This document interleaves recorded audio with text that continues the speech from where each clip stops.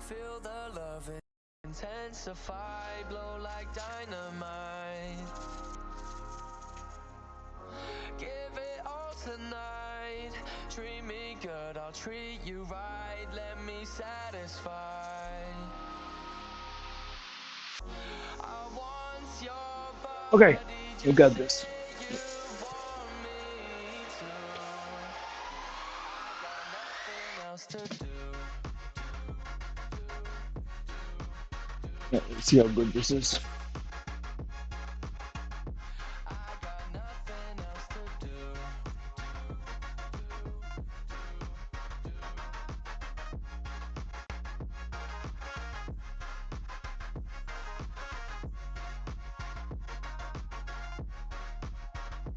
I got nothing else. I got nothing else. We have to get rid of this reaction thing. Feel the love intensify, blow like dynamite. Give it all tonight. Treat me good, I'll I wonder how I get rid of this completely. satisfy. I want your body, just say you want me to.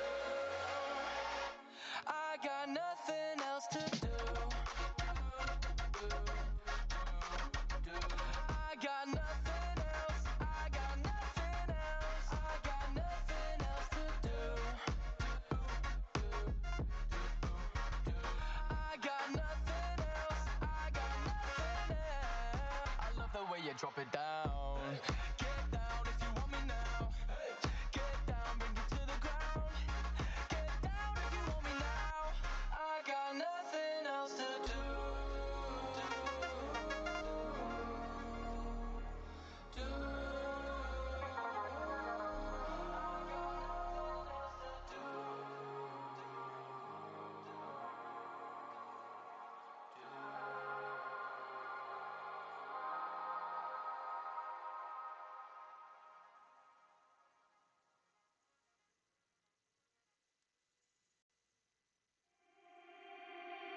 Maybe it's the way that we feel.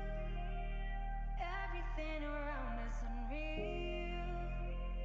Spin around and round, yes, we found. Melodies inside us collide. Maybe it's the way that Let me guess. Somebody is. spin around us unreal. Hmm? Spin around and round, yes, we found. Melodies inside us collide. Now we're trying, unwinding, our dreams are taking flight. We're minding, we're flying, we barely touch the sky. We're playing and tempting, Um, ready to ignite. Like we're gonna take so far.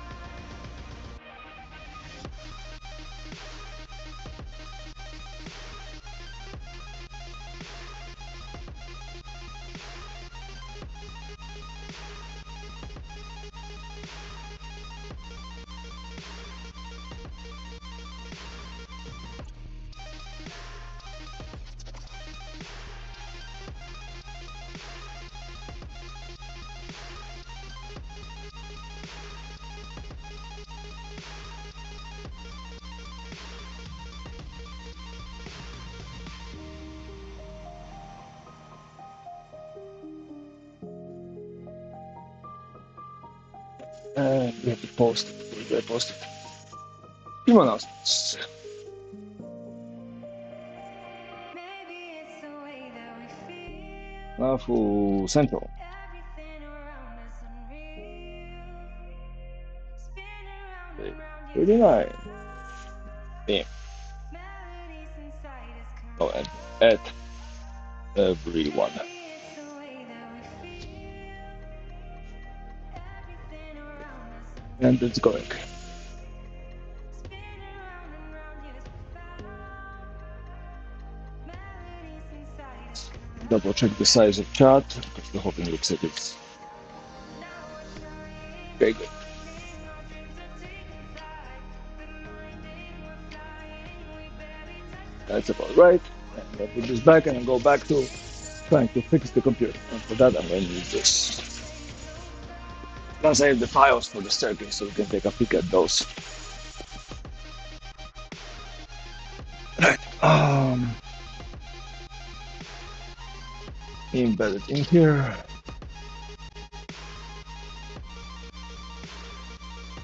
Let's install.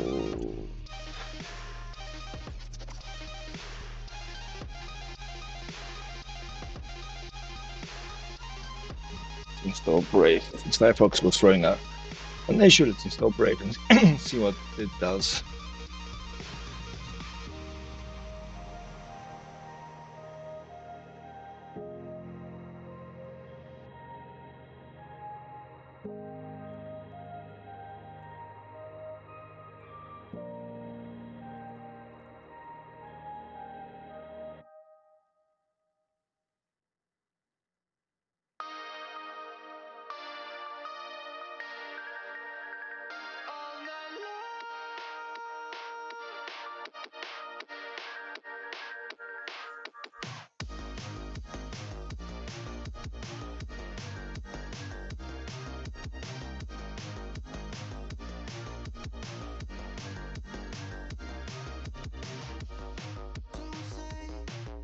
All 0.6 inches from the center.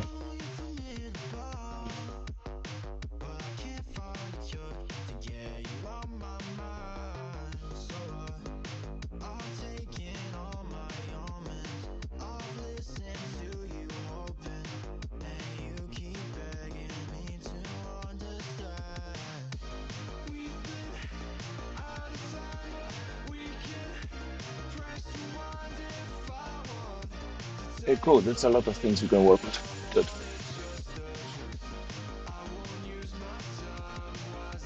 Oh, Brave, you stupid. You have internet connections and you want to actually download it from the internet.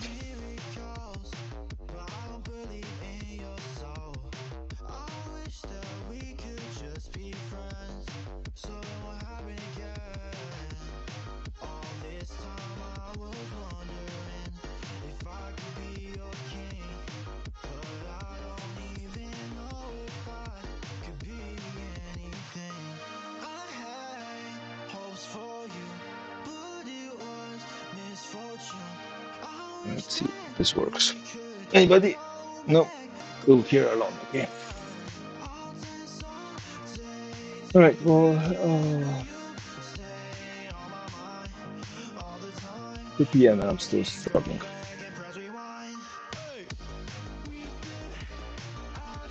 Maybe I unplugged the power or something.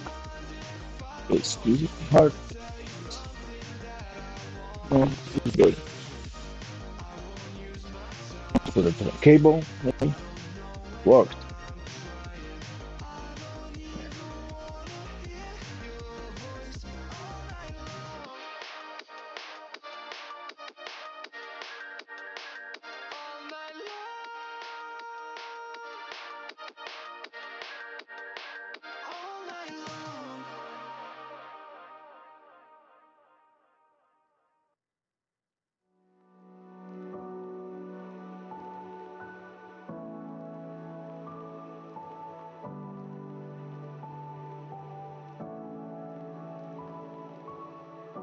So it looked like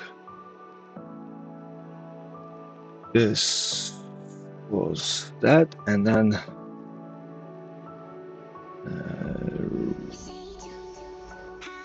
go from toolbar.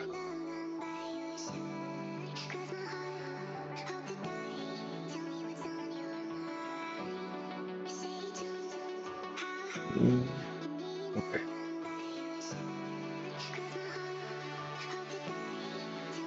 Okay, so internet is back on. So it was the Firefox installation that was sucking. Okay.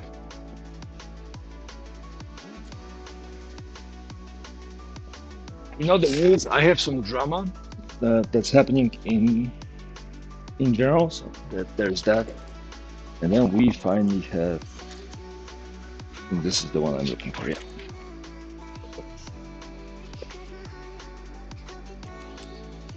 Yep, 220, 20 amp, double prong thing. That's gonna go right in here.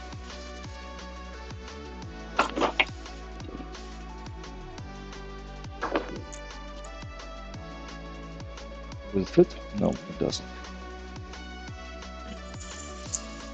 Well, I guess the ears are going to be gone.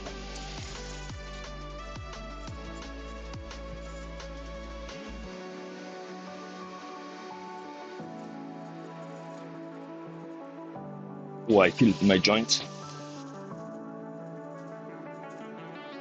It's odd to feel like you're working your joints and you can feel it.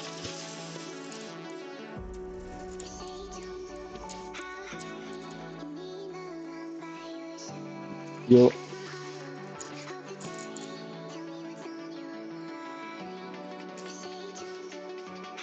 this fit?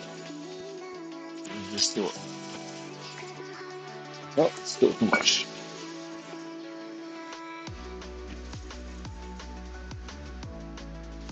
I have to bend these out. These didn't fold as nicely as fold and break off as nicely as the ones we bought at Home Depot. This work? Now come back here. This won't work? Yeah, about right. Okay. This side does better. Oh yeah.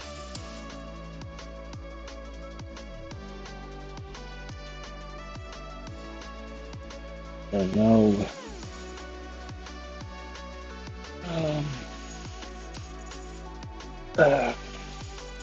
if we don't exactly feel like twisting a screwdriver forever, then go power tool pencil here.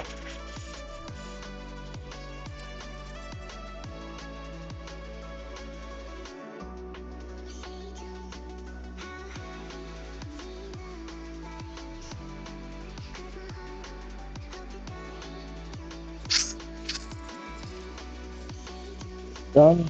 And then these are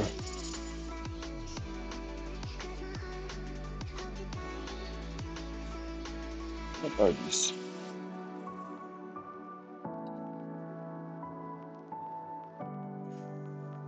Like screw ports. Oh, it's probably from the back side of the. First, you leave a sharp edge, but that's okay. Will this work? Yep.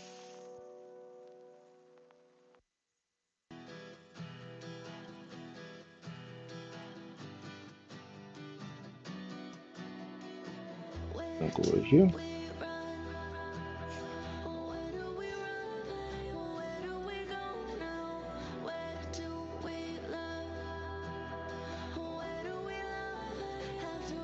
Right, so this goes.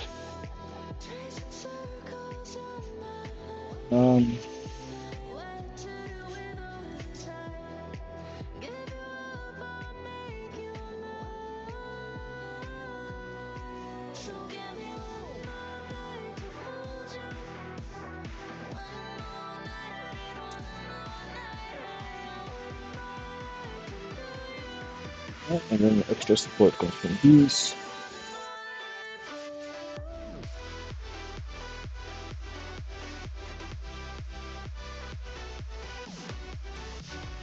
Come on. Nope. No, apparently not.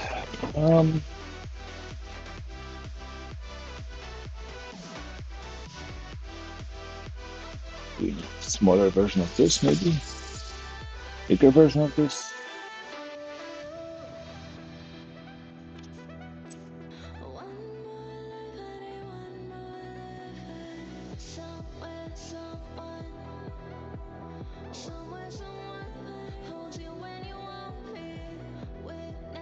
This work?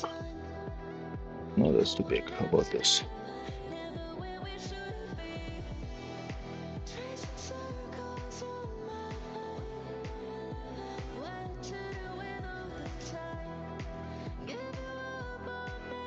No, this one. I don't want to play ball either. This side then.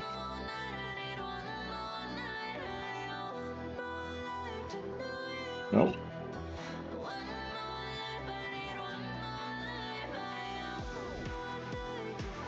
Flat set.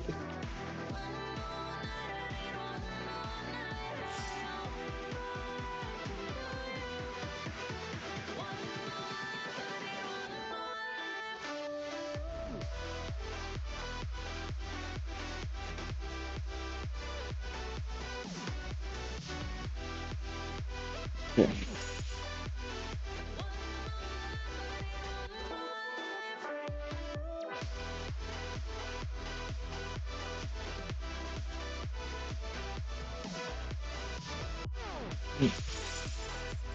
I know this is supposed to be, but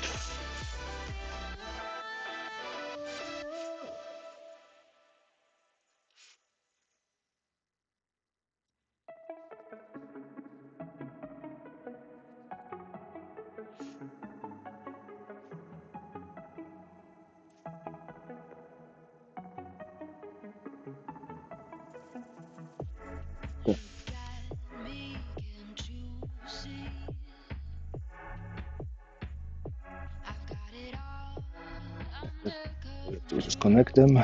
This. Oh, they're connected. Okay, so I just put one in each. Okay, easy. Easy enough.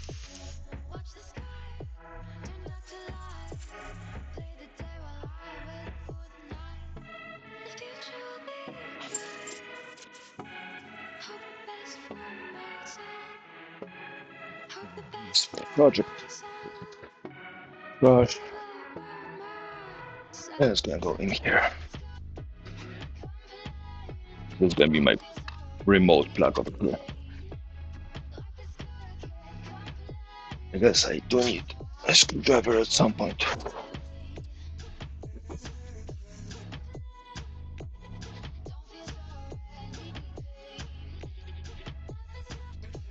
No, apparently not this one. No.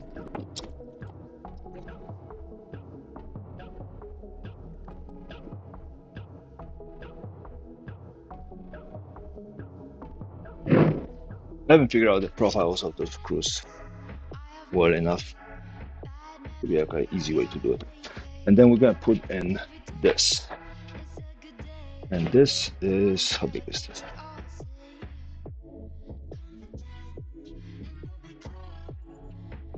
A 3/4. Won't fit in here, will fit in here. Won't fit in here, will fit in here.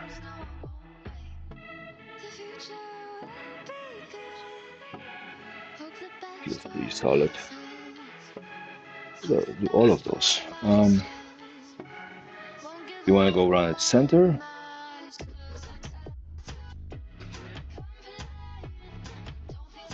You want to run it to the side?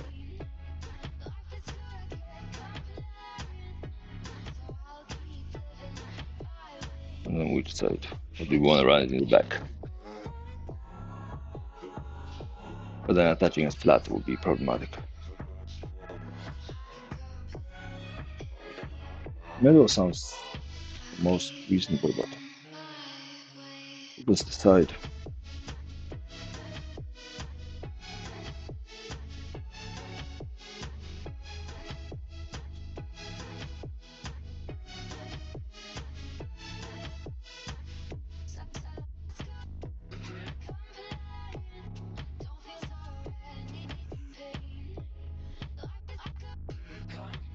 Okay, let's go. Do we have to decide now? No, we don't.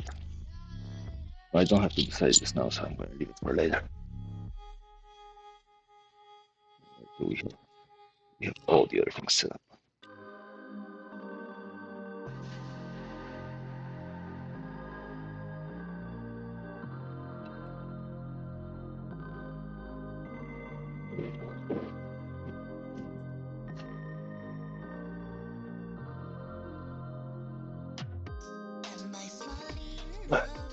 there, and this way we can get rid of this extension cord and I can use it for something else. Right.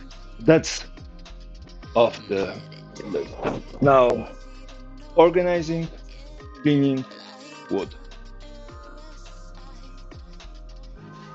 What will fix my ability to do work better? Getting rid of this. This is in the way.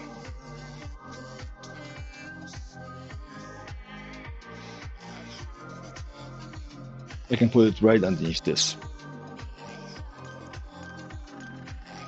To have a little drawer storage thing.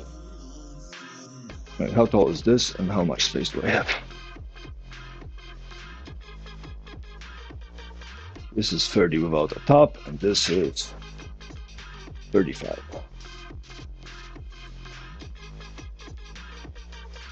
So we need a top layer for this.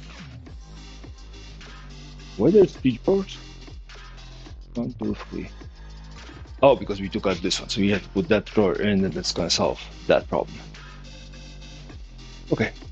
We're making progress. A little chaotic, but we're making progress. With my wood my wood. Why is he bouncing out? Oh. Put my wood project here. For now.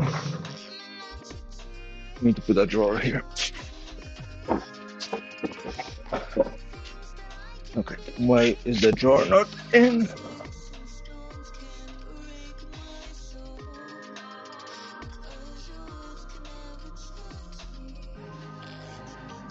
Oh, this side.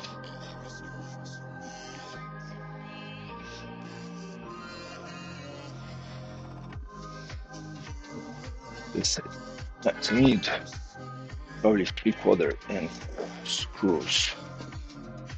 And I just had a bunch of them delivered. All right.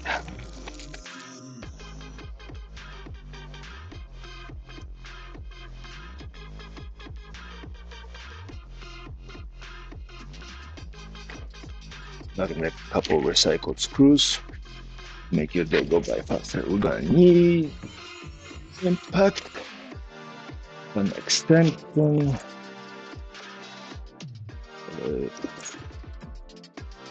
this one, and then whoa, there's the wall. Looks completely chewed out. I'm gonna have to toss you. Is it still working though? Working for now. I'm gonna have to start aggressively tossing things out. We don't need things that are slightly damaged. That's not doing anybody any favors. I've waited long enough and given up hope.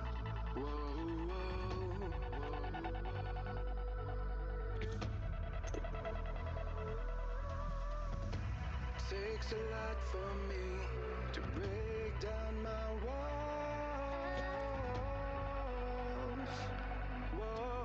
All right, let's see. Every time you catch me say that I don't believe in love. Okay, these screws are wide enough to fit in that hole. Even though my heart is strong, you're always there for me to hold. You never had to change your heart, but change.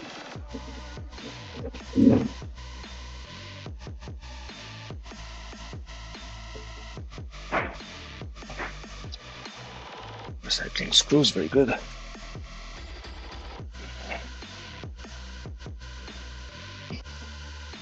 Nope. Where did you?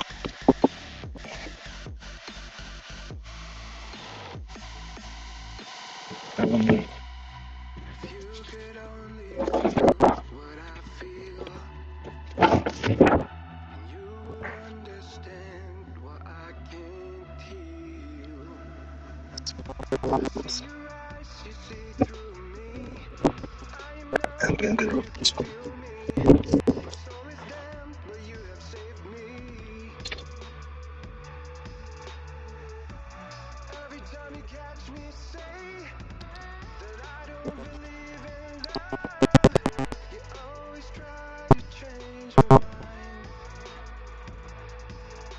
Huh?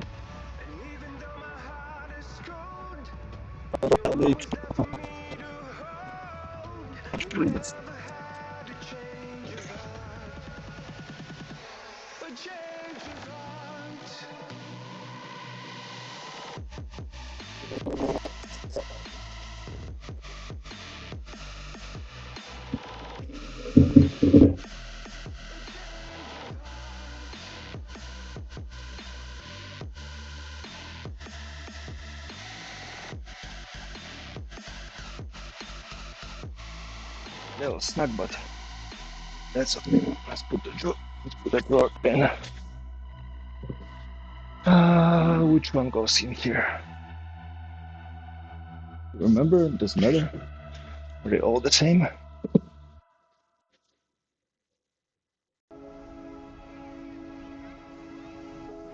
I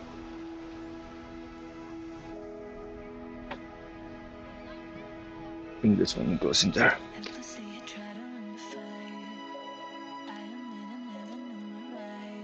Yeah. Every second feels like it's the end. All my life I try to be a friend. Anxiety's up, I feel my body ache. And I can shake the mud around my name. Second guessing choices that I made. Can't give myself the love that I've been craving. I really hope I get it right. I really do those drawers.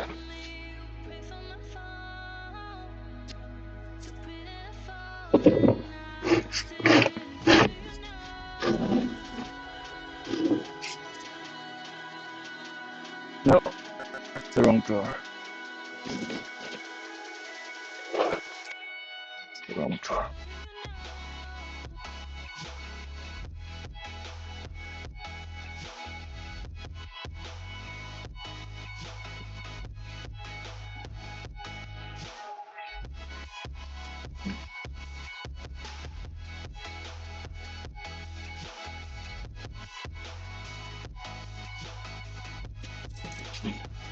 Okay, so that's the wrong drawer. It's weird.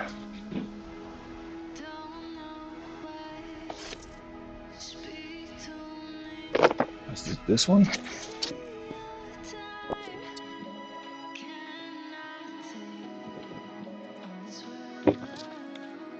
Oh, we still have the. Oh, that I remember. We still have the LED screen to deal with. My little brass things. That's gonna all end up being turning materials. Over here, the cool things with turning brass.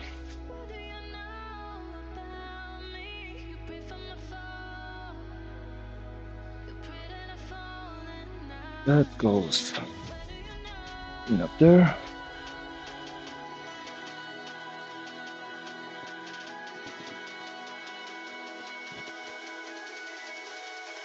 How it tries. It's a project for another time.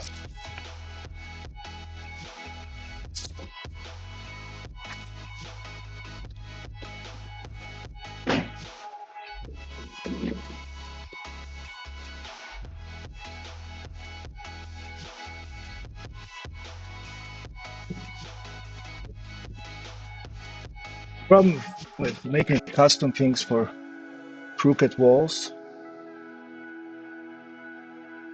they're custom. The crooked walls.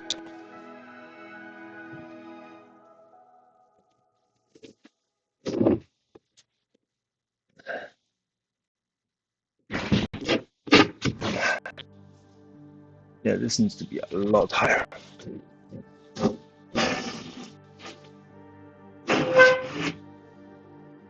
You fix it while this is attached, probably. Okay. Well, rolling on.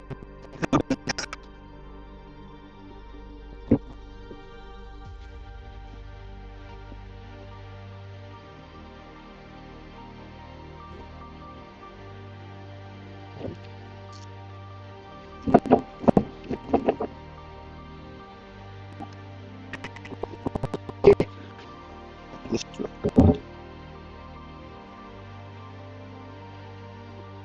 Is good enough? Because I just have to do one screw out.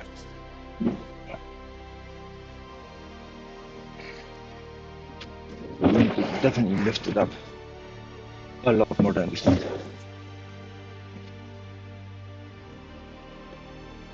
Again, could be the wrong drawer for the wrong thing. But come on.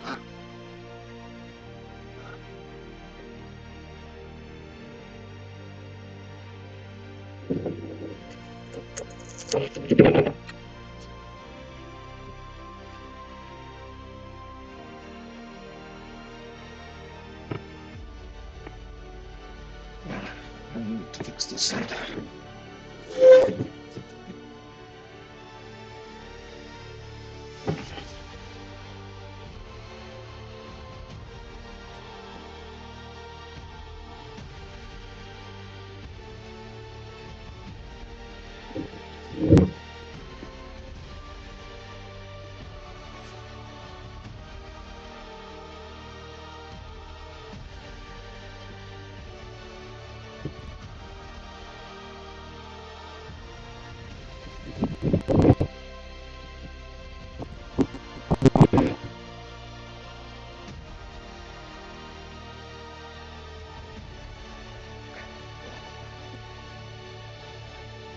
Oh, that's the odd handle one. We have. Oh, let's leave it odd handle. Okay. What's beeping? Something's beeping. You're not beeping. You're not beeping.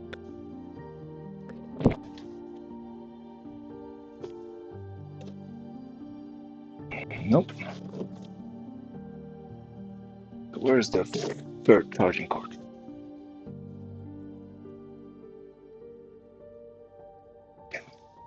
Go charge.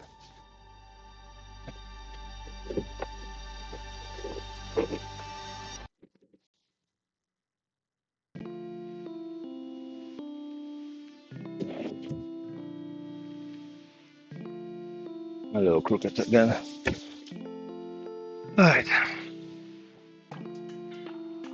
Now we need to put the sliders on this. Where are the sliders?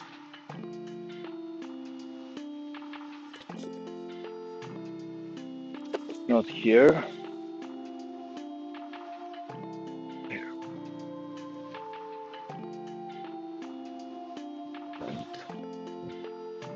The screws.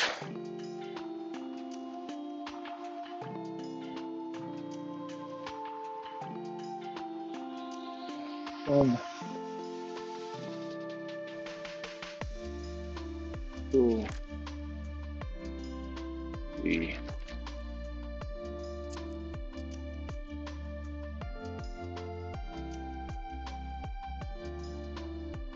One, two, three. Screws. And the drawer. Where do we put it? Here.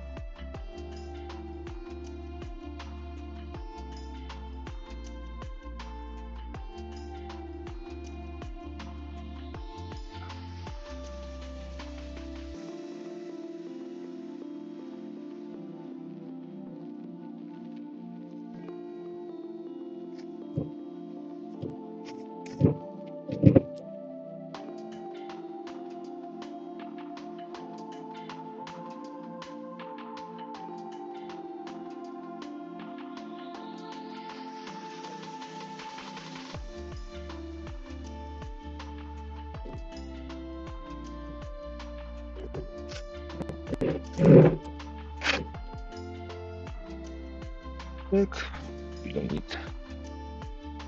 4 is enough.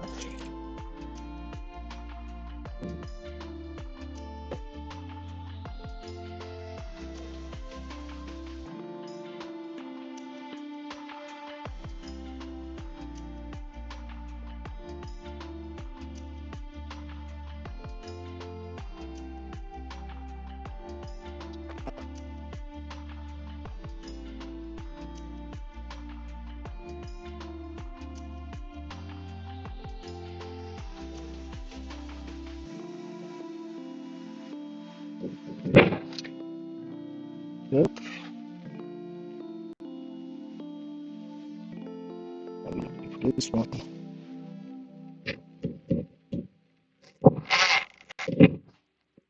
Look, and then the last one. Where are you?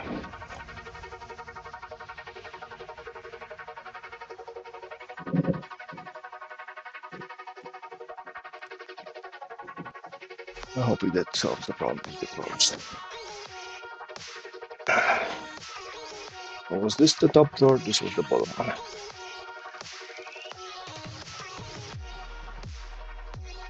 Oh, this was the top.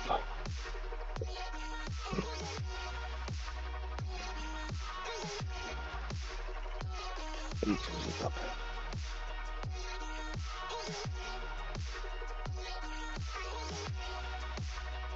Like this, the bottom.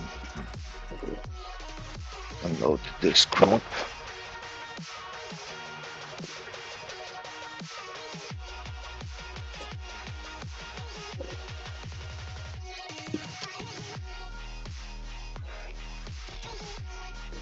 You know, what's in here? This is empty, so let's put the remainder cables in here.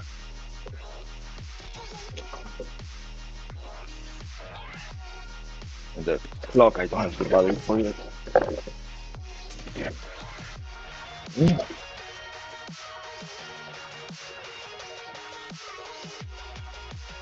Goggles, safety. Okay.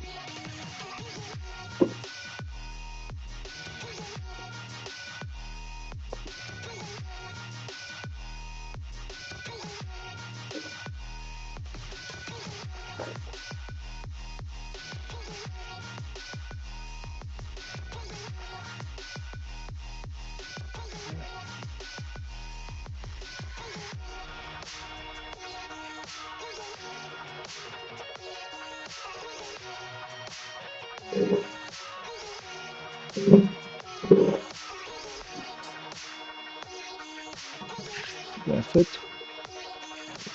Beautiful.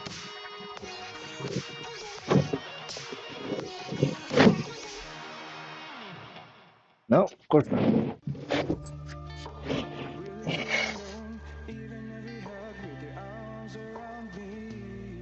Maybe you're the top drawer then. You're supposed to be the... Maybe I just didn't.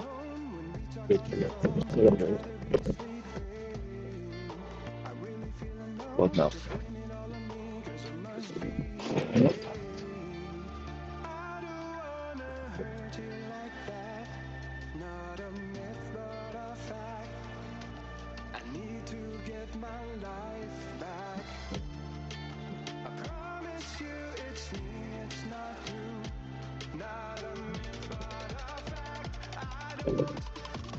Nope.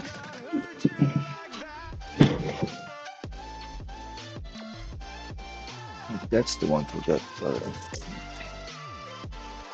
If I switch this, it seems to be working fine.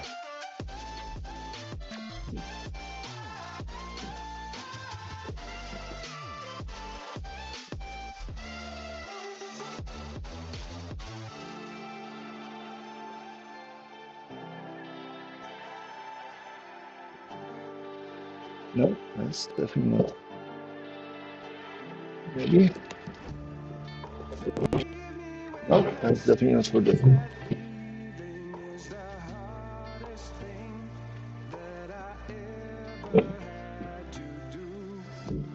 Maybe. At least the snake's nice. Should be the key out of the same mode. Yeah. Yeah.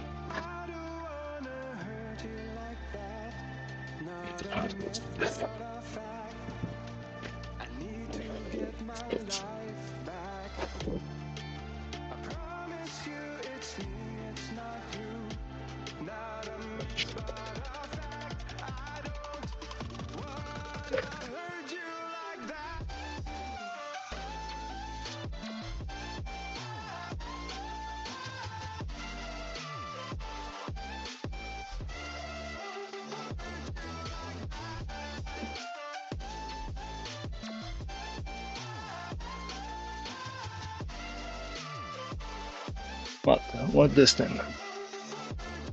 I'm just gonna hold you. No.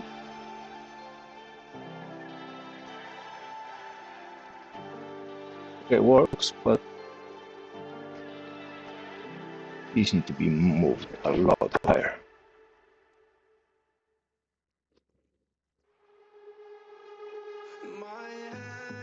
What the hell is going on?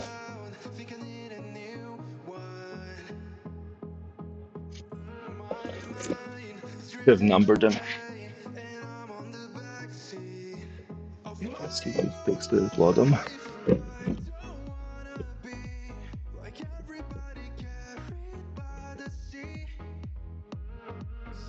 Just doesn't want to take the bottom this time. No. It needs to be higher. Much higher. Alright. Okay.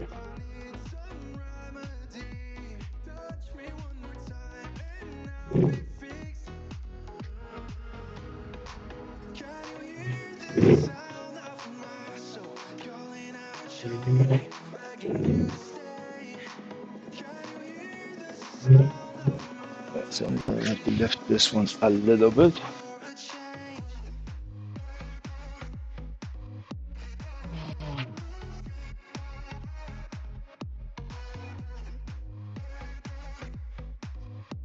Worst part is humid and hot.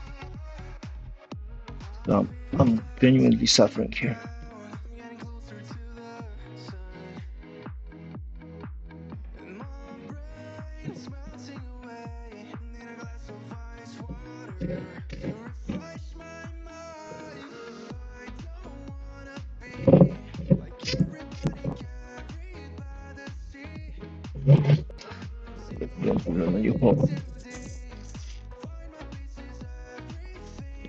Ah.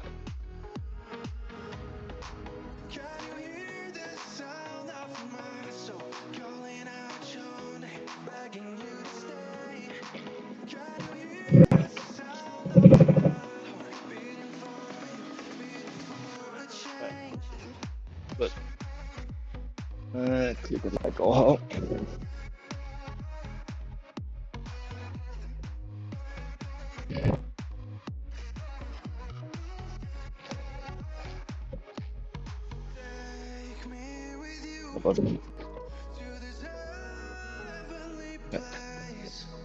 That's good. And now see if this one works. And then I can leave. No, no, this one doesn't work. So like this, you are.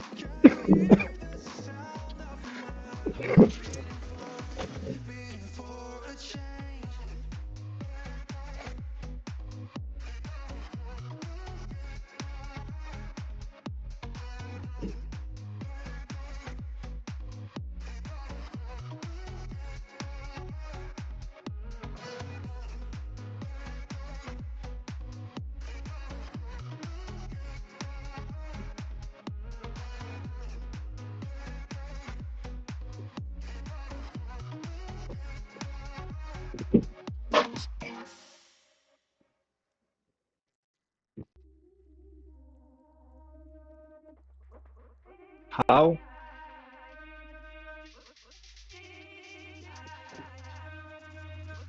See if this one fits there. These fit, and then at least they can move on, or else I have to withdraw.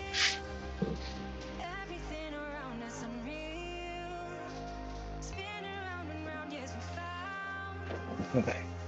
Right, these work. So this one is the issue. So it needs to go down by how much? A little bit.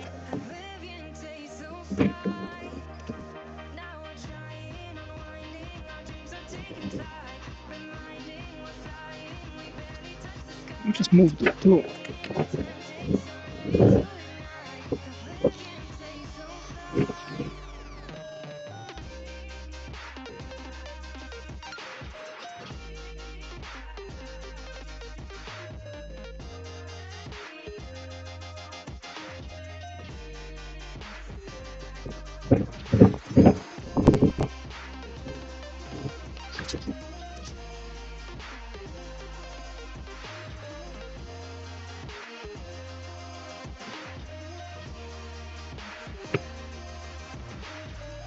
The large gap, larger than I would like it. Yeah, that's done. Right. Right, so now we need a cover for this, and we need to put it over there. And this was 30, 30. Cover will make it 34. That's a base.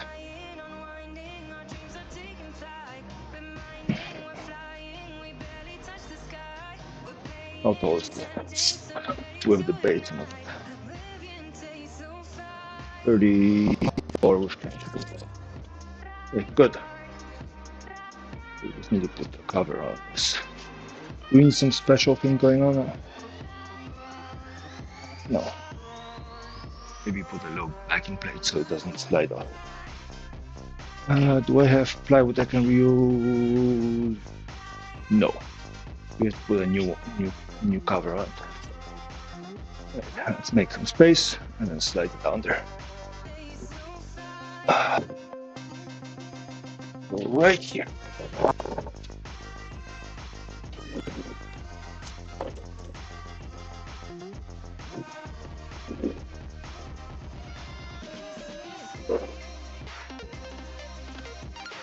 This will go in here.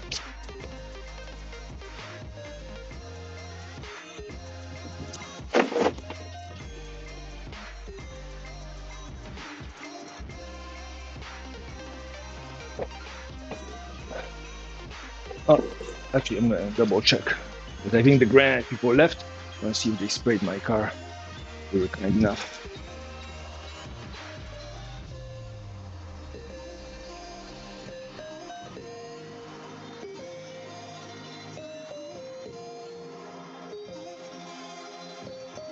Well, they sprayed it all right. It's all fucked up right now, right? Things I can accomplish right now. This needs to be done. I'm gonna do the car. I know. Distracted, whatever. If I don't do the car, it's gonna be there, and then by the time I finish, if I forget about it, by the time I'm done with it, I'm just gonna go crazy about it. And let's me take 5 minutes, wipe the car down, then we can move the wood, cut the tabletop for this, slide this in here, and be done. Every time.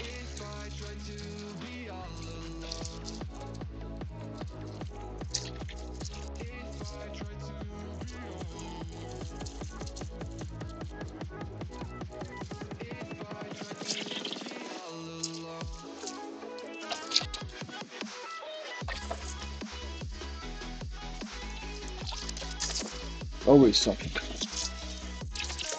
I would like one day where I come in and just do what I wanted to do, or what I was planning on doing.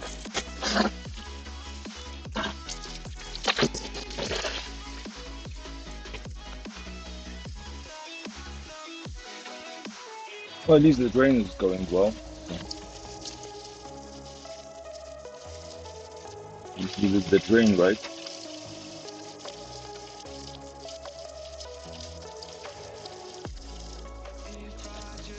So one good thing that came out of this.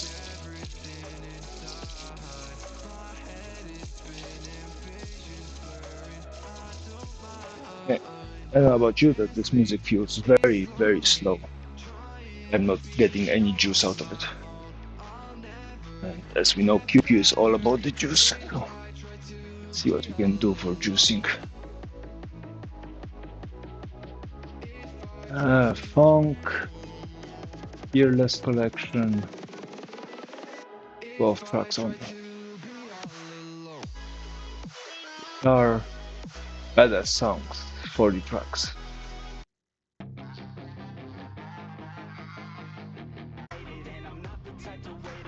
No?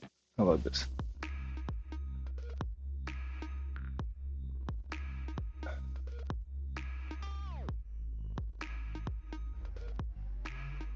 Mm.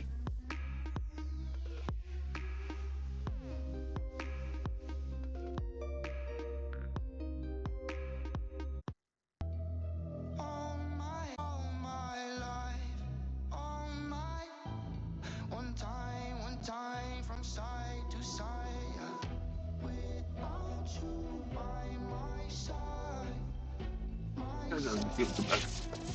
my side, I'll be right back. Give me 5 minutes. one time, I'll be on this complaining about the. pickable, I see you, pickable, I see you, looking at me, looking at you. Hold up, where you going? What you doing? Who you seeing? What you need? What you want? I said, without you by my side, my side, my side, without you by my side. One time from side to side, without you by my side, I can't go outside. Without you by That's my done. side, I can't go Back is outside. clear. Without you by my side, I can't go outside. That was pretty fast to run a lot of water first. One time from side to side.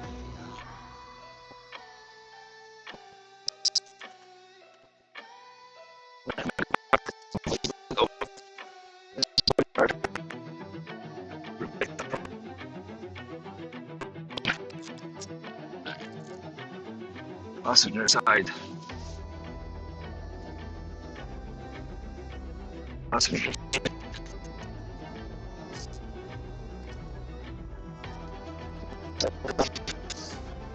Not the cleanest, but that's faster.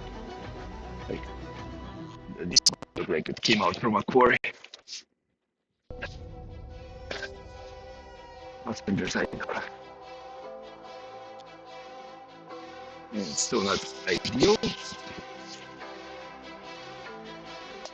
Roof as much. Take a look at the front.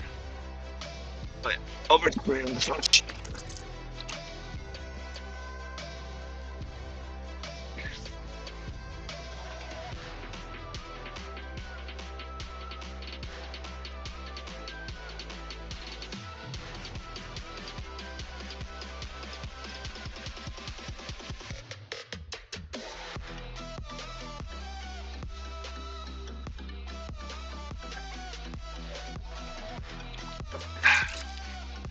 Half of the front shield done. Windshield. Again, roof I'm not worried about. I'm gonna get the hood a little bit, mostly just so it doesn't distract me when I walk out. There's some rust spots. My paint job is getting chewed through. That's okay.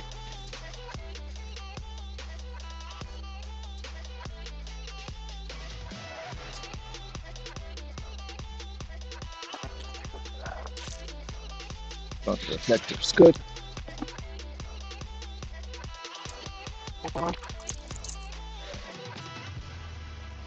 So, running to your driver's side. Lots of water and down. Let's see. I think they're hiding there. Seeing lots of flora and fauna. They park. That looks better. We're gonna use the rest of the bucket just to spray the front. Going through the noise. Right. Mercs, no wonder I can change that. And this.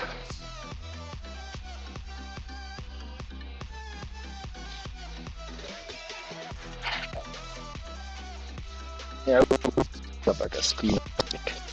We're not too living on the. There's the excuse I'm thinking is my spraying. Considering use this overspray brush. It's also very good for some small business who does not consider we're doing run by old timer.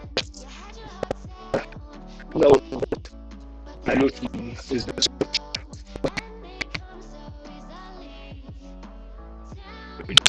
it's going on here.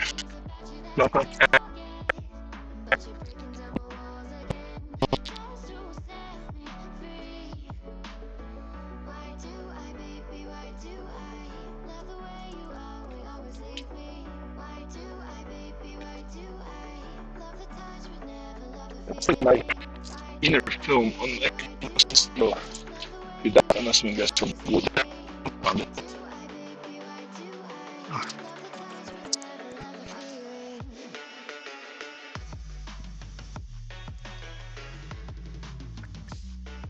It works. Well, it drives, but I definitely won't be able to pass a mustard of being at any given point.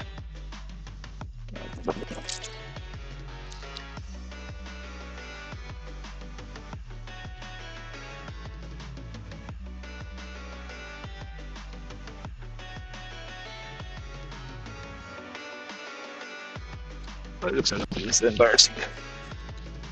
I mean, I'm still not picking up any Tinder dates with it, but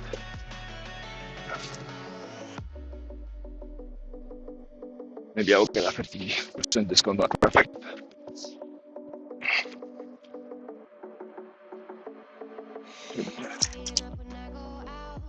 Driver side. That's the important one. Not see anything here. Screw.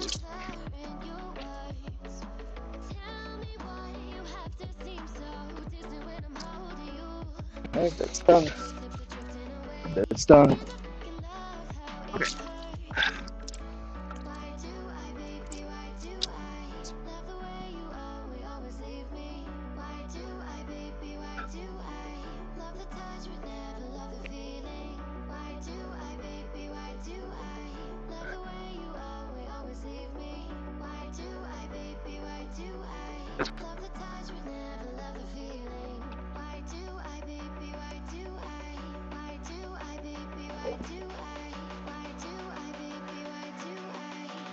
Well, the car is cleaner than it used to be, so that's good. All right, we got this done of my bucket list.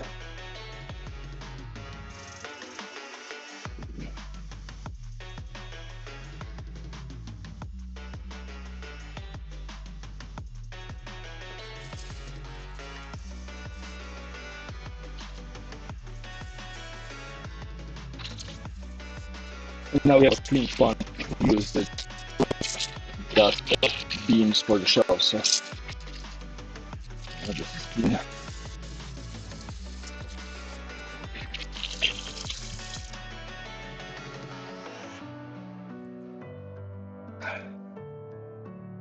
Sponge goes here.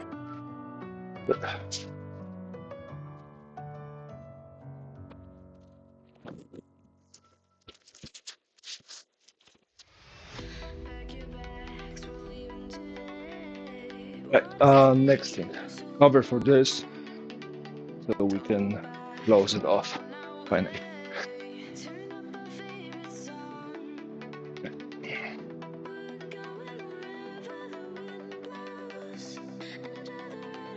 Damage there, some damage there. I think that's the corner.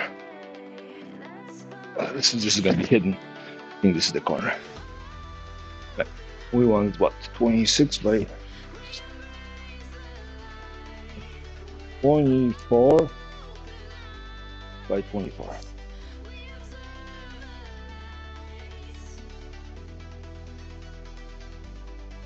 So more than 24? Yes, so 24 by 24.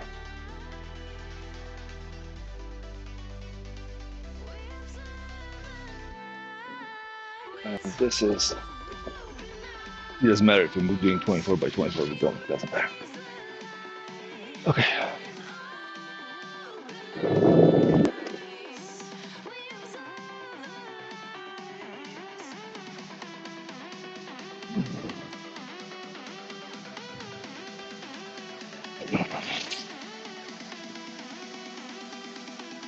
And this one has damage, and that looks like dirty gloves. Oh, okay.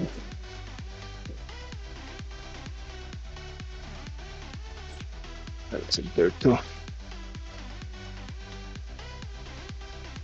It's something we can actually deal with. Moist sponge, or this is embedded. No. Somewhat deal. That's good.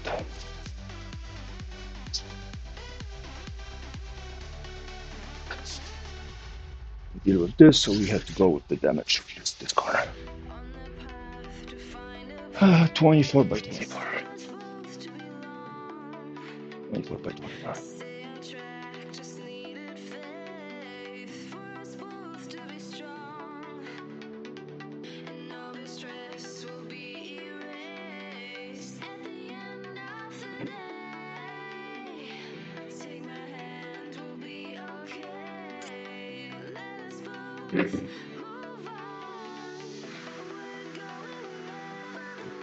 It's slightly smaller than 24.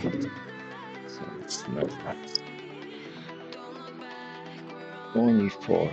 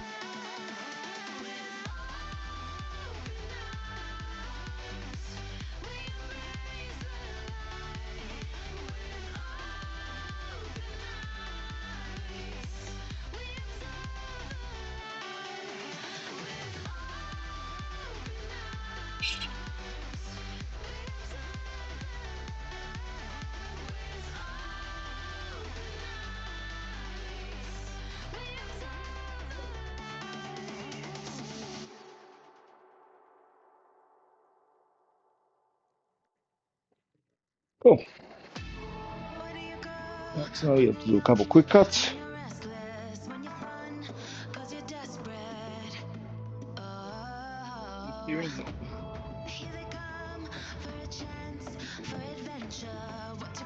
Cleared, cleared, and by that.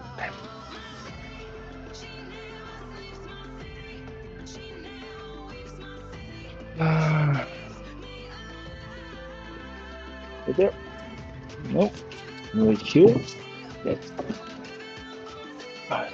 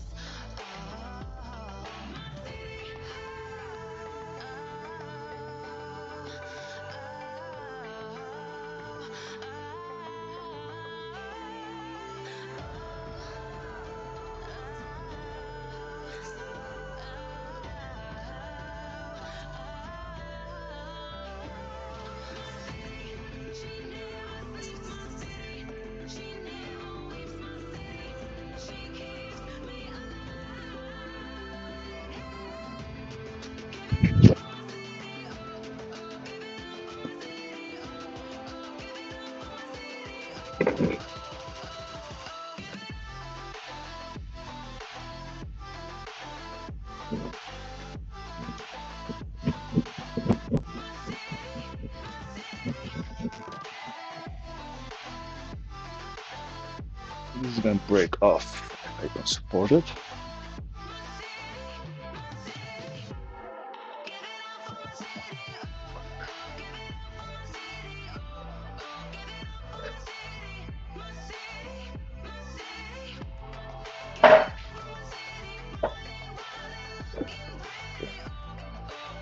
Okay, so that's gonna prevent it from breaking, hopefully.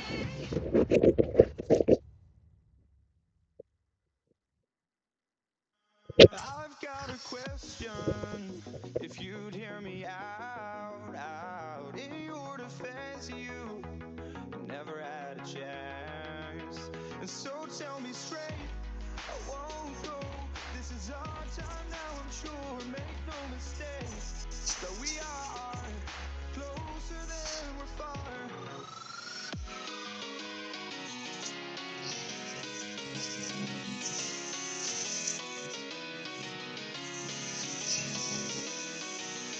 Embrace for impact, fight your fear far.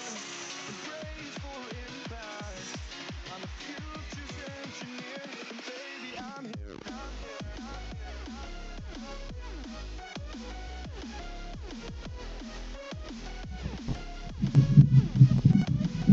Baby I'm here. Baby I'm here. Baby I'm here. Baby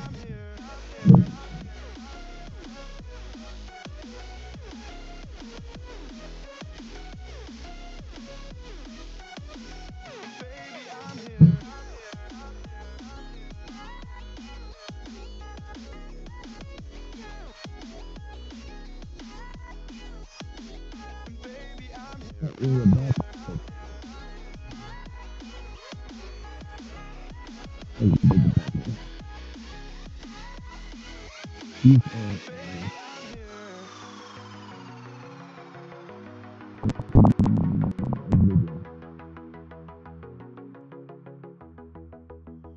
I've got a question, if you'd hear me out. In your defense, you never had a chance. And so tell me straight, I won't go. This is our time now, I'm sure. Make no mistake that we are closer than we're far.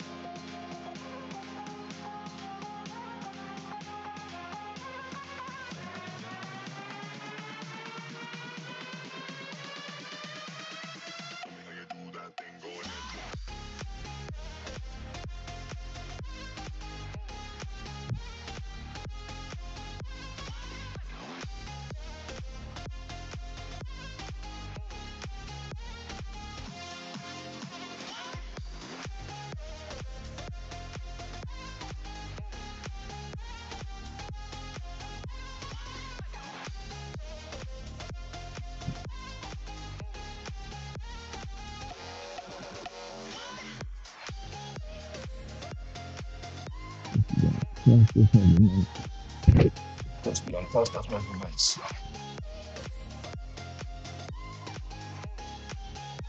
A little shorter.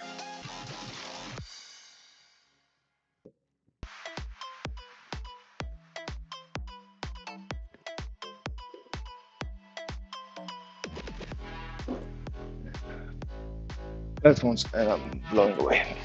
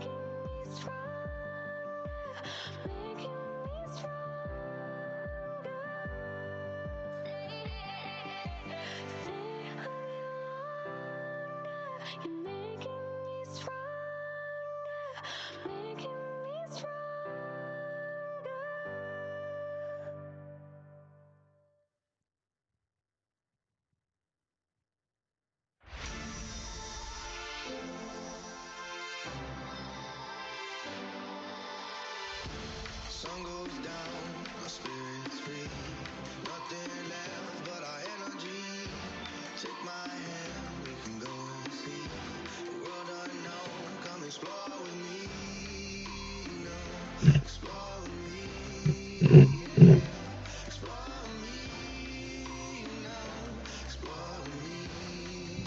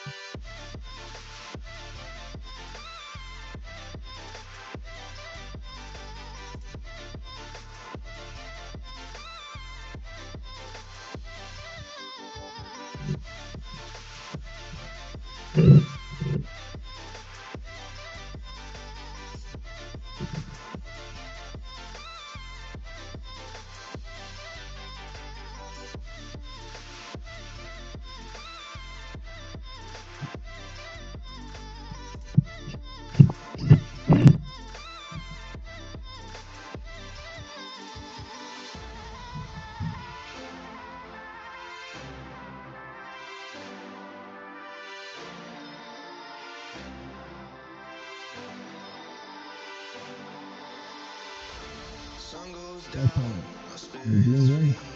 Nothing left but our energy. Take my hand, we can go and see the world unknown. Come explore.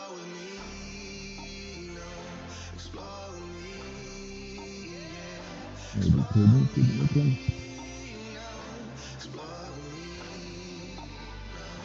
Very short, guys. Okay.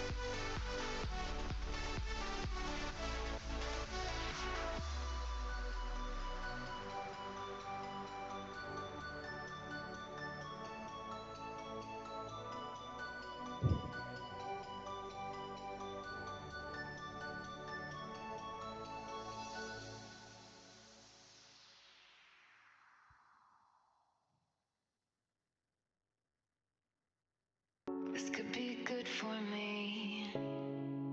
Lately I was feeling like I need a purpose. But when you talk to me, give me the impression that I won't scratch your surface. And I could walk for days, searching for your praise. But is it even there to find? Is there a chance for me to clean your memories? Will I slowly lose my mind? Will I slowly lose my mind? Will I slowly lose my mind? Will I slowly lose my mind? Will I slowly lose my mind?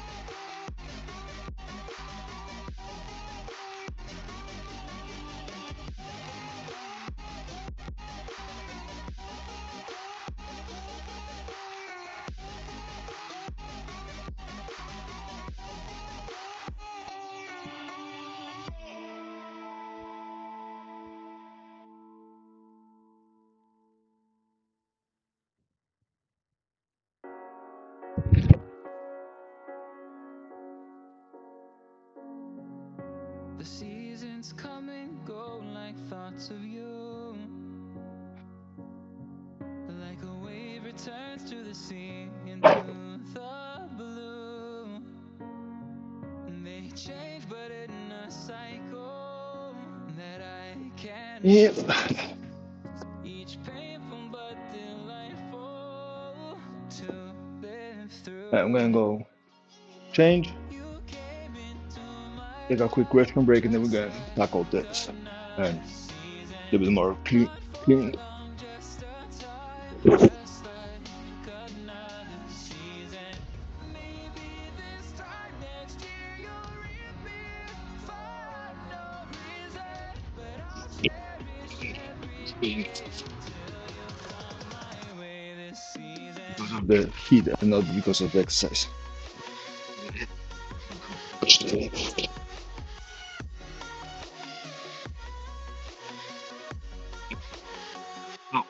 I'll be right back. Let me just pull up the message.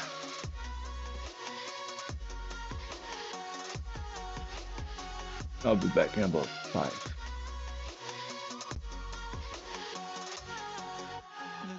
The font so you can actually see it. I like the font. Oh, here, color. Like the sun gives into the moon, into the night. Time continues marching, it slowly crawls. Pink. With each new one Future. starting, I recall. You came into my life just Future like doesn't work. another season. Not for long, just Is a the background? time, just like another season. Maybe this time next year you'll reappear for Background no color. reason. But I'll cherish every day until you come my way this season. Nope. Why not?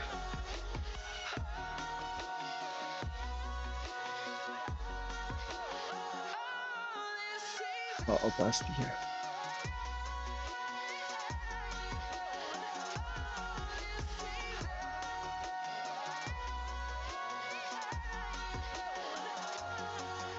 Each time of year carries memories, like a never fading whisper in the breeze. Oh, we will keep on changing 100%. all over again. Yeah, we will keep on That's changing. Just like another season, don't want another day without you by my side. Oh, this season.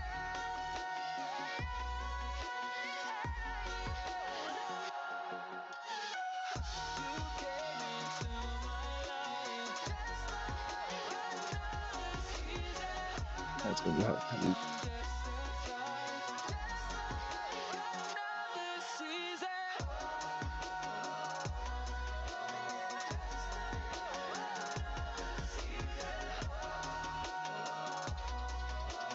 Just like another season.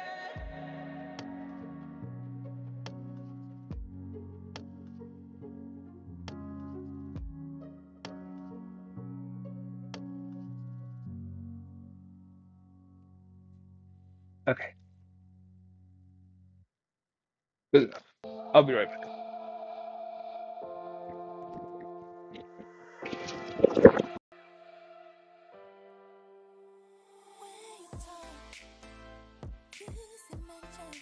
Like there's something you don't wanna tell, that you keep to yourself. And when I call you, you don't pick up. You're telling me this, you're telling me that, and I don't know what to expect. You say it's alright, I don't feel you. I can sense something is wrong. My intuition is wrong. You say it's okay, I don't believe you. I can sense something is wrong. It's just one more thing that I want. Gonna ask you once, won't say you're sorry. Sorry's the most word I'd rather know.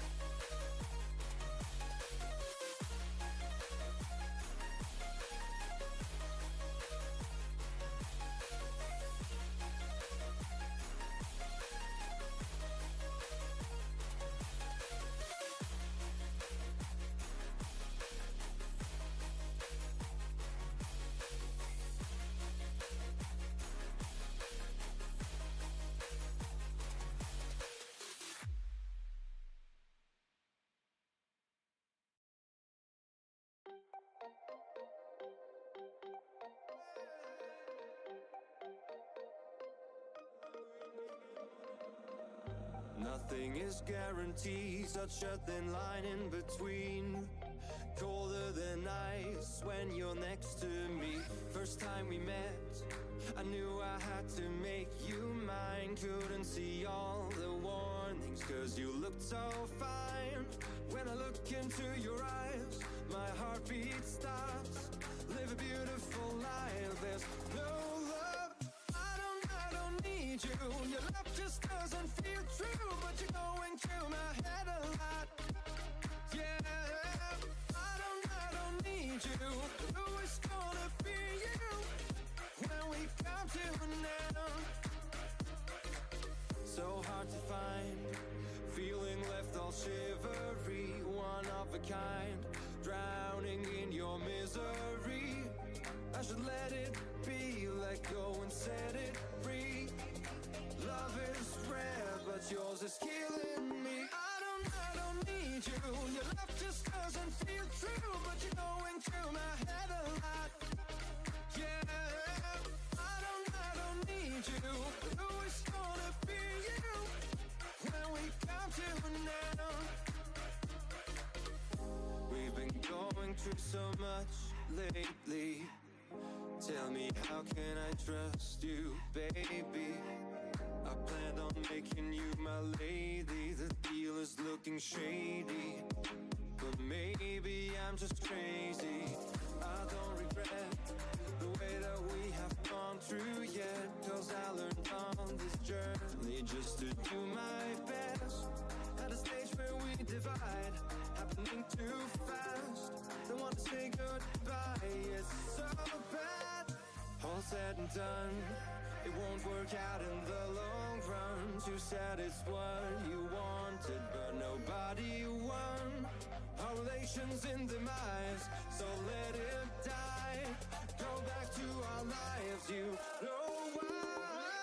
I don't need you. Your love just doesn't feel true, but you're going through my head a lot. Yeah, I don't need you. Who is gonna be you when we come to an end?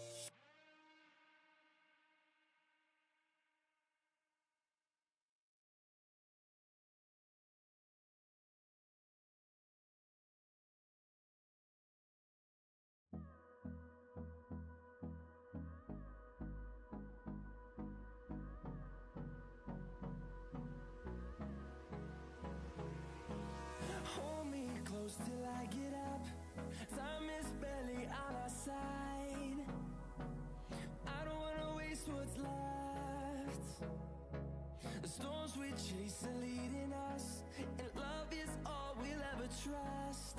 Yeah, no, I don't wanna waste what's left. And on we'll go, through the wastelands, through the highways, till my shadow turns to sun rays. And on we'll go,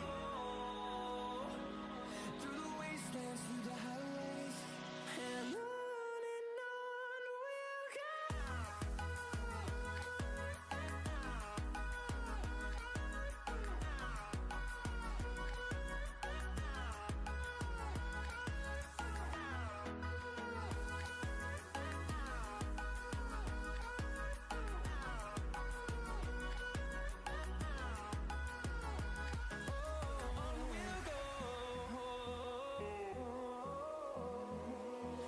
Finding life along the way, melodies we haven't played. No, I don't want no rest. Echoing around these walls, fighting to create a song. I don't wanna miss a beat. And on we'll go, through the wastelands, through the highways, till my shadow turns to sun rays. And on we'll go, through the wastelands, through the highways, and on we'll go.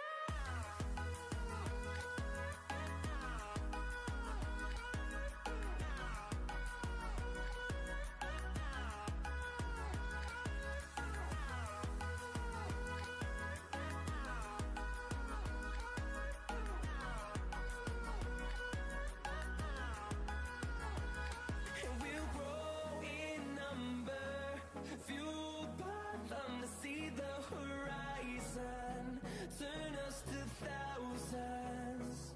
And we'll grow in number, fueled by them to see the horizon, turn us to thousands.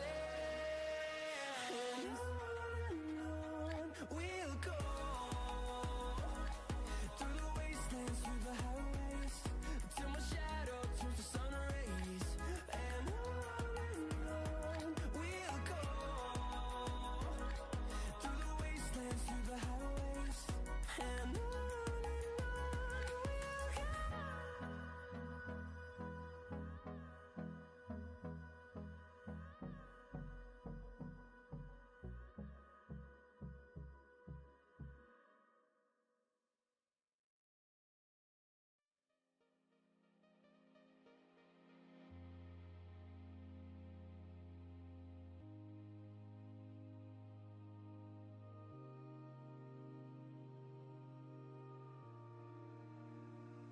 We rise like the sun, and fall in the ocean. Sometimes we lose, sometimes we win, 'cause we're only human. The ghost of our past is chasing, trying to stop us. The sound of our souls connected is nothing but wonder. So don't give up tonight. Just keep living your life. Afraid of being alone.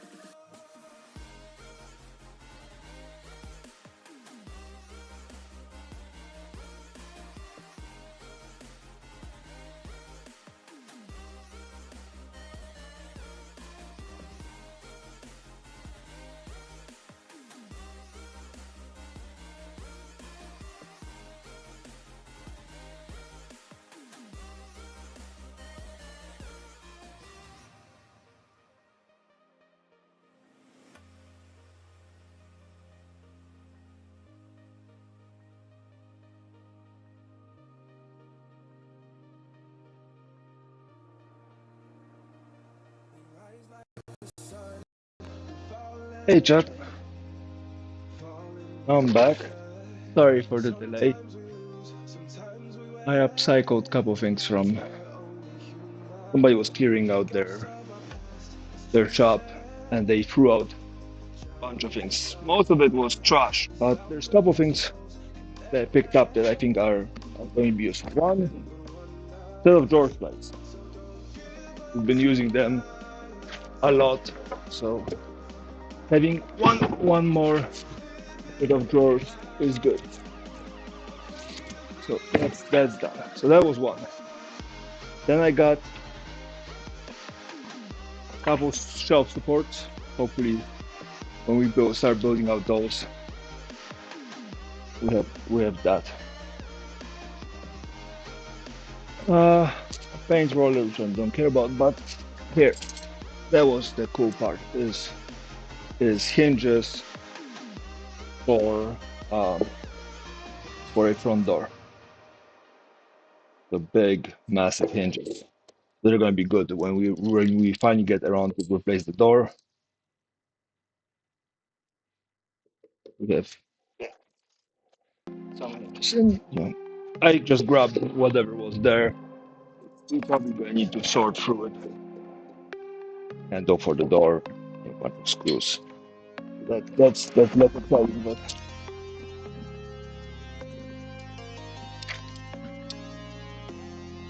um,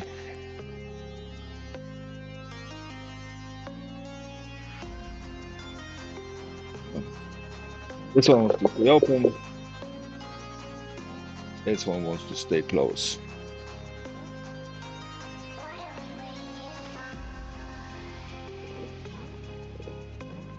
This one wants to stay closed too.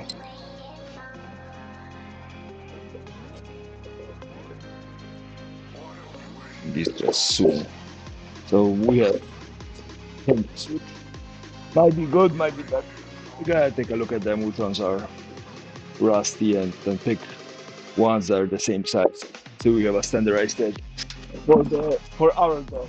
The problem is our door has uh, 6 hinges, right? Because it has 2 swings, and they're unfortunately very different sizes. Like this one is all rusty, so this one's good. So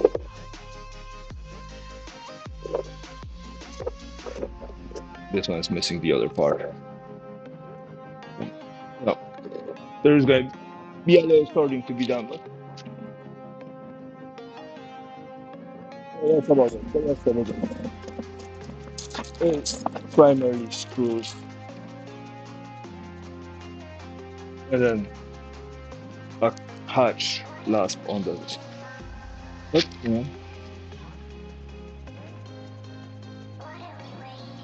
very smooth action. Again, little messy, but that's what I picked up. Picked a bunch of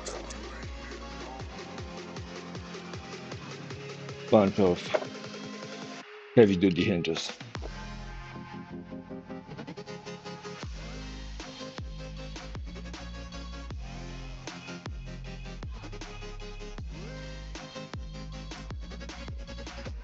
That should be good enough for us to read. How many we have? We have 5 of these. There's probably one more somewhere, but I didn't see it, and I didn't want to linger too long.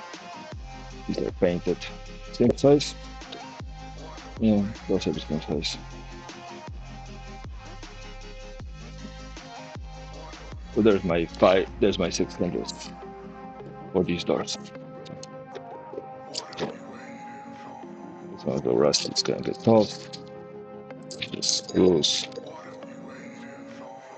Not massive, but that's good.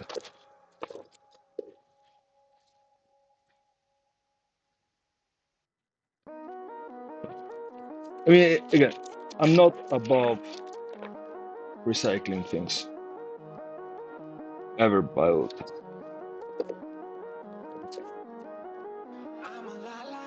Yeah. Let's get tough. Let's get tough.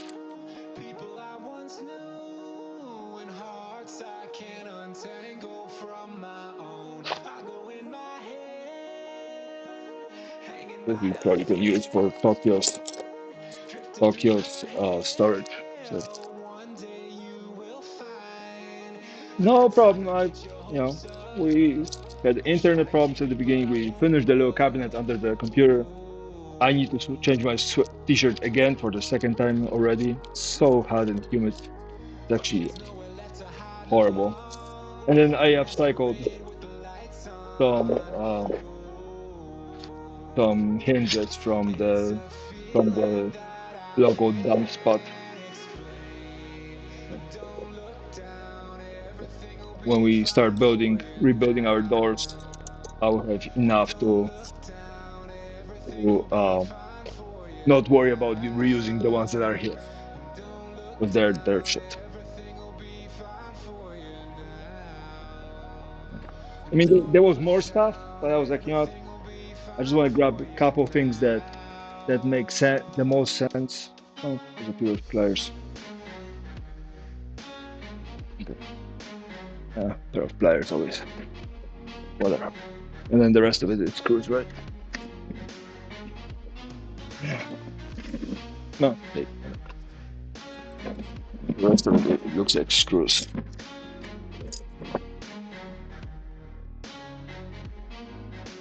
No, good dinner, good.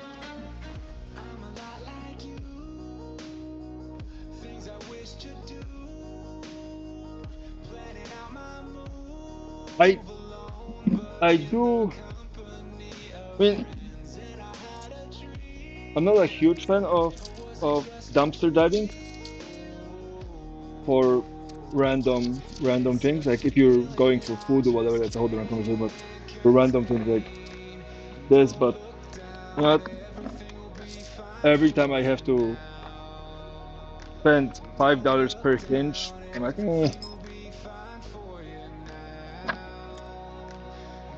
I can buy the screws, I can build the doors, but the actual hinge, that's hard to find. Oh, dirty fries, nice. There it goes. I don't know what those are.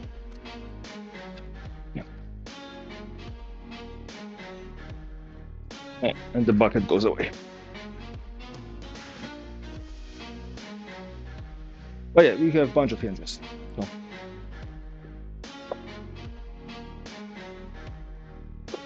when it comes to replacing the doors, I'm kind of set on hinges. Means I can do the measuring ahead of time and so on and so forth.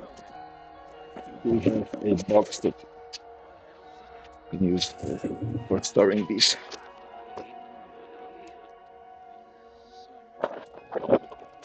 Yeah, cool. Where's my 5 hinges? 6 hinges. That's for that, and then oh, we have the bigger box here.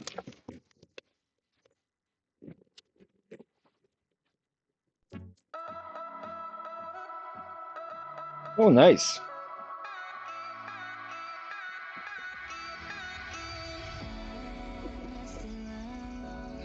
Since you left me, nothing has been the same. There's no time for regret, but I remember how I slept in your chest. I want to forget it, take a breath and leave you away, away. But it's not that easy. But don't use them. I will toss them. Miss you again. If you want, just come. If you want, just come. Don't leave me again. Leave me again. This is gonna be a nice lock. Let's go with this. Check. And all these screws.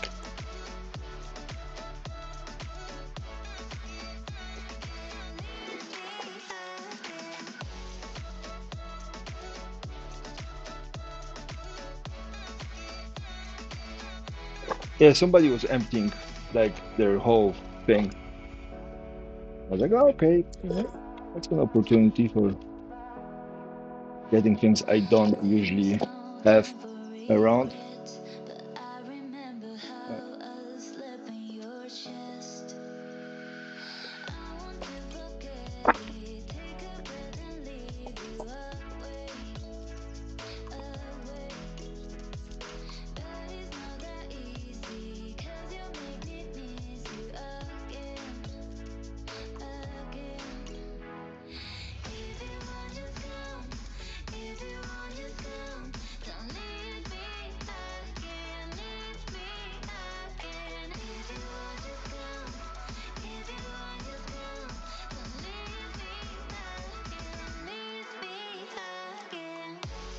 gonna look damaged. Eat. Okay. So besides fries, what did you have? Or is it one of those, like, you know, taco salad? Just plenty of everything.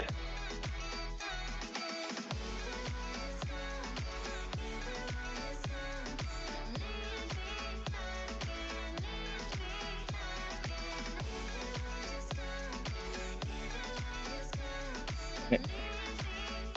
Upcycling quest complete.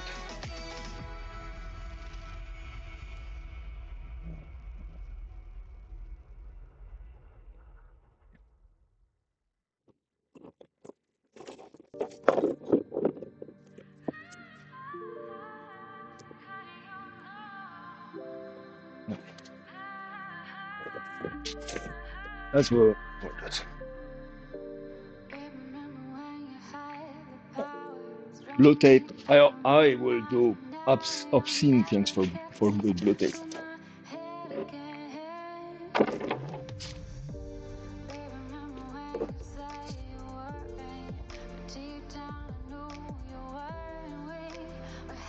Yeah, it's there.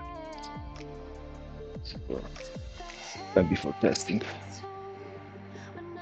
It's here. Okay. We have this.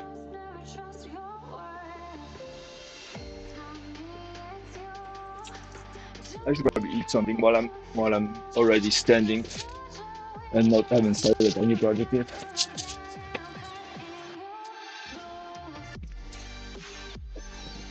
I make myself some coffee.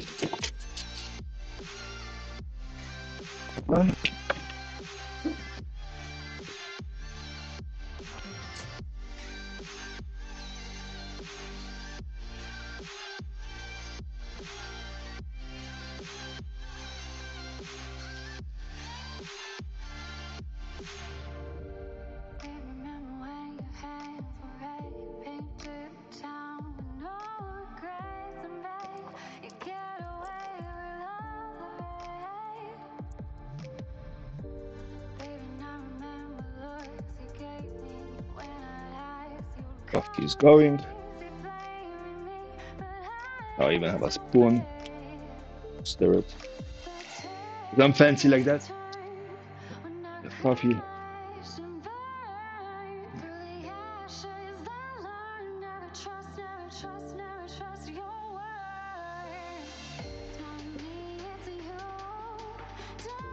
Oh, it's all frozen. Wow, my fridge is cold.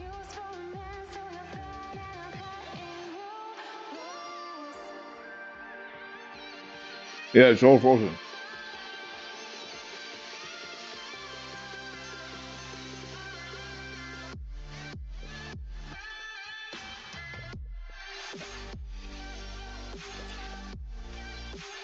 So, I guess no lunch for me. Oh, frozen salad. I guess no rabbit food for me.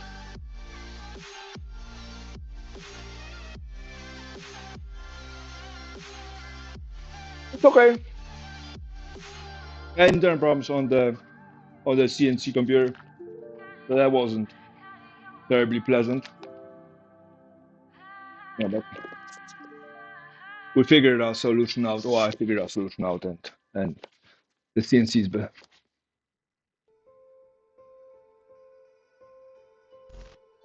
Well, I got the food from home. Well, I got this food from home. I got 2 yesterday, or a couple of days ago. I'm gonna put it in the sun and let it heat up. So I got 2 of those. Yeah. I never got a chance to eat them when the time was right, so yeah, I'm gonna do it now.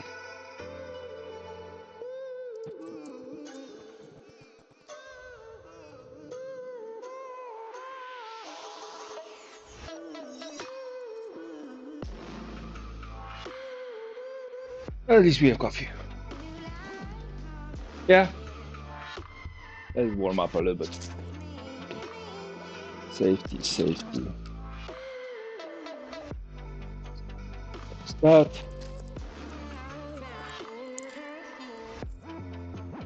What's that? I washed my car, or at least rinsed it down, because the people that are cutting the marble just sprayed it completely. So that was fun. But it's somewhat clean now, so that's good. Yeah.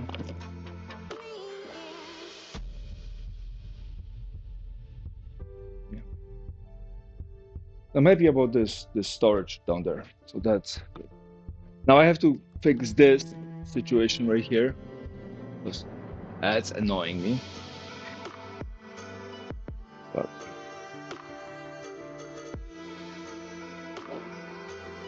I don't know when, I don't know how yet. Yeah, storage for this. Where do I put all this? And the dust is accumulating, so fan is starting to sound better and better by the minute. So something that will ventilate all this air, because I come in and everything is just coated with a layer of dust. It means that dust is in the air, which means I'm breathing in. It's not what I want to do.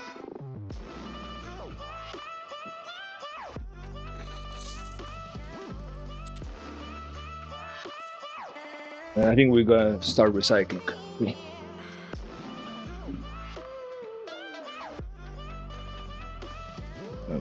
Start recycling things.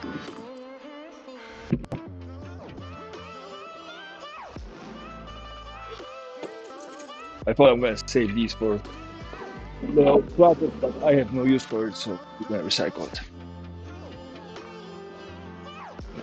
Maybe we can put the safety things in here. Anything else safety related here? No.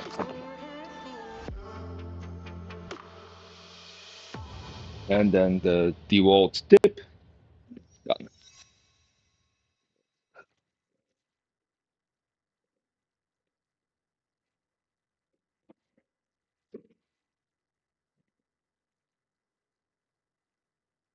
So yeah, it's messy, it bugs me, but and then we have the wood for the doors for the Tokyo enclosure cut yesterday, and it's been resting under the blanket, so the cold and the changing humidity didn't affect it as much, so it didn't warp.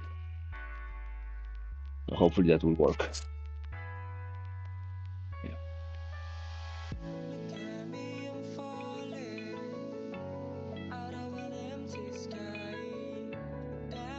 No, I was nice.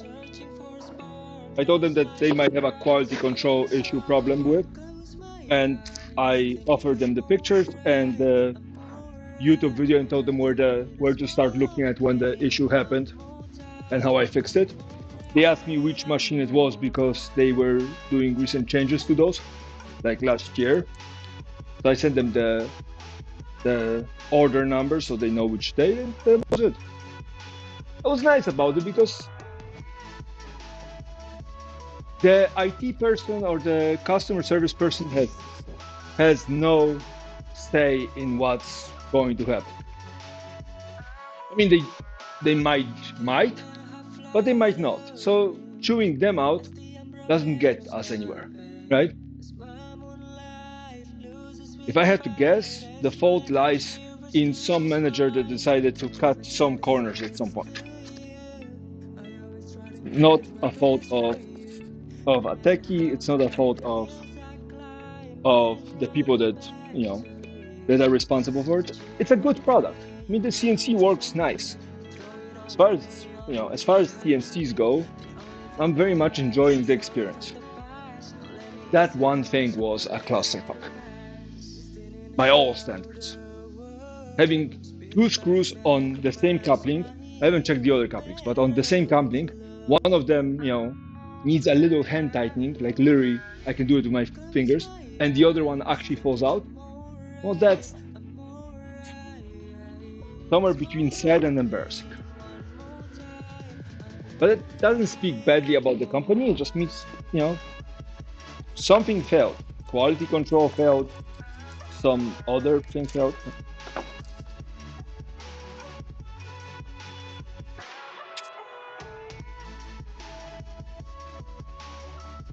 Now, if it was somebody I actually paid for to put the machine together and that happened, oh yeah, then I'm chewing them out left and right because that's dangerous. I mean, I'm hoping they will fix it in the future.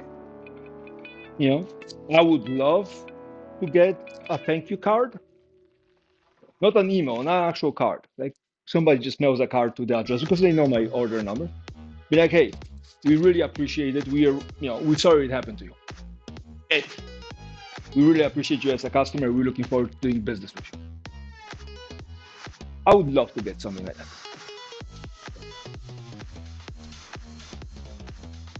You know, or like, hey, here's a link to our new procedures and whatnot. Or if the coupling didn't get too damaged, we're happy to provide you, extra 10 days of support just in case something became loose.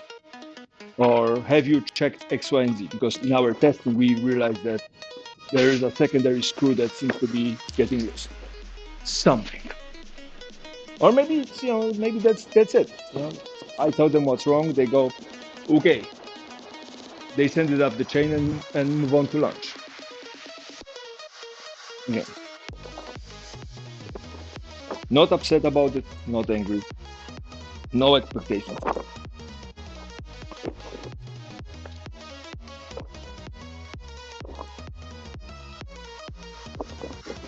I think there is just too many things to be angry about in the world, to worry about.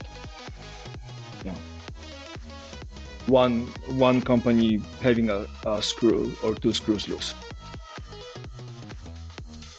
Plus, imagine if I chew them out now and then I actually do have a problem and I go like, hey guys, I have this actual big problem.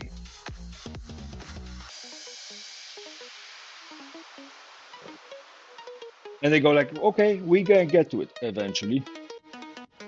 Like nobody wants to deal with that guy that loses a gasket.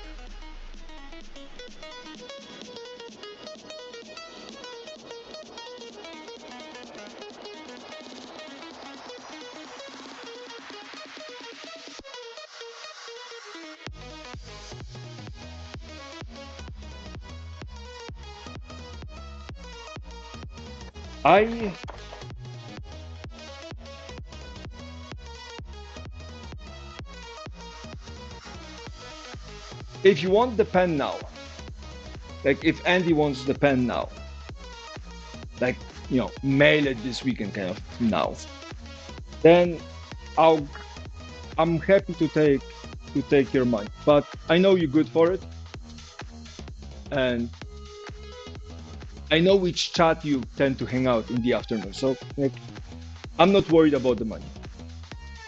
Like I know you want to solve the money problem, but the money problem isn't the problem. So, I mean, if you want me to mail it now, yeah, sure, you can resolve that. If you're waiting for the whole bat, by the way, I would be happy to mail it now, so it doesn't matter.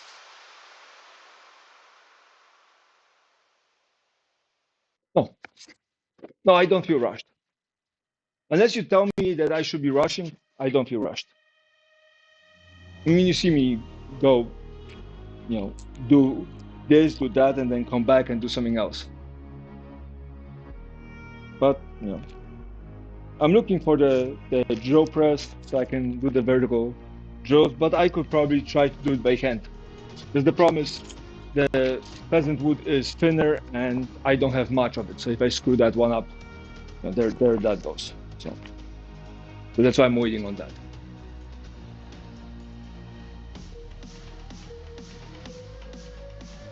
Like things I have plenty of or are easy enough to find and recover, then the whole recovery kit.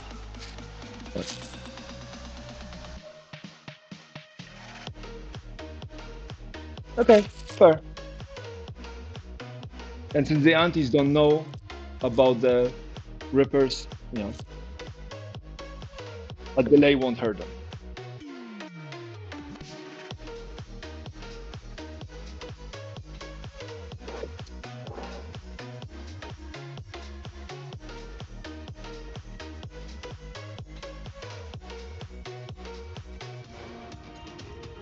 Oh, yeah. So, so yeah. So if you don't mind, I'm gonna wait till I have a drill press to to do it. So at least I don't waste the wood. Yeah. But again, I'm happy to send Andy's pen out. Well, not today, but tomorrow, Saturday. No problem doing that. So you can figure out if he likes it.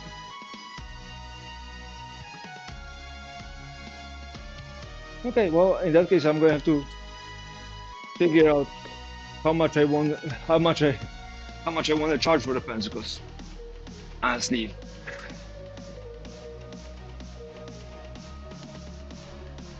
I still don't know. My rule of thumb is the following, and this is not because of you. This is because of my family and a couple of my friends. The rule of thumb is that people who have direct access to me, my friends, my acquaintances, my close acquaintances, my family, they uh, they get good price. And it's broken how good the price is. But that's how I feel. Like I don't make business with family or business with friends. I just don't because that's a best way for me in my experience to lose both the business and the friendships. So I don't mix business friends. So I do either business, we are friends, or I do business. So I'm not sending those pens, for example, to you for $10, where $5 is the shipping cost. Because that's that. But on the other hand, I don't charge close acquaintances and people who have access to me prices that are retail or what I would consider retail. Uh, so I don't. And there's no way you can convince me otherwise, and I'm going to lie about my prices, and I will take a loss on every single pen from now till the end of time, just to prove that this isn't the price for the pencil. So, but, but, but, people who come from your recommendations, so 2 degrees separation from me, get fleeced, and people who come to me from a third recommendation, so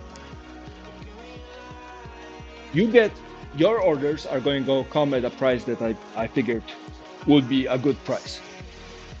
Orders from your mom and your aunt are going to come at a fleeting premium. But orders from the cousin of your aunt, to you, to me, so 3 degrees separation, those people are getting fleeced. I have absolutely no qualms about it. I don't know you. You're so far away from me as Jesus. I'm going to take all your money. Well, obviously it's not that extreme, but the point still sticks. So, but I don't know what a good price for the pens is. I know how much time it takes. I know how much the koa costs. I know how many hours I had to spend to learn the skill to be able to make it relatively easy and on camera in one go. So I know all of that. I don't know how much I should charge.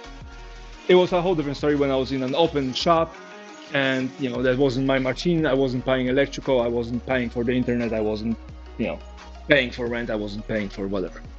And then there's only so many hours in a week and so many weeks in a month, and the rent is due kind of thing. So I don't know how to do it. I hate money, honestly, and this is a true story. I always hated money. I hate money.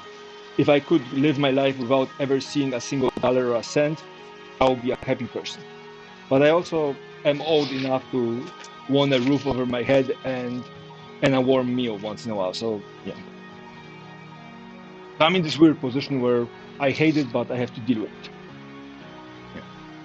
So, I don't know. Frankly, I don't.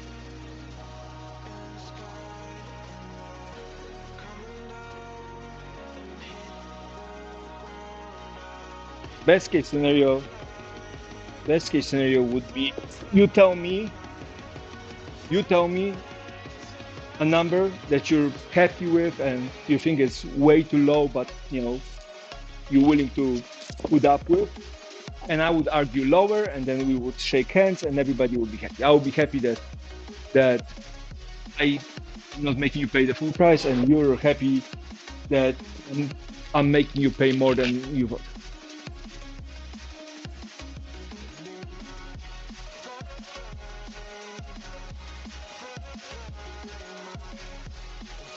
Very Japanese of you, but I think that's how relationships are in Japan.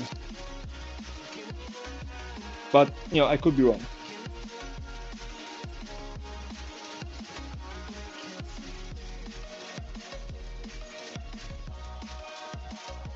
So this will be my favorite thing, is for you to tell me what number you think it is there. If it's low to the point where I'm just looking at it like I'm not comfortable, then I will let you know. As long as I get to be honest, and you don't get your feelings hurt because I'm honest, then I'm happy to do it. But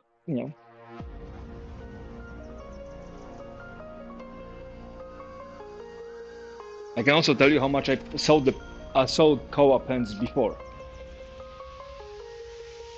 but that's a huge range. Because the last person that actually bought a set of Kowa pens from me had more money than knew what to do. So I sold Kowa pens. The first set of pens I sold was $75 a pen. I think it was a batch of Kowa pens. This is after I learned how to do it, because at the beginning I sold them for as much as it cost me, because I was selling them just to keep the things. But 75. And then the last set of pens I sold it to a retired surgeon that drives a Maserati, and I sold them at $300 a pen plus $100 for a box for that pen. Walnut magnetic box. So that's the range I sold things for.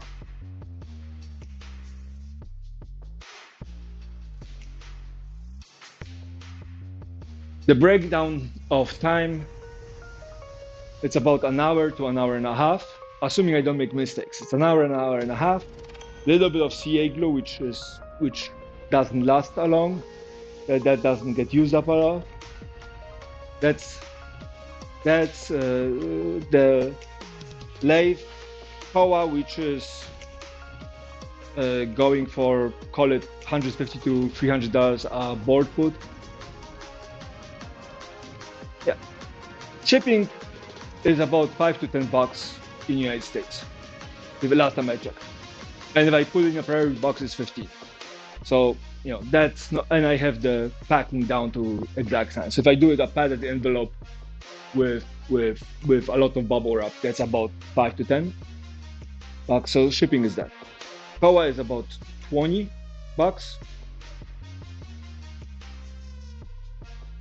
Then an inch by an inch by, call it 9, and I lose half of the space. So call it inch by an inch by an inch. So I can make about 12 pens out of a board foot, 12, 13 pens out of a board foot.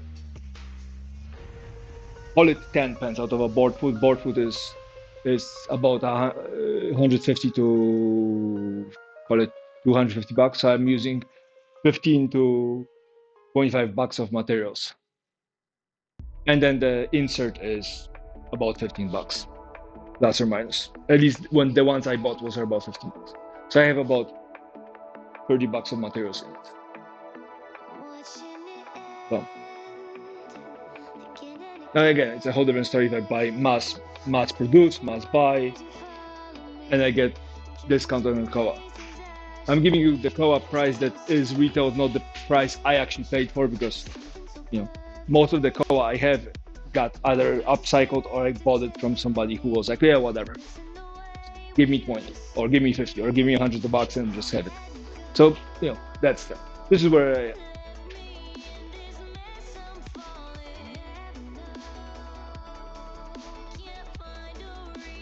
And again, there's a bunch of guides online on how to charge for things. Some say take your mats, multiply it times 4, and that's the wholesale price, and then multiply it times 4 for retail, or multiply by 2. I don't understand those guides. I don't know. For as much as I would like to be rich, I don't get it. So.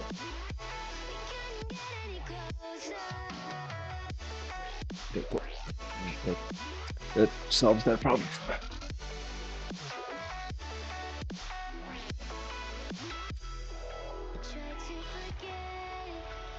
And then Syrian Reapers are about the same, and Pheasant Wood is about the same. That's still in the same ballpark of price. Although again, I don't know where to get more.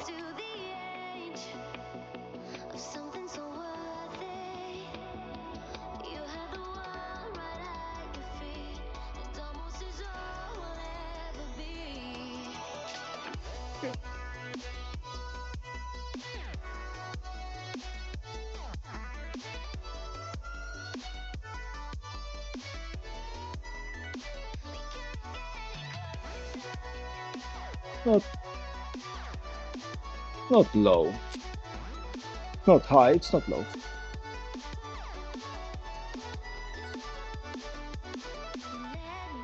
And the Becky.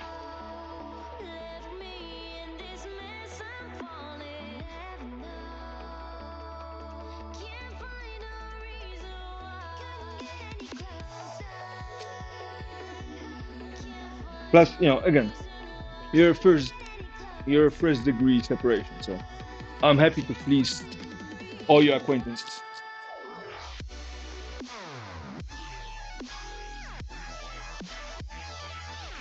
But I have the koa lying around.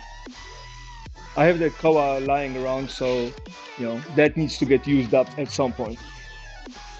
Like I have the whole box of koa kind of ready for pants.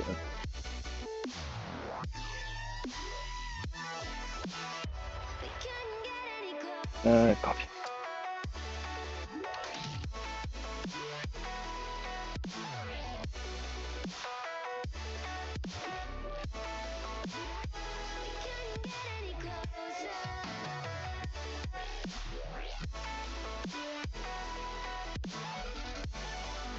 It's still frosty.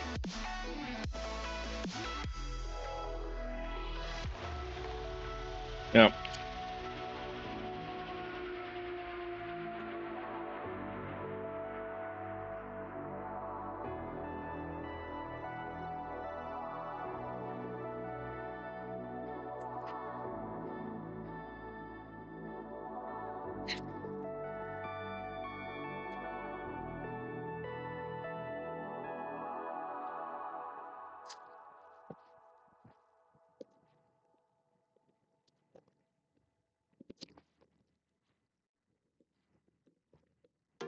I'm on my own, broken alone. I feel the rain crashing down all around this empty town. I'm searching for DM me your address, or at least the zip code.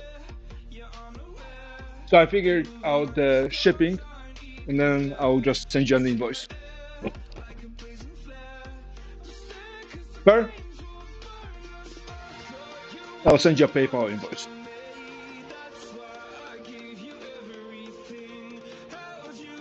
I'm assuming that's you.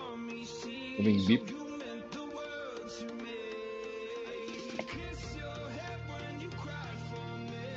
Yeah.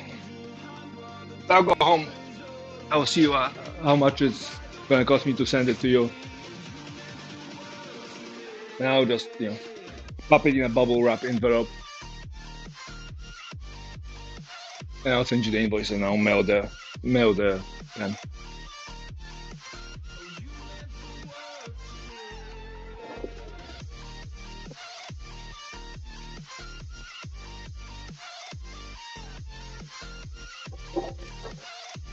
Alright. Have to find it.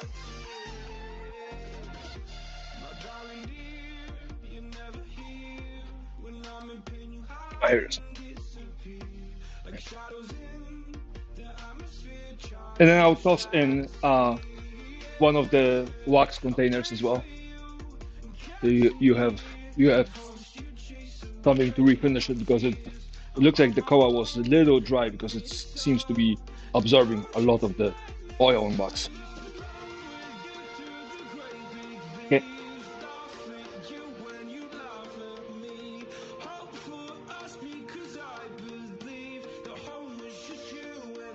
Eh. And then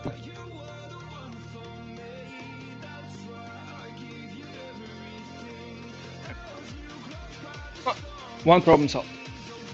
I'm gonna make myself a note to do this.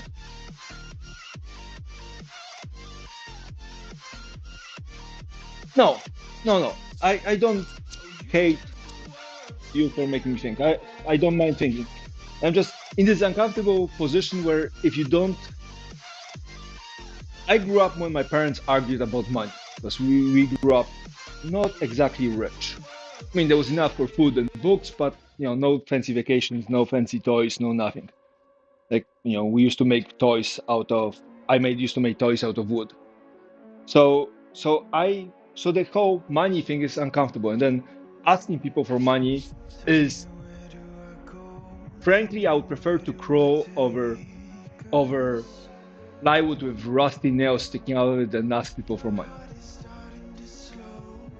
And just it's uncomfortable. And then I'm a millennial, so still stuck in this brain space that 100 grand is me being rich rather than 100 grand being me being barely middle class.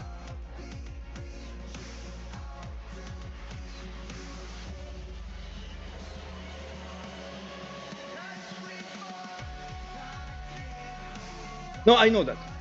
I know that you are a proud person, and you would feel uncomfortable just receiving something that might perhaps be perceived as a handout. I get it. The same way. Yeah, I get that. It's just we are stuck in this thing. Um,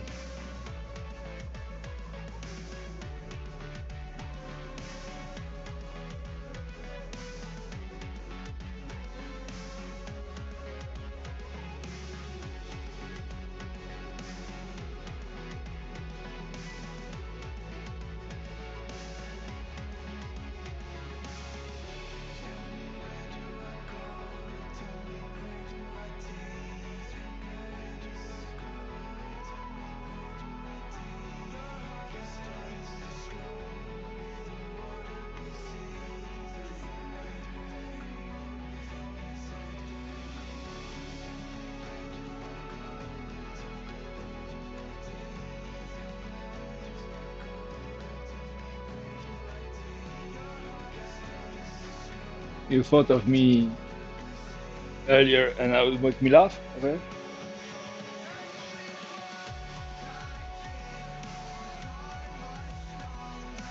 Just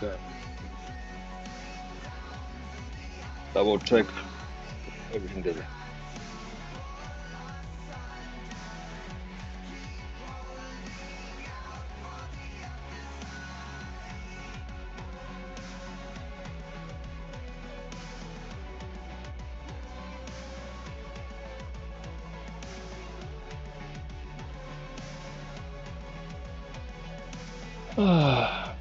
Right. That food is probably still defrosting. I'm getting hungry. I'm actually genuinely being hungry. Alright. I saw a wooden bird house at the store.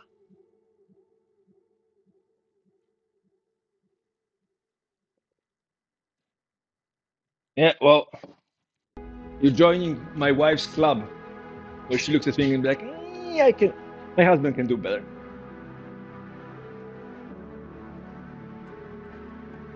Ooh, a little frozen, but I'm hungry. So. And that's what I do. I mean, I buy things and then I take them apart and go like, yeah, I can fix that. I mean, I did that to the CNC, right? We're like, oh, ball bearings, let's fix it. It's still frozen. Don't recommend it. Don't recommend frozen pasta.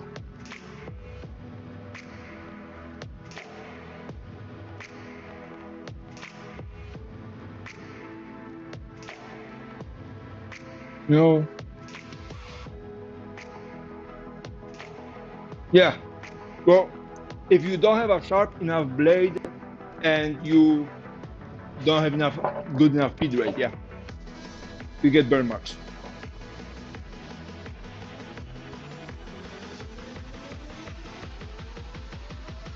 Could be also that it was cut with a laser. That will leave a burn mark. If it's thin wood, like thin plywood or thin, very thin softwood, they might have used a laser for it.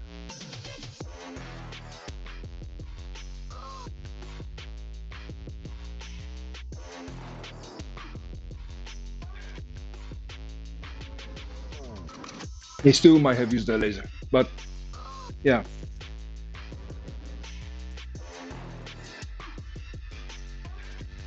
it gets really bad if you follow the line and you actually see indentation, because that means that this is where the actual blade was hovering for extended period of time. So,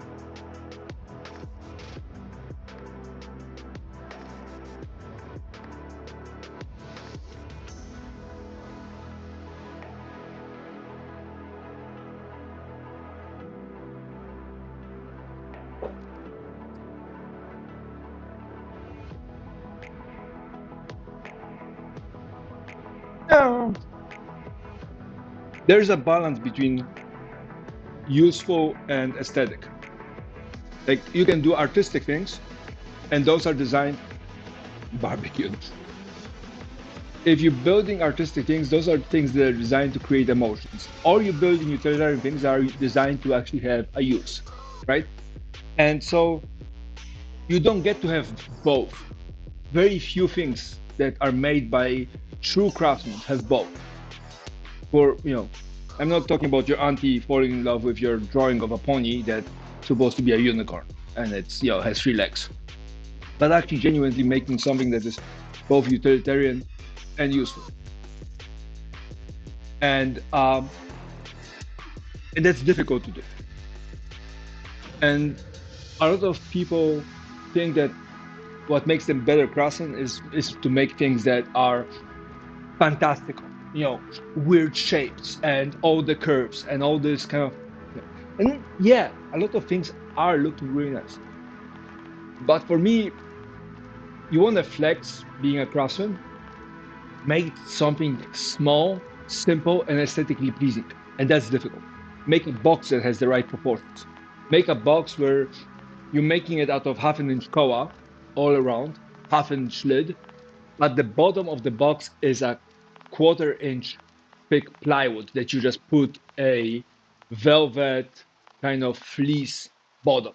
And if you flip the box, you can actually see the piece of plywood. For me, that's just embarrassing.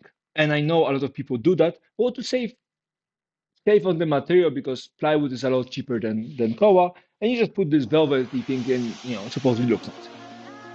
But for me, that's a cop out. Make the whole thing out of koa. Make it out of slightly thinner, 3/8, not half an inch. It's going to be a little lighter. It's going to be a little more difficult to get it square and whatnot because thicker material you can push a lot harder than thinner material. But make it the whole thing out of koa.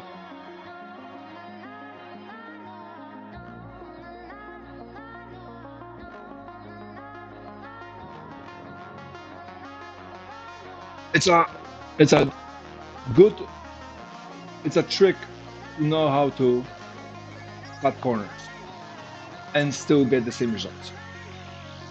But eventually that will come to haunt you. And then claiming that this is aesthetical rather than or artistic rather than being functional. Birdhouse. It's a functional item. Supposed to be functional.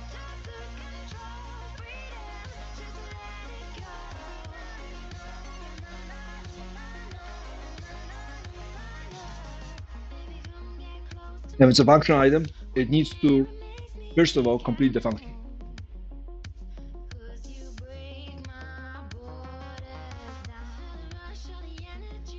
Oh,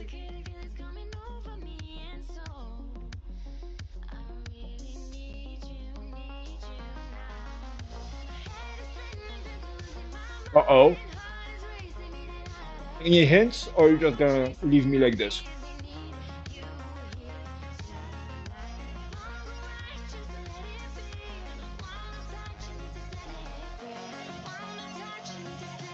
Or you're gonna DM me? And I'm gonna come home at 10, 11 p.m., fall asleep at dinner, and then before I go to sleep, I'm gonna open my DMs bags and then be like, oh my god, there's a sketch, there's line work.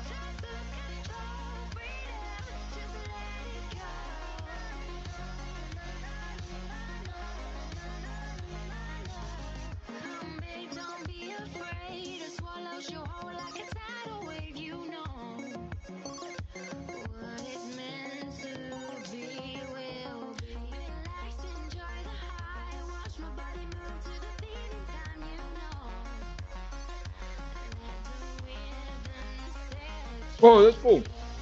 I built something like that. Not for mailboxes, I built something like this for leather work.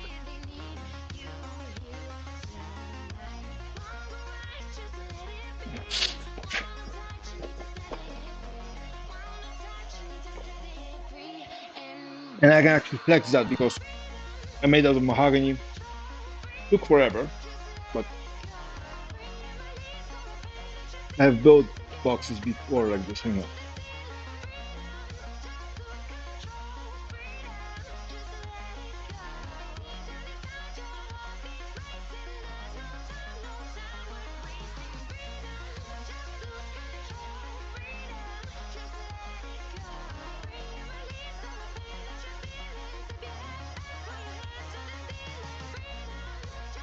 Where is it?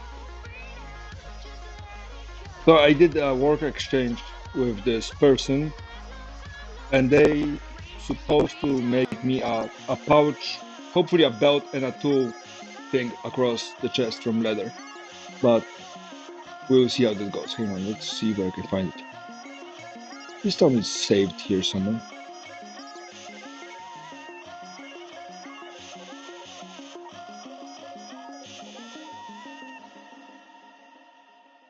Do you see I don't have a picture of it? Maybe I have it on the other phone. No. Pictures. Yeah, I'm gonna look at the other phone because if I don't have it, that's sadness because that was kind of a cool thing. It took about 3 weeks to make.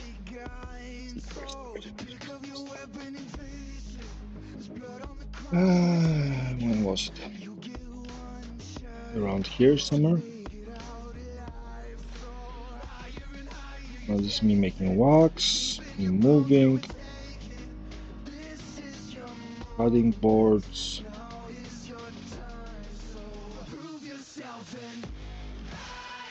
My car breaking down, my finger getting cut.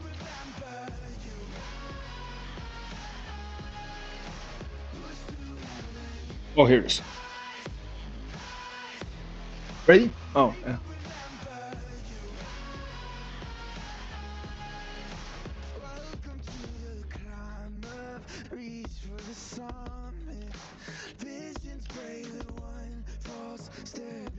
So let me show you what I made.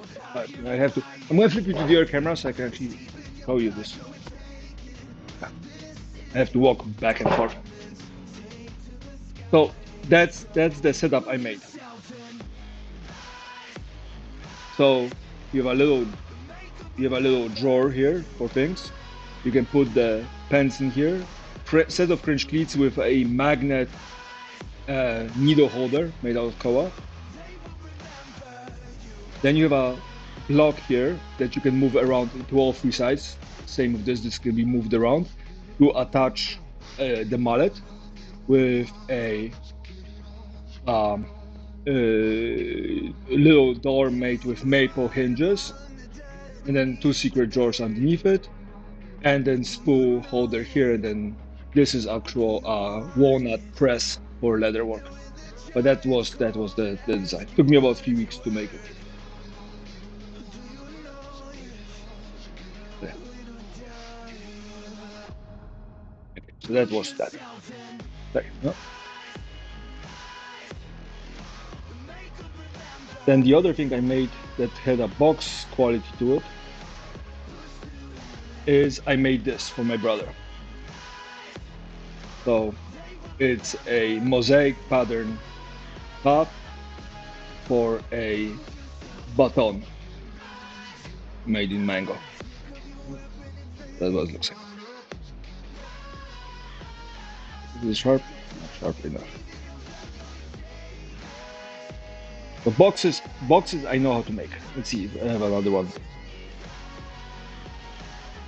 And then for a very simple one, my parents needed a medicine cabinet, and I made matching book matched doors with pill bottles, and they just open like this.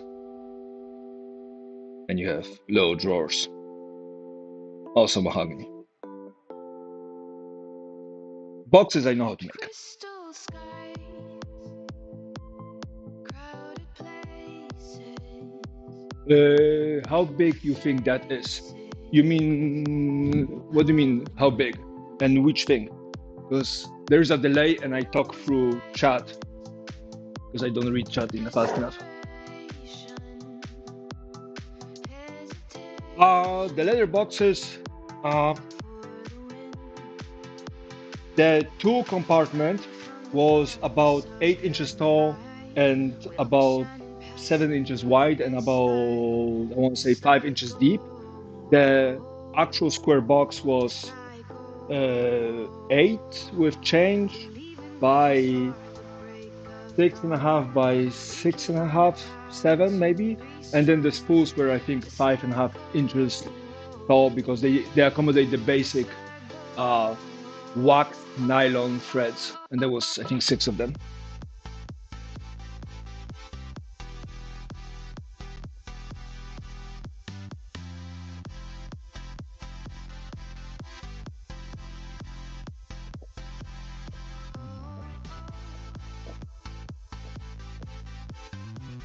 But boxes I can do. Me either. I made that stuff up. I looked at my friend and I was like, hey, I want to do work trade. I need a leather pouch for tools. You know, so I have my square and my pencil and whatnot in it. And you know, eventually I would like to a bag too, and I cannot afford the pouches because the pouches would cost me probably $150, $200, and the belts are at the time were 80 for a belt, full leather, and then and the bag would probably be about 300 something. So I was like, hey, I'm gonna make you something. I made it. She was busy with Christmas and whatnot, so I don't know when she's working on it. I'm not pushing. I just absolutely adore the idea of it. And I asked her like, what would you like to have? So she was working in a shop because she works for somebody in a shop. So she had like a log with drilled holes to hold things, and then she had a stand with a bunch of the spools and a magnetic bar for the needles and something else. And I was like, you know, in the ideal world, what would you like to have and what are the designs? She's like, oh, I need something that I can push against the wall on my desk at home, blah, blah, blah, size, distance, whatever. I sketched it out, sat down, came back once with like a design. She was like, oh, that sounds nice. And then I made it. Blew her mind away. Literally blew her mind away. It was kind of, sometimes I wish those reactions would be recorded.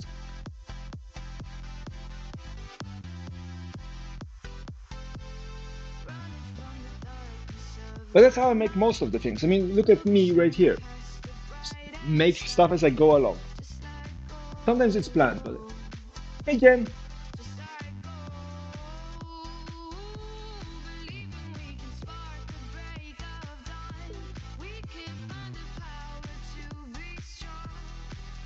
That's also. Yeah.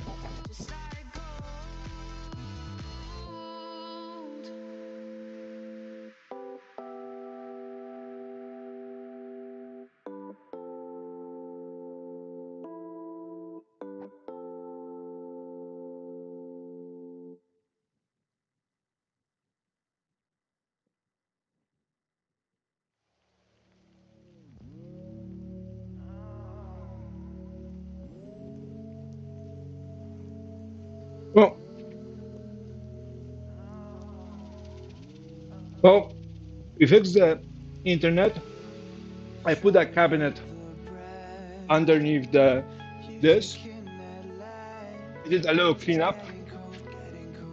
I fixed the drawers, so that was the cleanup. And then um, we're gonna be making the garage door doors for the cabinet upstairs. And then I have a couple other projects. We have the LED project. We have some other darkness apparently needs stuffs too. So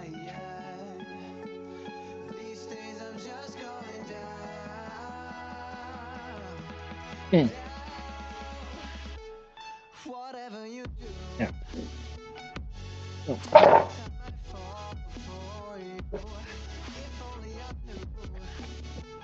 We gave Kiko a shock.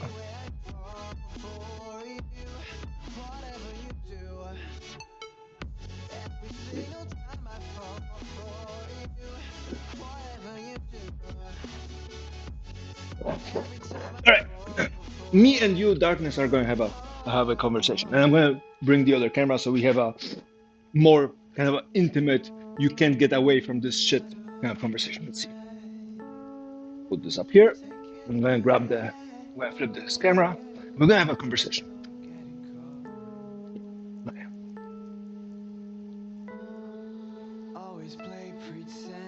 And I'm going to eat and chew while I'm talking to you.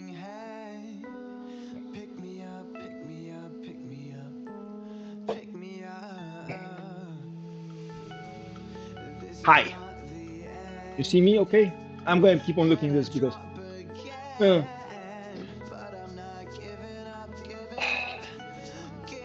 I'm fidgety, so yeah.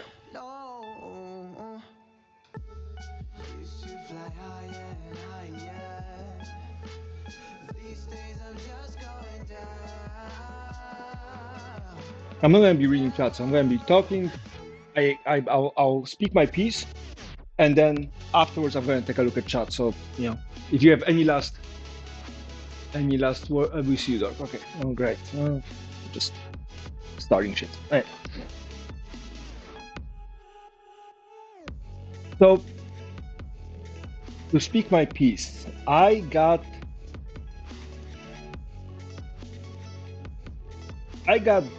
dicked around at work a lot. Most of the jobs I had were jobs where I got harvested for all that I could give and then discarded, passed over, and whatnot. And in college didn't matter because I was getting an education and 13 years of college, 3 degrees later, I'm this. And then I got to a job in United States, back from school. Between I worked for Walmart, whatever. But I got to Hawaii, got a job, and I got sucked into working 65 to 85 hours a week for a salary that was about a third of what I should be making with my degrees in any other state, company, whatever. I survived 8 months and then I joined another company. This time I was working 45 hours a week. It was quite nice and the salary was considerably better. Still way too low, but considerably better. And I quit that.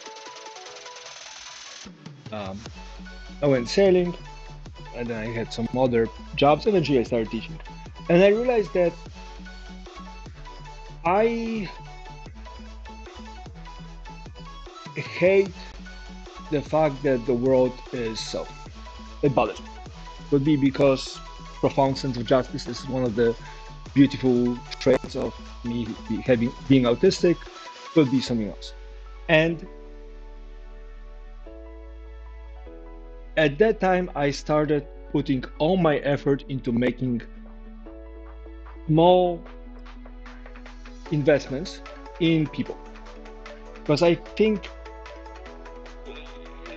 that matters. Like it doesn't matter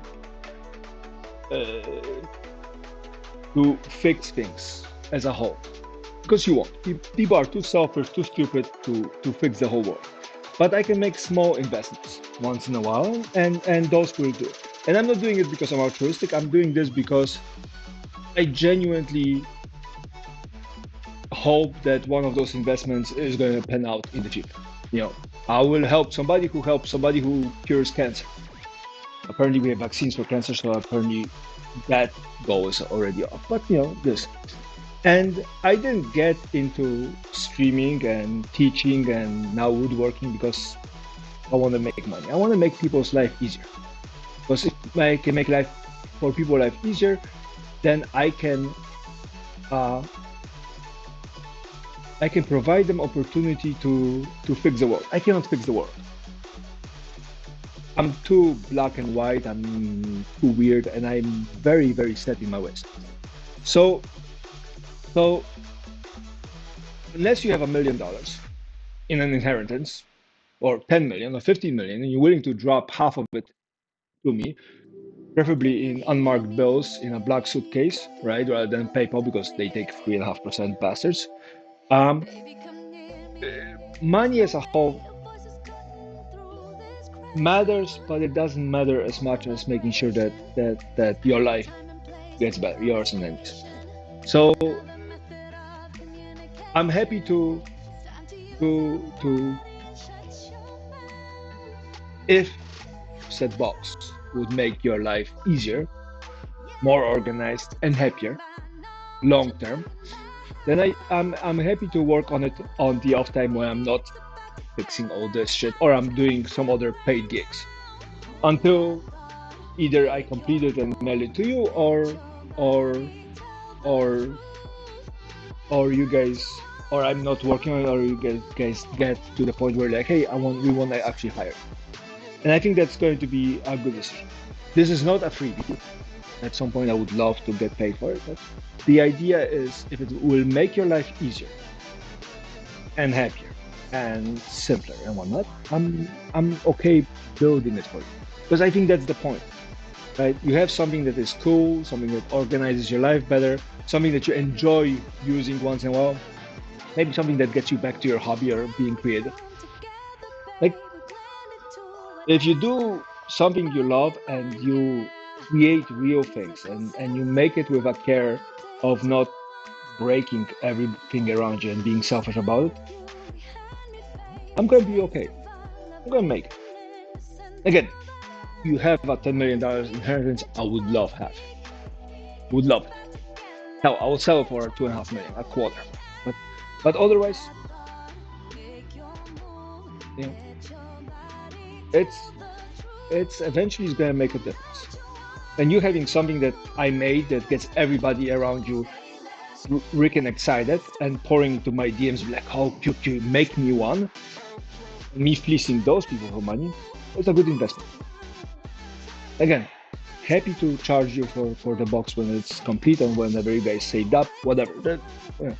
I absolutely hate the fact that money is an obstacle to happiness. I don't think it should be. I don't think money should matter until you get into excessive luxury. Money should matter for survival, should matter for rent, should matter for food, should matter for medical expenses. It should matter for little things that bring you happiness. Now, if you're commissioning, 15 things every week to be made because all of them make you pay, it's suspicious. But if it's, once in a while you guys want to make yourself something nice, I don't care to wait for it. As long as it's, say, under 10 years would be great, under 5. Otherwise, don't care. Like, the point is, you guys are happy, which means you guys are making a difference, which makes my life a lot easier.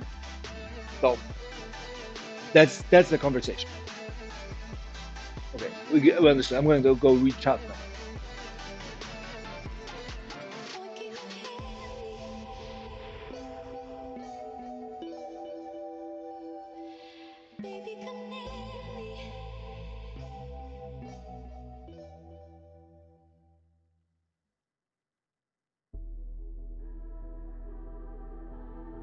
Yes,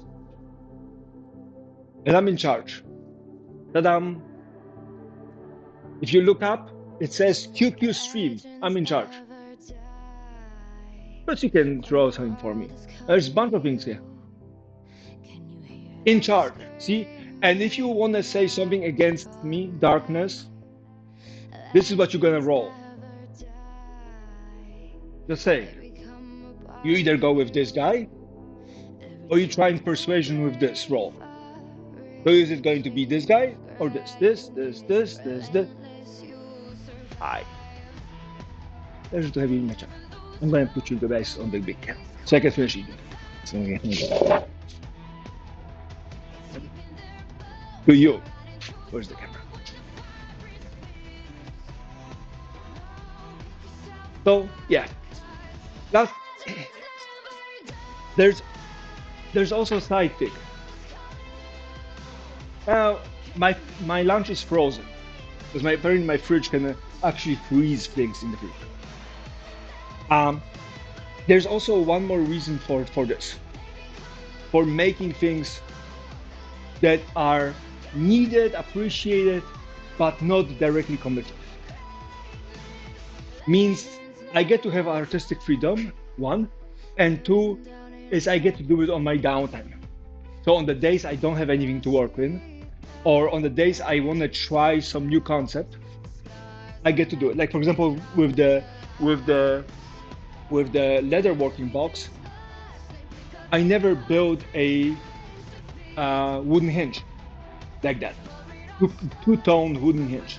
I built invisible hinges before. I built something else, but I never built it. I never seen anybody else do it. I was just kind of like, huh, I wonder if this works. And I got to test it.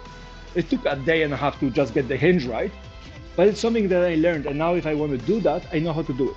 I know how to turn the dowels because I had to turn the dowels myself. I couldn't buy them because they're specific size and they're not completely straight. They have a little angle to it, so they work as a hinge and whatnot. So I get to do all these things, and I get to do it on the downtime where I'm not doing other things. So, if you want, yes, of course I want to know. I'm autistic. I love information. Don't do very well with emotions, but information, love it.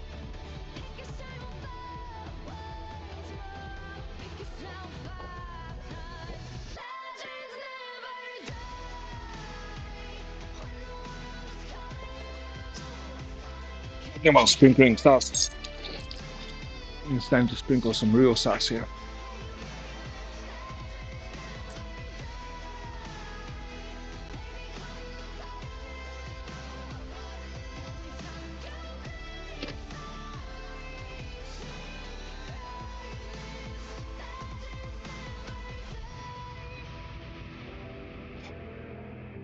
But yeah.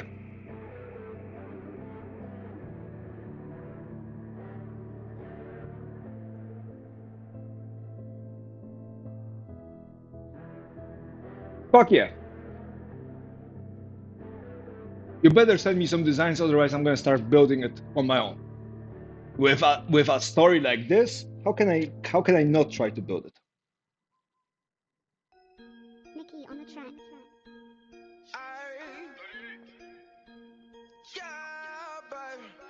Hell yeah.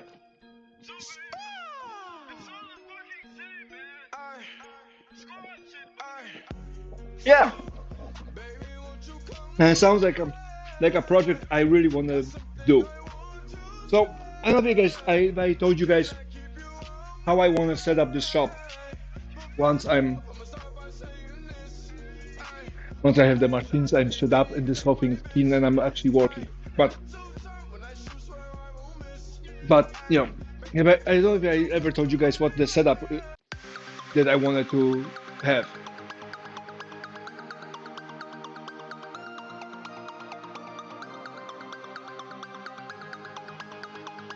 The idea for the shop is the following.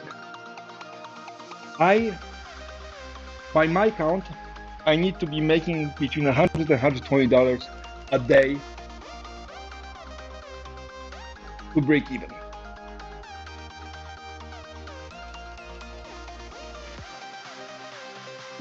Between the rent, the everything else. So 5 days a week, 200. 260, 270 days a year, so 5 days a week for the whole year, I need to be making about $100 to $120 a day to break even. So the idea is that in the ideal scenario, I am spending 2 to 2.5 days making things for sale. Either projects that I put on our website or projects people wanted to have it, cabinets, furniture, some other projects. Redoing the same cutting board for the 5th time because the whole family wants matching cutting board for it. I want to spend about 2.5 days.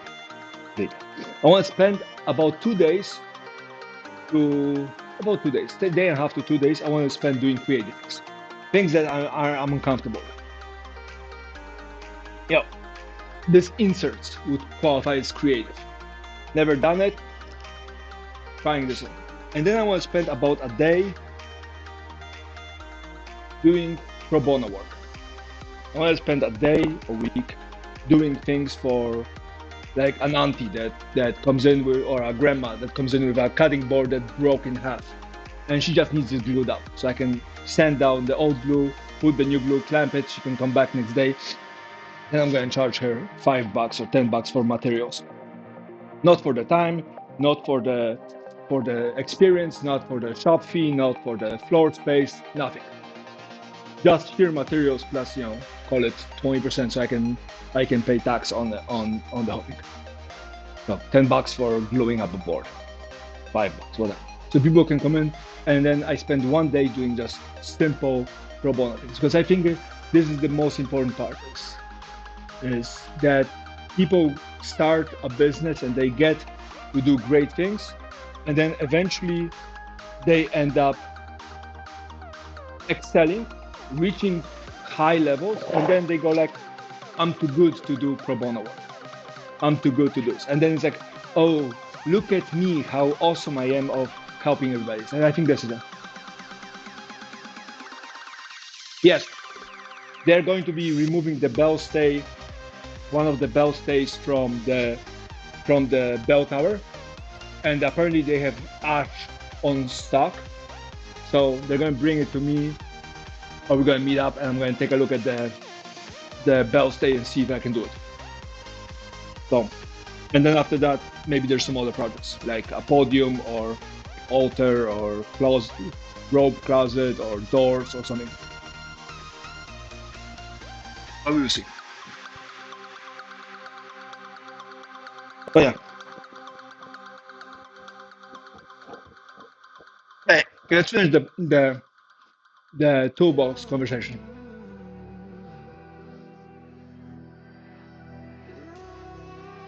You have Andy. I don't know if he's listening or not, but have Andy sketch out. No, that's a different job.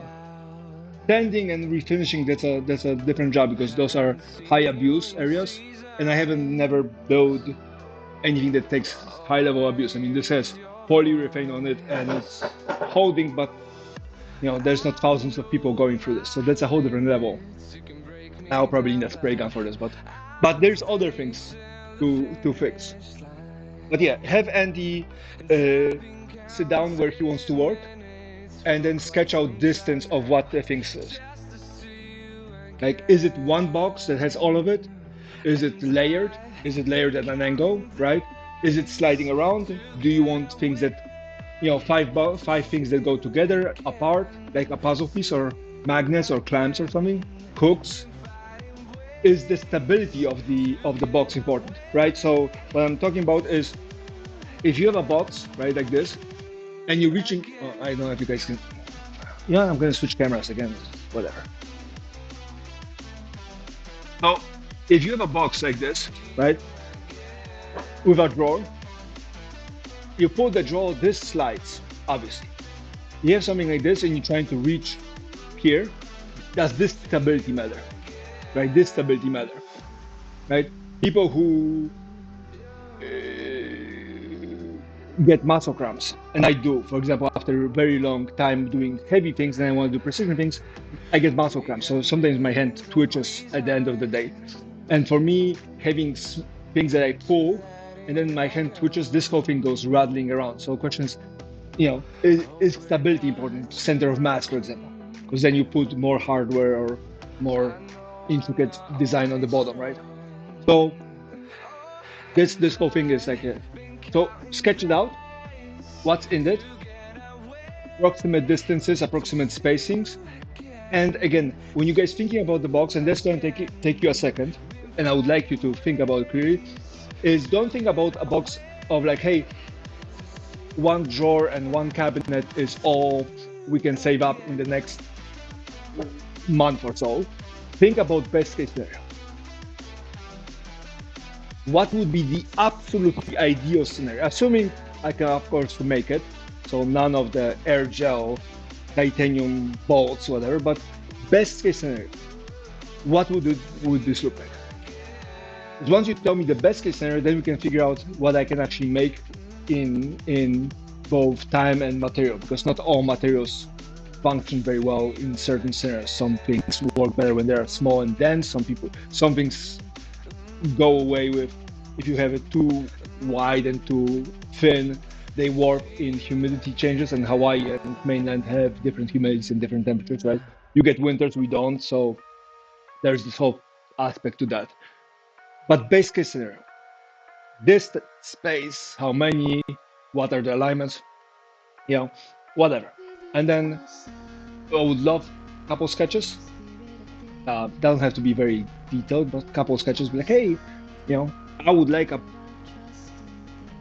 little pen for pens, but I would like with a little groove on the bottom or some separator so they don't roll around, or half open this way, or I would like things to open to the left because that's aesthetically more pleasing to me. Best case scenario. I mean, we're talking all bells and whistles. Like if you ask a little boy, like, hey, what's your favorite car? They go like, oh, I want a red Ferrari F40 from 1963, whatever. No, we're not going that far. We're going like, hey, what's your ideal car? And they go like, oh, I want a Suzuki from this year with this coat of paint, these rims, and I would like leather seats or whatever, just something that is easy. And then send me some sketches. That's how I can start thinking about how to put it together. Okay, I'm gonna go back to eating. But again, because that helps a lot. Then I can start looking at my wood and figure out, hey, this piece might work for it or not. But I'm assuming Andy would be okay with me going creative about it. At least to some reason.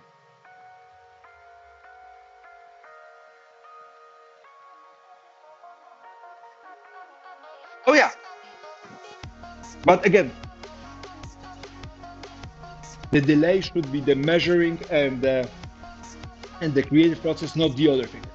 We're not talking about the other thing. We're not Max Scrooging here. We're talking creative. Let's leave the Max Scrooging for another day. Fair?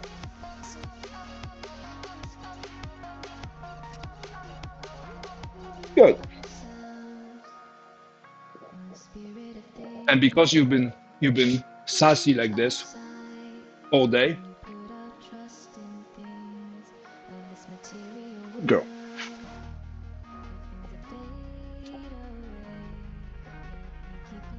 I'm the sass king right now.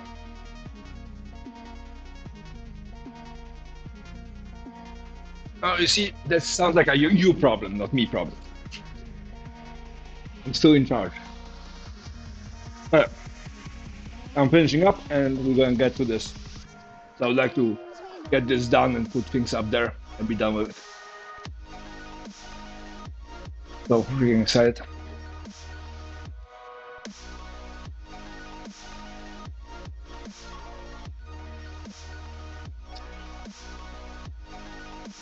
But yeah.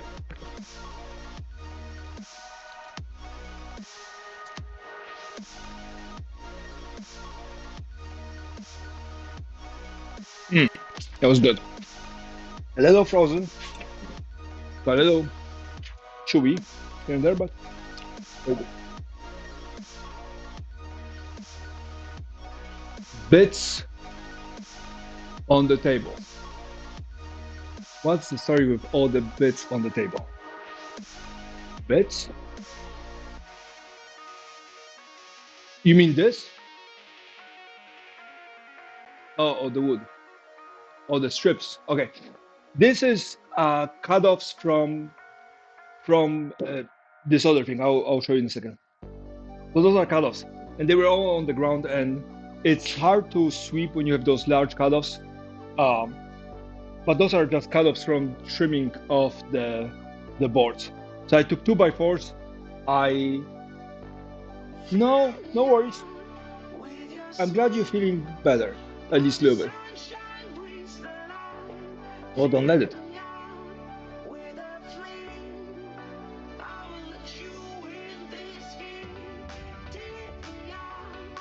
I put up with darkness. Darkness sus, I think I deserve a piece of chocolate.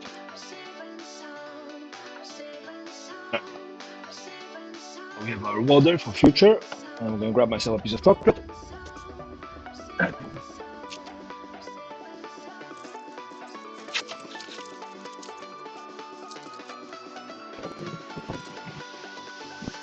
And then my mom sent me Polish donuts, so that was amazing. You know what? I'm gonna be a savage. I'm just gonna bite that Kit Kat without breaking it apart.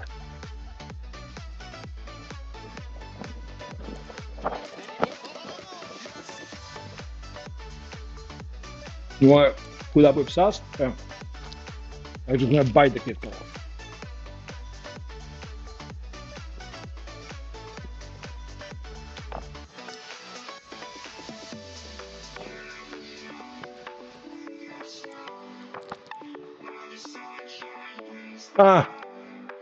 It's okay.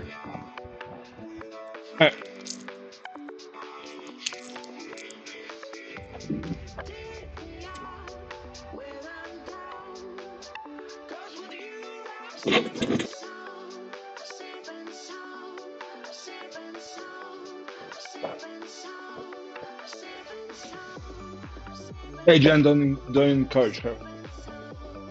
She's a brat. Don't encourage her.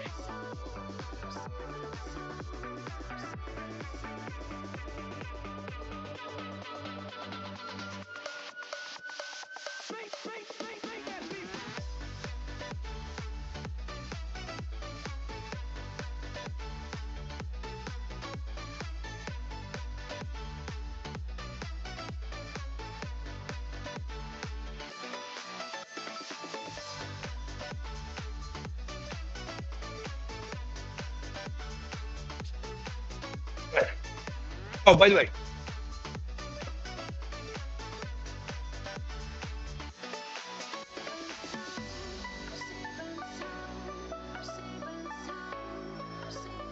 oh, that was fun. That's yesterday, 5 hours, 20 minutes in. So yesterday's stream, about 5 hours in, I think, the machine failed because a screw came loose and jammed the motor lead screw coupling. So this is, I have an idea for a side projects for these, so I want to keep them for now, but eventually I'm probably going to toss them. But this is something else. I'm going to just toss it right here on the floor and worry about it later.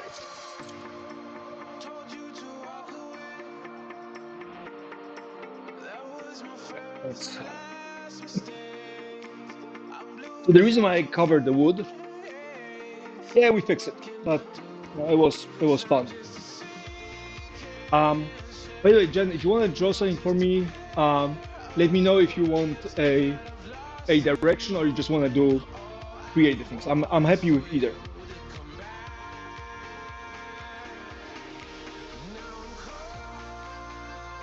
All right. So the reason why I covered the wood is it was raining last night, and I didn't want the moisture to get into the wood and warp it. So what we're doing is we're going to build I'm hoping to build a garage door for the storage upstairs.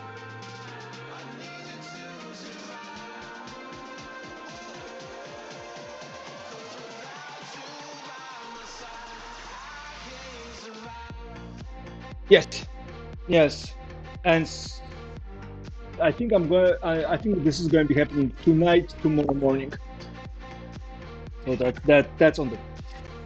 So we have these, which is 1 3/8 squares, that are going to be the structure for the upstairs. That's for the closet. This wagon, don't worry about it. This wagon is just, it's plywood mostly, and some sticks from yesterday's cutting. So let's not worry about this. So this is going to go back here. Oh, okay. So we don't get too distracted.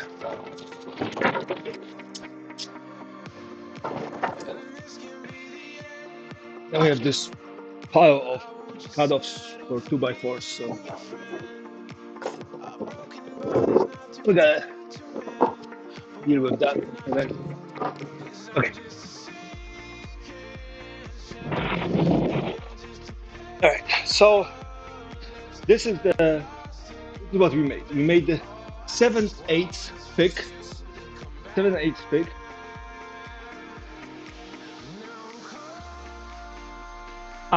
My wife has 2 dogs. Well, we have 2 dogs, but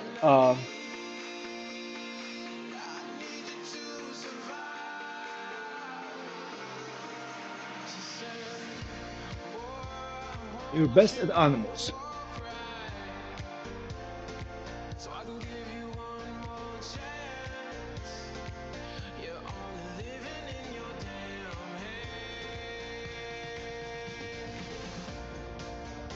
What do you think about it?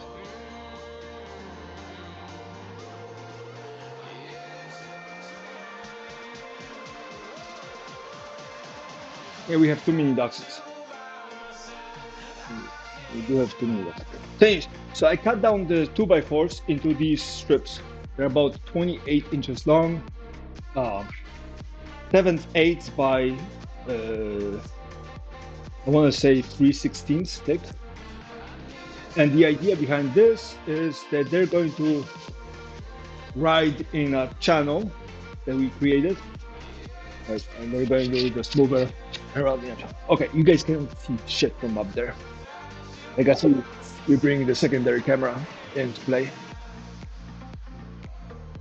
Hopefully this is holding. It's good enough. Maybe. Let's see. Let's see if this is better.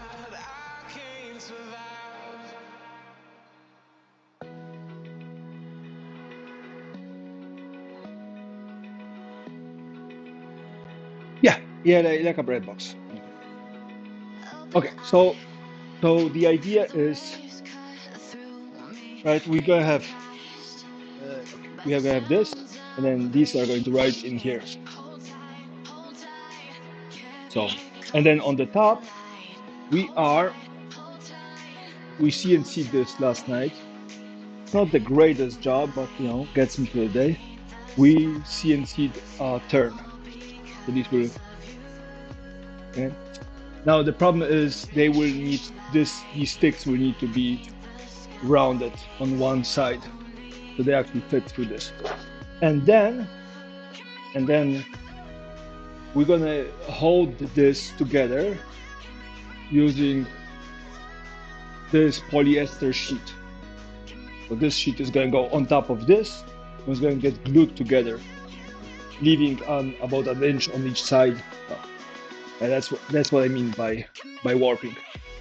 It's already bending out of shape.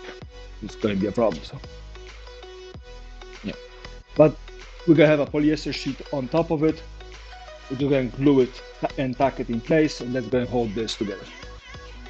That's the theory.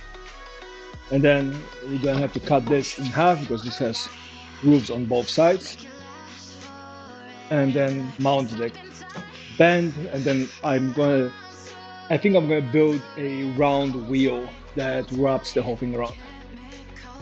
So that's the theory.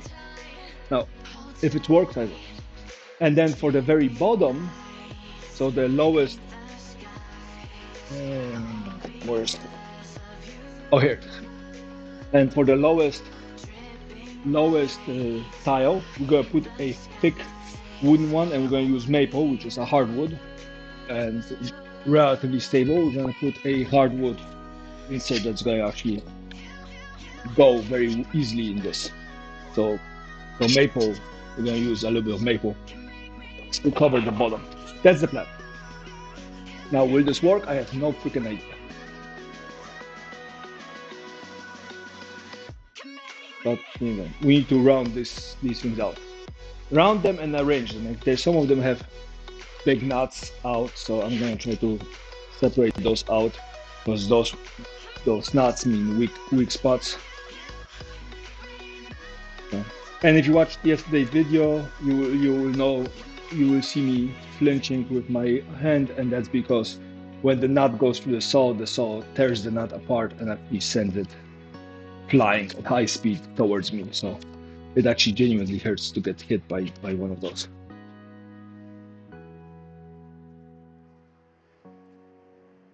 Right. So this is about it. Yeah, could be a weak spot. Put this away. Yeah. And these are the ones with the nuts. So if we need them, we're gonna use them, but I'm gonna try not to. I haven't figured out how I'm going to go with the whole gluing thing. But yeah. That's that. Yeah, because the blade rotates at 4,000 RPMs. So that's 400 rotations every 6 seconds, 100 rotations a second.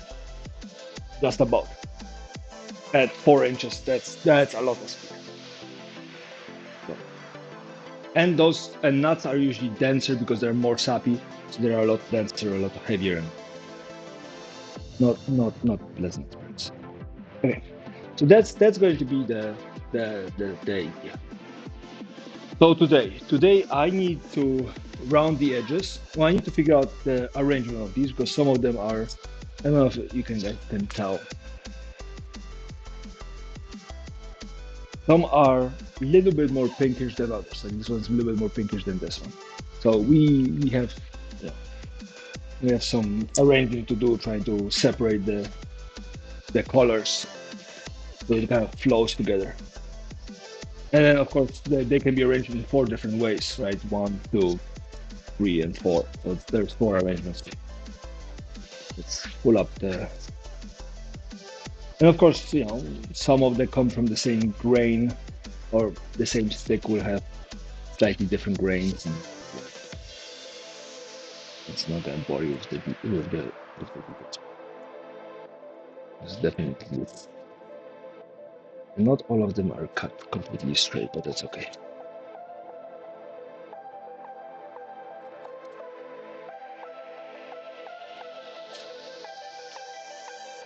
Could be a good spot maybe. Or we could just YOLO and put them together.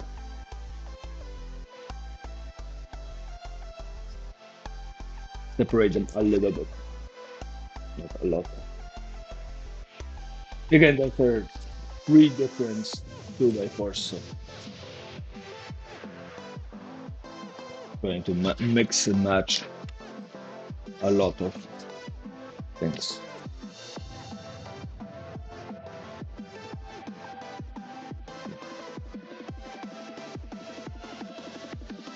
I think this is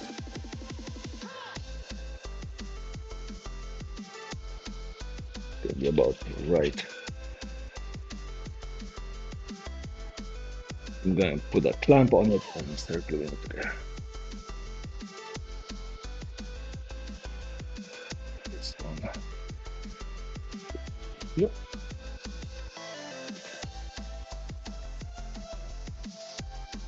At least so it pretends like it's following some kind of pattern.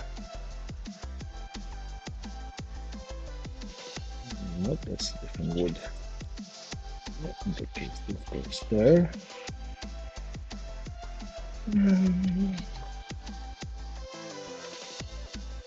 Okay, the same.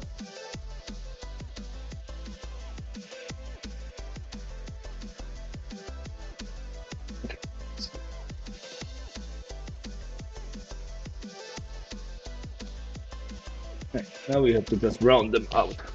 Yay! Rounding out will be really easily done on a router table, but I don't have a router table. Two reasons: I don't have a big enough router, like a 3 horsepower router. Second one, I didn't build a table, and I didn't buy a table. So it's. Oh, I like this song. I'm gonna blow it up in my headphones. This is going to be the door to the closet we're putting in the corner over there. So Tokyo had some things in my storage unit, in our storage unit, and I'm gonna make her a box right here. And rather than have a door that opens this way, which means that the floor next to the box will have to be very clear, or difficulty accessing, I'm just gonna have something that rolls up. So this is what we are doing. I figured a roll-up door, and it was what kind of a spur of the moment idea, like most of the ideas that happen in this channel. It's spur of the moment idea. I think this looks acceptable for this. All right, so now let's round the edges.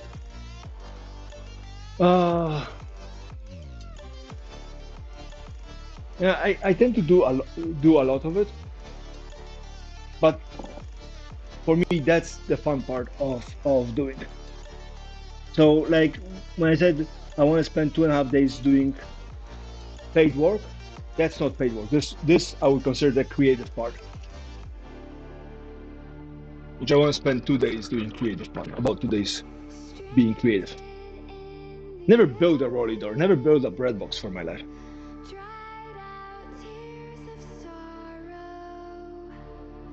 I don't know how much I need to round it.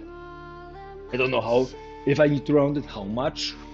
So we're just gonna take a sander and just run it through the sander, and hopefully that will fix it. Oh.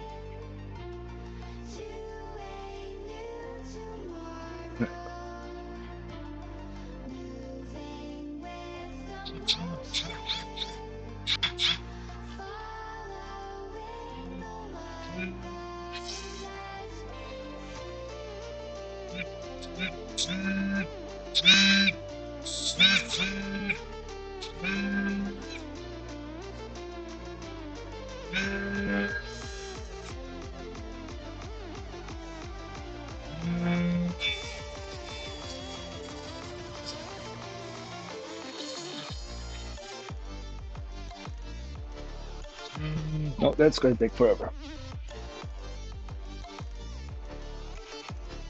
It's going to take forever.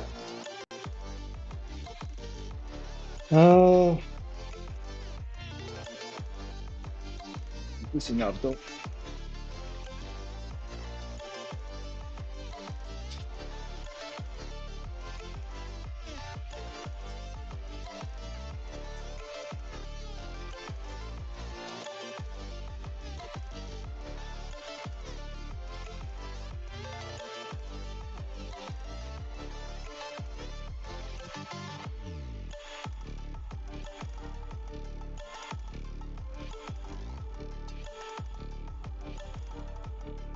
The only other thing I can think of is to run a router through it. Mount a router and just. But then there's a problem of this thing exploding in my hand. So, thinking maybe we should just grab that bigger sander and just run it through the bigger sander.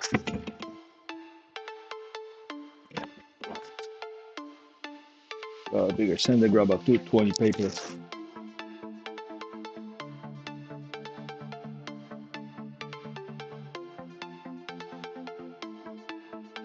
$100.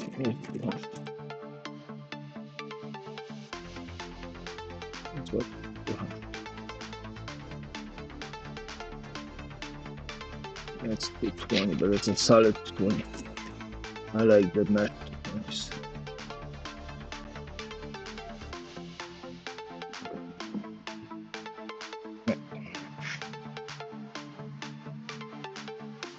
That's going to go a lot faster. Oh, in an extension cord.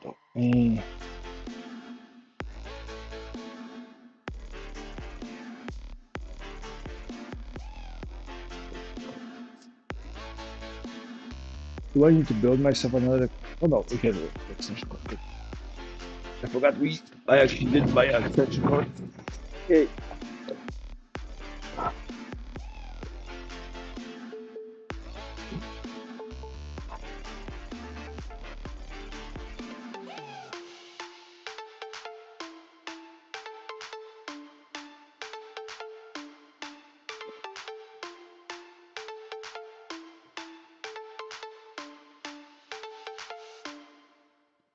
It's so nice to have high amp breakers. Like, yeah, I can plug in whatever hell I want in each outlet and be okay.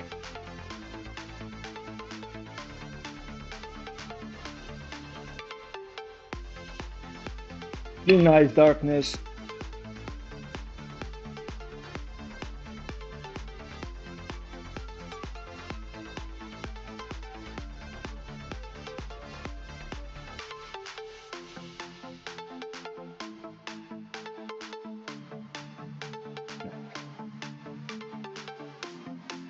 How do I stack it afterwards?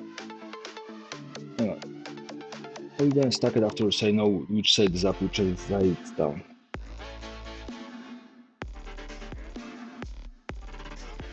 I know how we're gonna do it.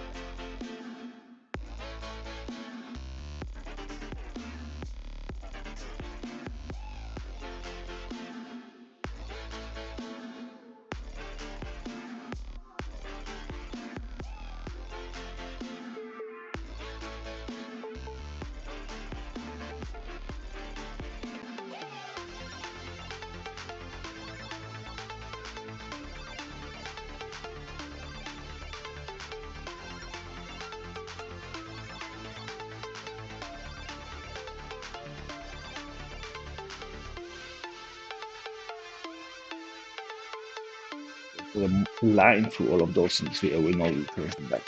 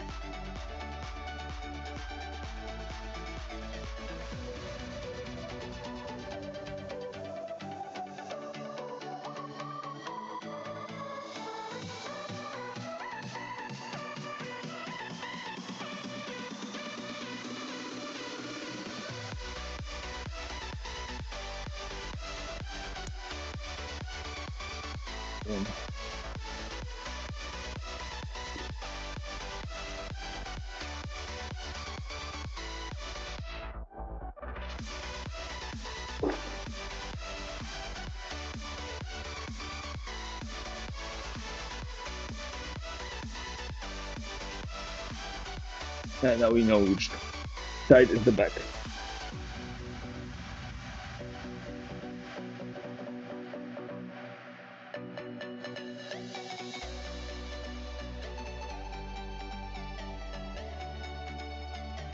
Okay, now we know which side is the back. We got a bit confused.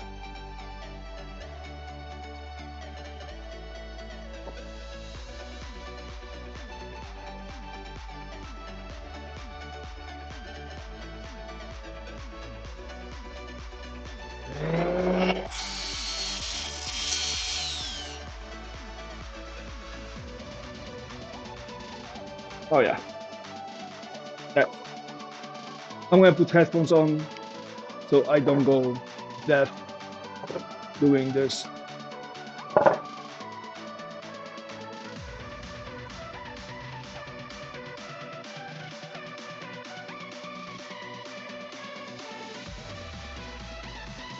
speak soon. Enjoy the music.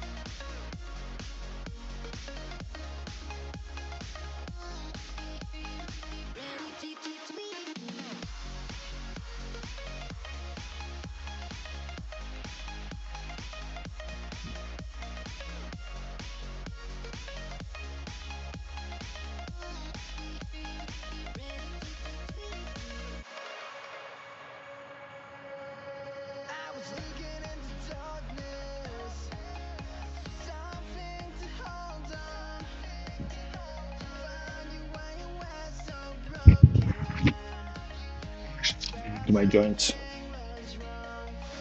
Yeah, my whole body feels very different because of all the carrying, the heavy panels I did. It take a second before it recovers, so these vibrations are just getting to me. So guess we're going back to hand sanding for now.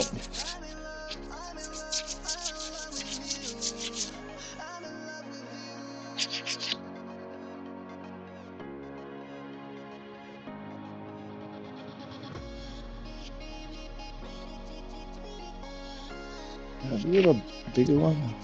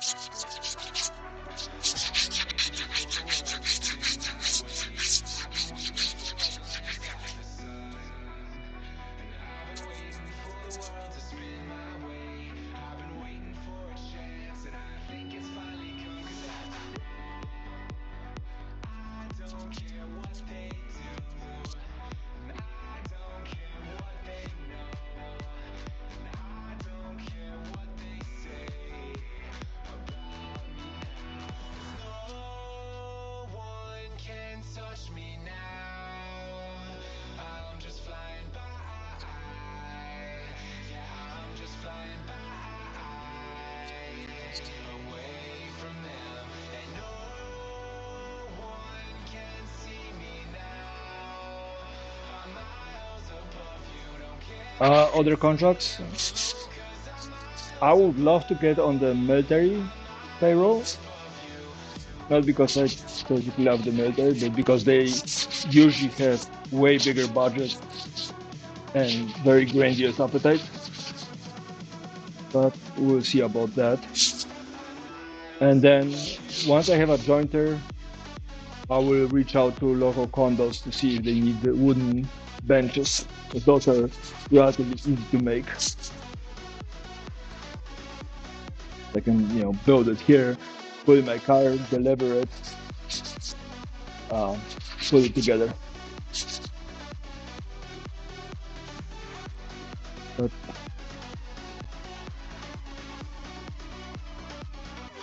there's a couple of people that reached out to me before I was ready. So I have their contact information in my phone book. Those will get a text messages and calls. We'll see how that goes. I haven't gotten in this whole process of I'm gonna get myself a workshop, I didn't get through the part of like, hey, how are we gonna pay for it? That's not how we gonna get jobs. No one can touch me now. I'm just flying by. Yeah, I'm just flying by. Away from them.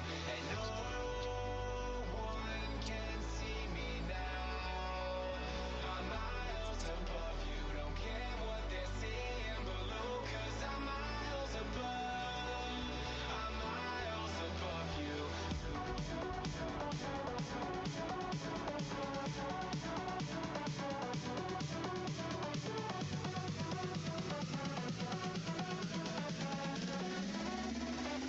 Miles above you.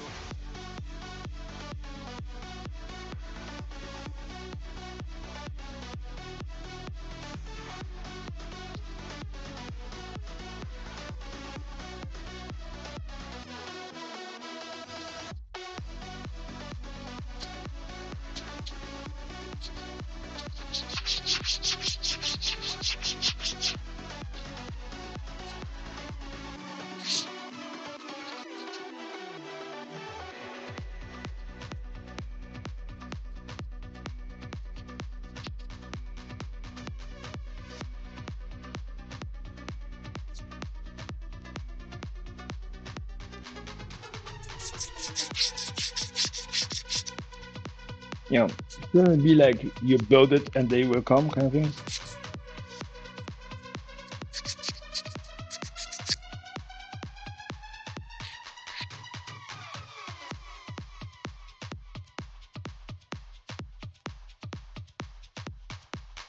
What gets me, what makes it easier not to think about it all the time, is the fact that I still need to fix the door and so on and so forth. So there's still like, 500 things I can, spend my time on where I have nothing else to do. And then I'm like, well, I'm here, I have no work. In a cold night, emptiness haunted me. I saw a light, but it was too dark for me. I heard you calling, I saw your sleepless face and I felt hard. I guess I'm falling for you, girl, I can reach the stars. Oh,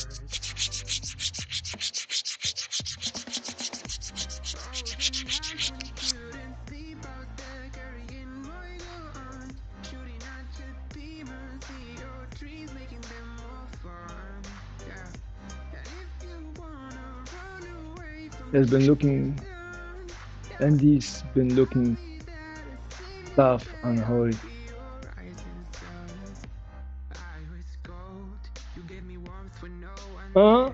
You mean for woodworking or for the machines itself? Or for both?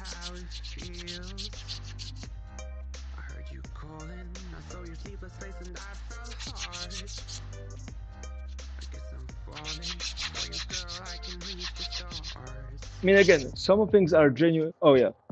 I mean, some things are genuinely overpriced for what they are.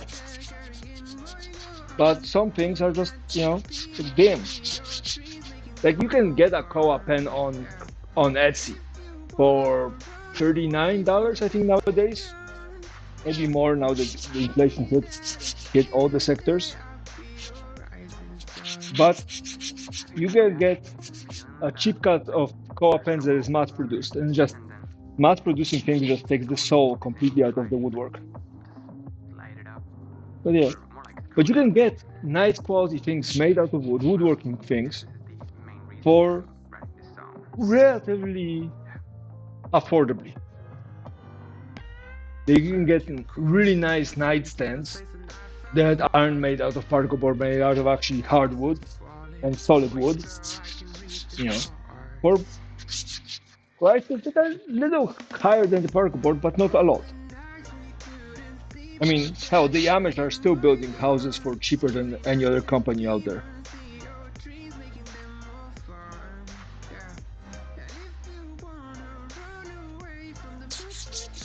Well, if you think about it, $350 is not a lot of money.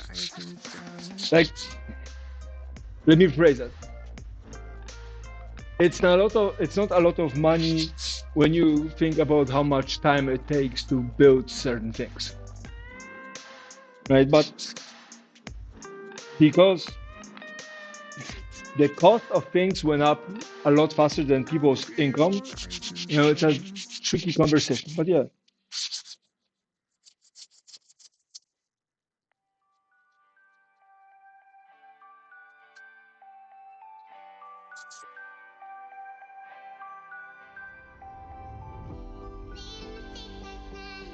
And then shipping is a whole different story.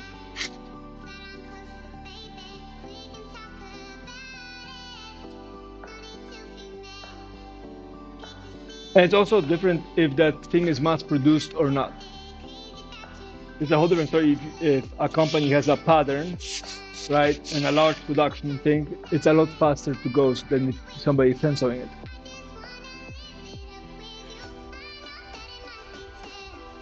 Right? So if you have a sweatshop, if you're running a sweatshop that just makes pants, and you get bunch of people working in those sweatshops, and they can turn a pen in 20 minutes, and then you just finish them with lacquer or something, that cuts labor costs in half.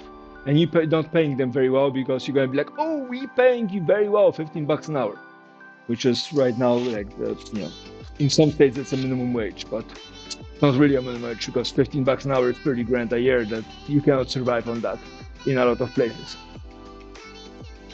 Right, so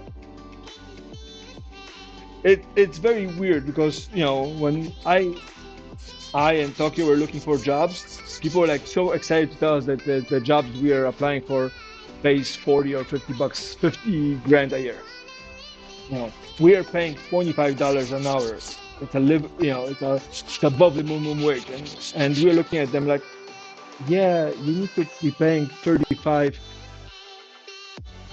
or more because otherwise, in Hawaii, we would consider be living in poverty because the poverty line for salary is like 68, 69 grand because things are so expensive here, right? So it's like, okay, well, how do you deal with that? Right, $35 an hour. Well, if you consider $50 for an hour and making the chair takes 3 hours, that's $100 right there. Add wood, add whatever else, shop them, and suddenly it's like, okay, no, maybe.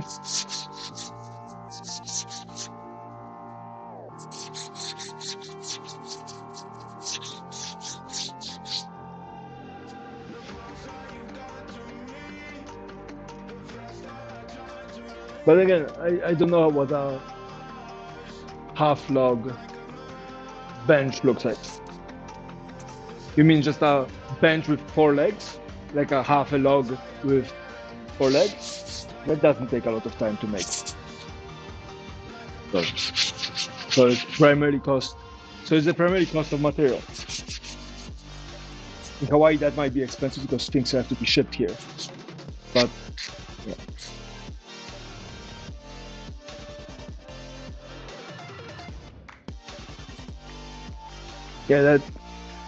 That feels 350 feels pricey. Again, I don't know how much logs are, so but call it a log is the same cost as a 2x12. 14-foot 2x12 is like $50. So call it the log is about $50. 4 legs, call it 20, $70 for materials, and half an hour to put together, maybe an hour. So call it $100 to make the whole thing. 120 bucks for the whole thing. $50 profit. Not horrible for 175, but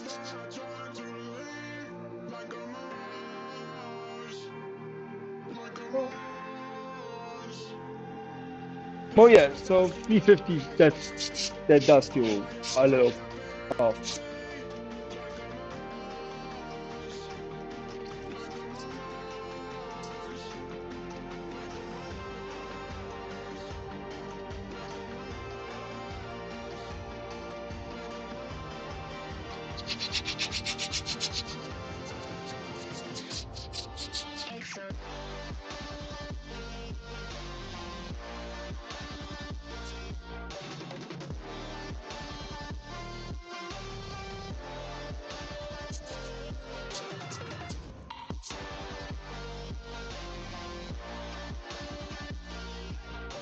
This is gonna take me forever.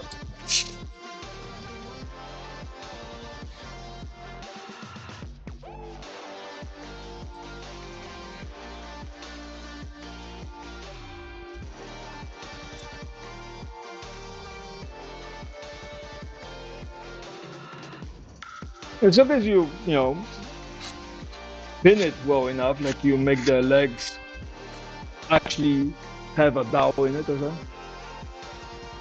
But again, depending on how they do it. For example, they could have done, flatten the log flat, put a log to or a board to stand on it, right? And then drill the inside of it and put a inch dowel into it, right? That would be quite stable. You add a couple of dabs of glue, that's not moving anywhere, period, right? But if they just kind of added to it, then yeah, we'll definitely not put anything valuable underneath it.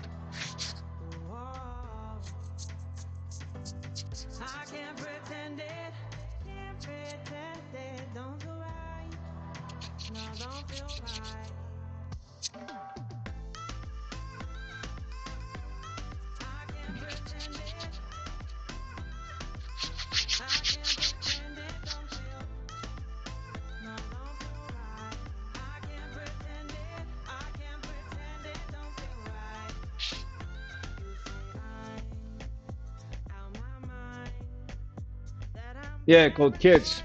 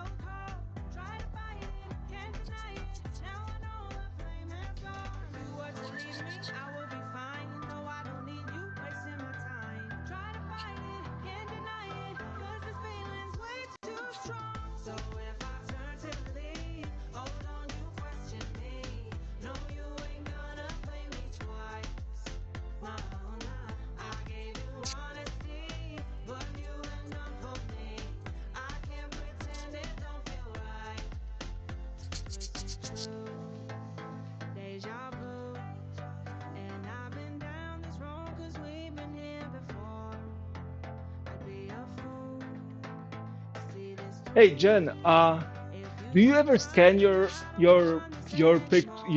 drawings and make actual digital files of them rather than just picture of your drawing, but actually scan it?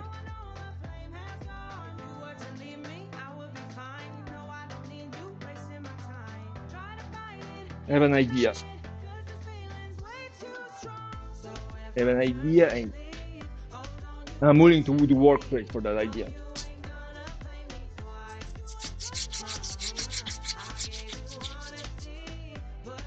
Okay. This is what I'm thinking. Sorry, I'm looking at the screen, but I'm talking to you right now. But I, you know that you showed me the picture of the chunky bird, right?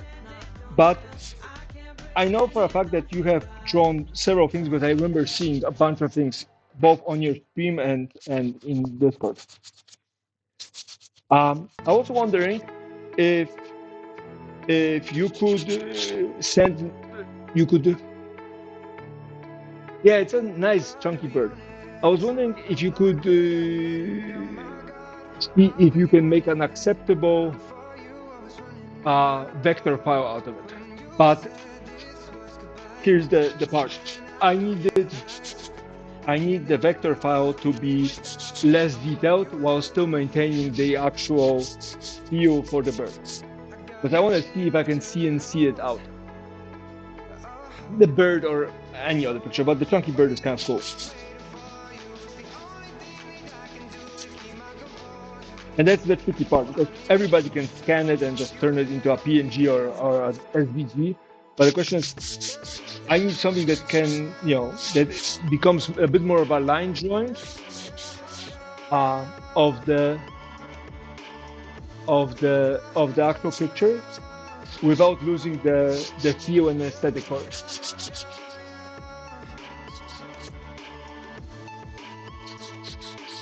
So the problem with CNCing is that if I'm going to, I could probably carve it very thinly, but then takes a lot of time. And depending on the strength of the wood, if I have too many small cuts next to each other, the wood will splinter, right? If it's not very hard or well treated. But if I have, also for CNCing, you want something that has some spacing between the lines. And the lines, you can go two ways. You can go with I'm going to carve around the line kind of thing, or I'm going to carve it on the line with a V-bit. And the V-bit looks like, can't speak, but a V-bit looks, whatever. Foul bit looks like this.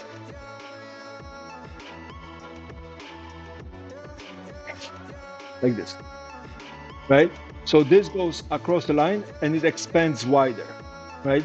So if you have two lines very close to each other, you lose a little bit of definition because there'll be another one of those things here. Now, it can be done, but a lot of very small lines will get lost because sheer precision, right? So for example, I have done these, a frog and a bear, right? And this is done with just a straight bit. If I was doing it with something like this, it would have a kind of a groove feel to it, right? So this is kind of a very simple drawing.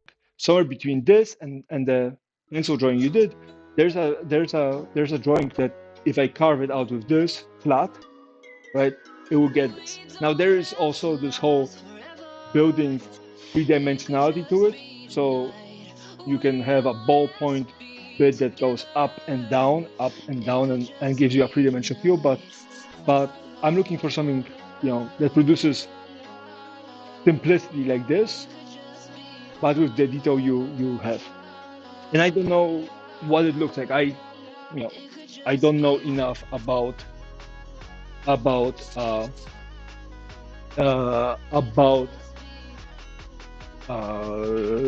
graphic design. I just know that I can take a vector file and do cool things with it. Right? So this line drawing that I showed you is that's awfully simple. But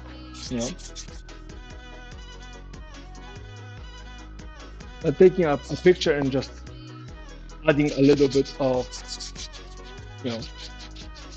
a way to lose some of the detail while still maintaining most of it.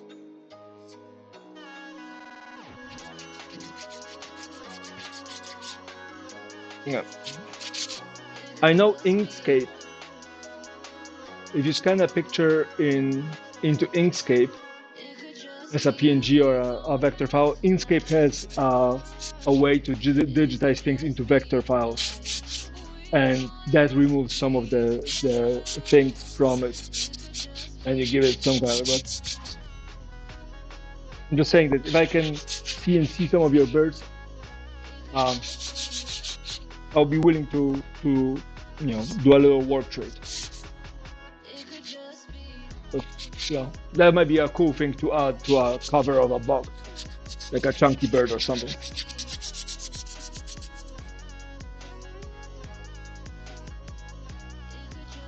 I hear a rumor that there might be a box I'll be making in the future. So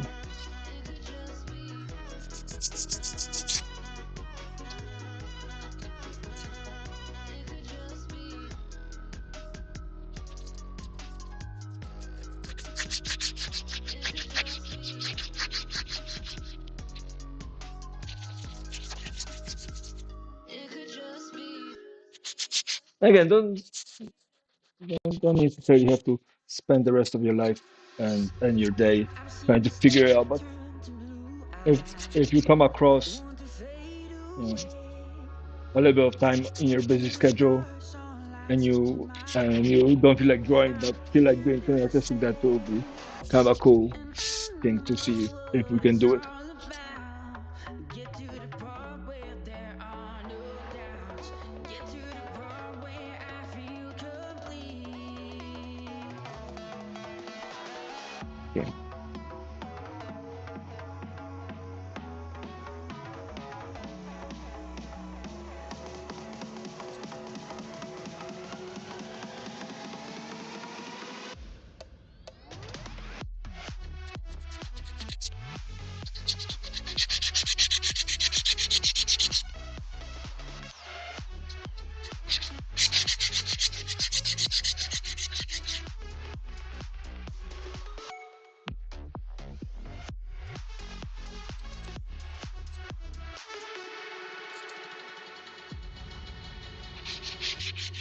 I've been on the run for so long.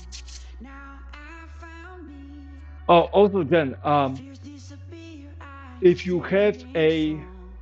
I'm breaking free. if you find a example of a vector file and you're just wondering how it would look like in wood, just shoot me one over and I'll try to carve it, and this way you will have a have a reference to what the file looks like, what the wood outcome looks like.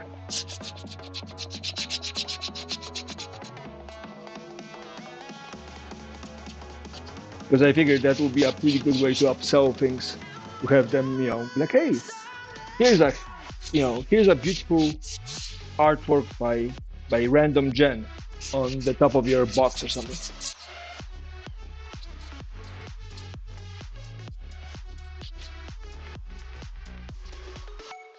Yeah. This way I can hire Jen to draw something for people. I don't know if that's going to kill the pleasure out of drawing, or if there's any money in it. We'll see.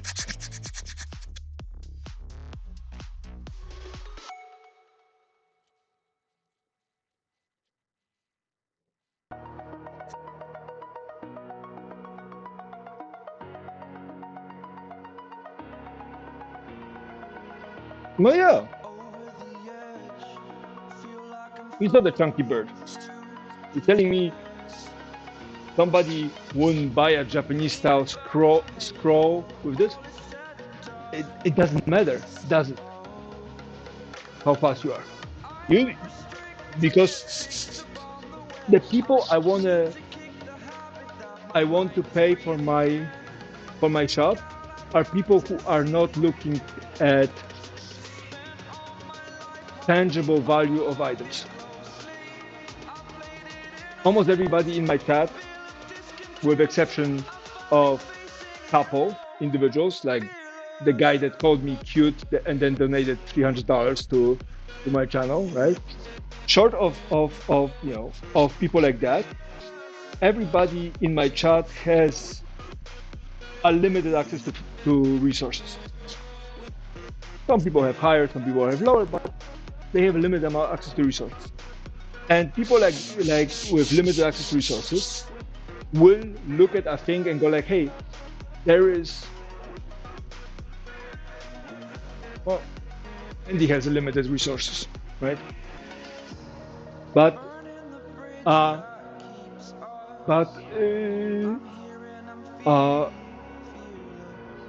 but people like this will look at things and go like, hey, is this value, is the value matching what I'm looking at, right? You look at a half log bench and you go like, well, $300 feels like a lot. right? And the people I would like to thank for my work, like actually supporting this whole thing, primarily are people who are not looking at is the bench worth $300. It's like, what am I getting extra? What are the bells and whistles, right? So, for example, the pens I sold to the surgeon were done on a short notice. I made 3 pens in under 24 hours, 30 hours from the order, and then made 2 more in under 12 hours after that. So it was pretty much day after delivery, day and a half after delivery. And they were all from the same log, side by side, matching grain across the board, matching design, matching something, right? And the reason I got paid for it as much as I did was because of the service, right? Speed and courtesy and quality of work, yes, but service. I personally would never pay $300 for a koa pen. The most expensive fountain pen I ever bought was $90 plus $15 shipping from Italy, because Italy had the last pen from the limited edition of pens I wanted to have because I liked the color. That was the most expensive fountain pen I ever got. But you know, there are people that are willing to spend it. I've seen people buy things that I see as entirely unreasonable, and they still wear it. Like Uggs, like the American version of Uggs, not the Australian one, which is actually the decent quality ones, but the American one. Or like buying a very expensive truck or an SUV just to get groceries.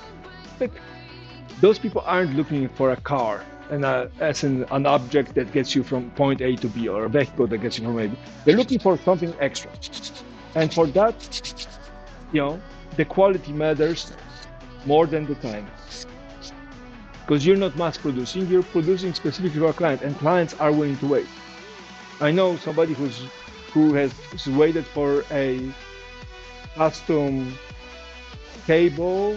I think it was just a table and a little stool, or like a side table, nightstand kind of thing, and they waited for it almost a year and a half. And they're okay with it. Why? Well, because they're buying from a specific artist who is doing specific design for them, not carved hand tools, not hand whatever. And they're paying for the nose for it. And that there's this value. So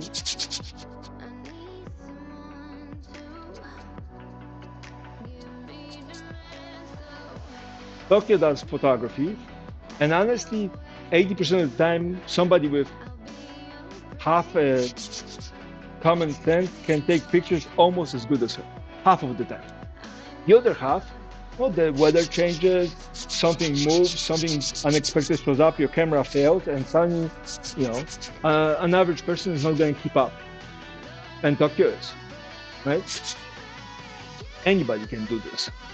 It's a question of like, hey, are you willing and wanting?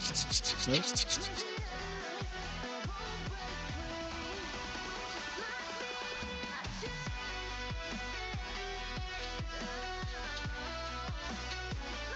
I mean, everybody can have a picture of a bird.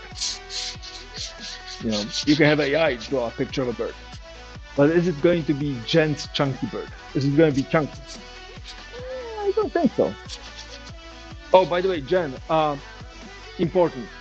Look into Nightshade, the AI poisoning tool. It might be worthwhile to embed Nightshade or their like or their like idea. Because fuck AI. They want to use your work, let them pay you. Because right now AI is a gold rush, and everybody's stealing it. And WordPress and Tumblr are actually information leaked saying that they're actually considering selling their user data to this. Reddit is already doing it. Google is already stealing your Google Docs into its own AI. So, I'm all for AI. I love it. I love the fact that I can have an AI set up on my computer and train it to what I want, and it does pretty good, especially with graphics. But the idea that it's stealing work from artists, I'm all about stealing, but yeah, there's stealing and there's uh, there is stealing and there is, taking your house, murdering your truck, and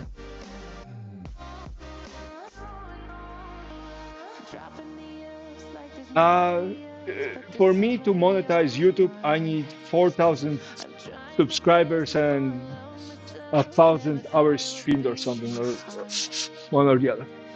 I will go back to Twitch. I just don't think this can handle Twitch very well.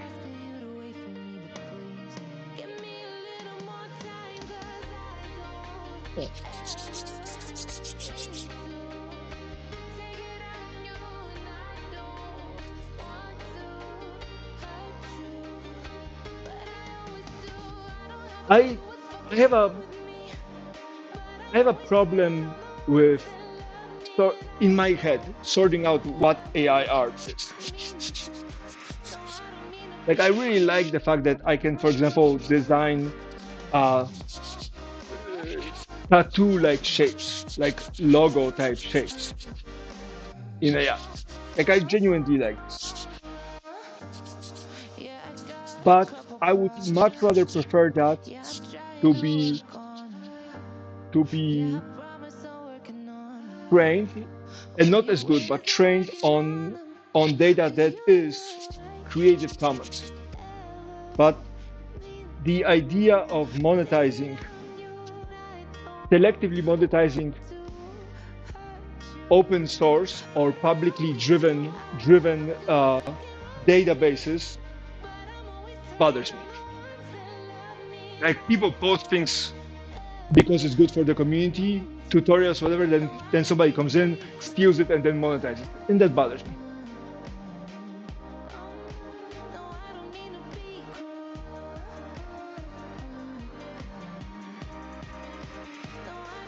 Yeah, no, there is ChatGPT book, and there's using ChatGPT to help out.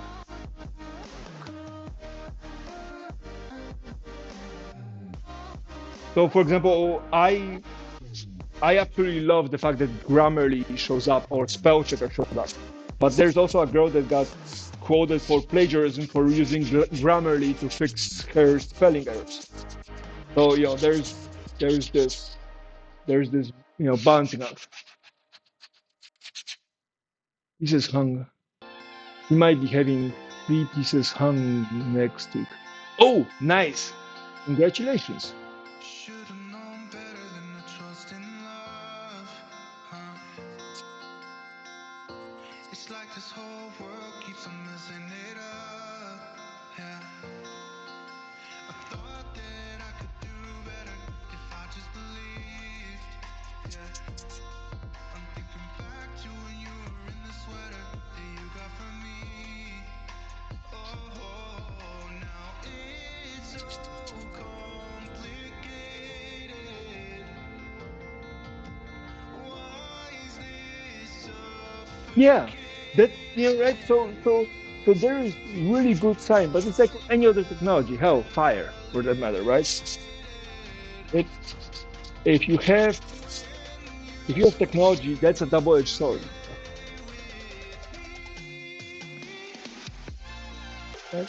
For me, ChatGPT is absolutely essential to writing emails. I'm not very good at writing, so I failed my college writing class 5 times, I think.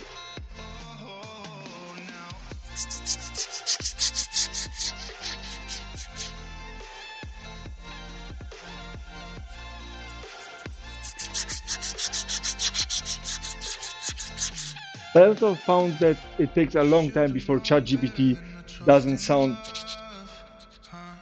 like a douchebag after 5 beers. So, you know,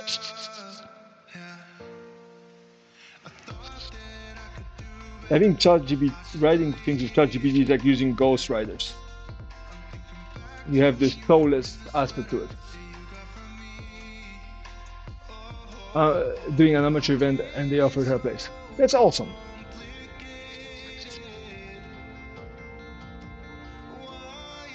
I like good news like this.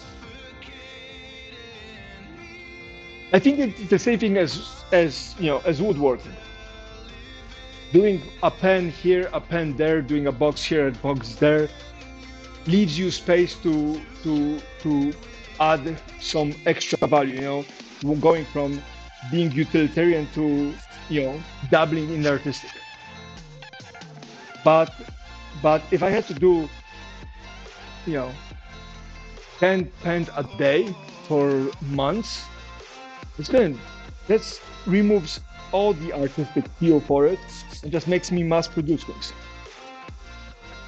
And I think ChatGPT is that. Right? It's ChatGPT is utilitarian.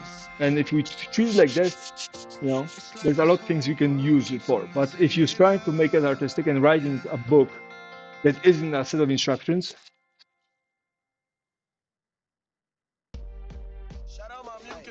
you have 5 grand, I'm happy to make you 50 pence.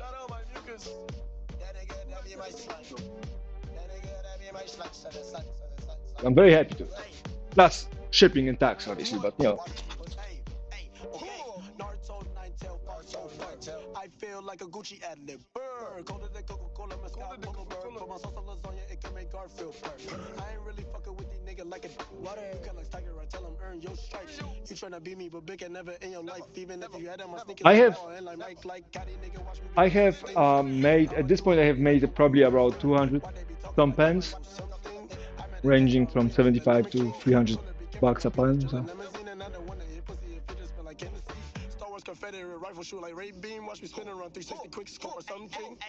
Okay.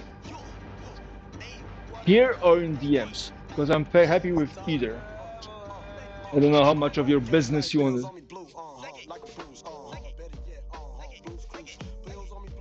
Yeah, I followed it up with bird boxes that matching bird boxes. And then I don't know if you guys saw me unload a box of screws, but I used these. Whoa. Okay. So I use these, right? These.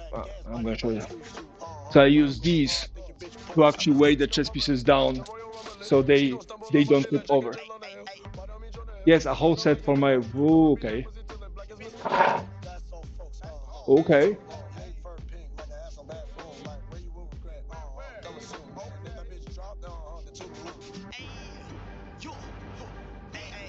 Do you have a style, size, budget, color, wood, anything else, or just kind of throw the idea my way and like sort it out and let me know?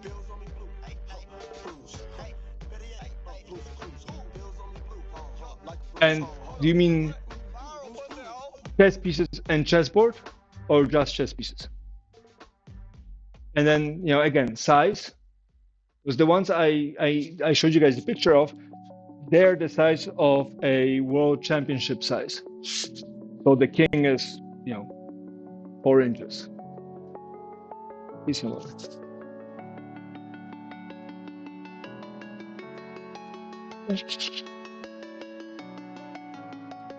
Oh, fair warning, my chess board doesn't have plywood in it. It's actually solid wood across the thing. I don't do shortcuts like this. Just saying. I do have walnut. I see. I have the walnut that I used for making the chess pieces. I definitely have the maple here somewhere. Ah, here it is. Yeah. So This is the maple. Can you guys see or yeah? This is the maple I used for the white pieces. So that's here. And then the walnut I used for the black chest pieces. I think this is it. I think it's this one. No, that's not this one. Where's the? There should be a thick boy somewhere here.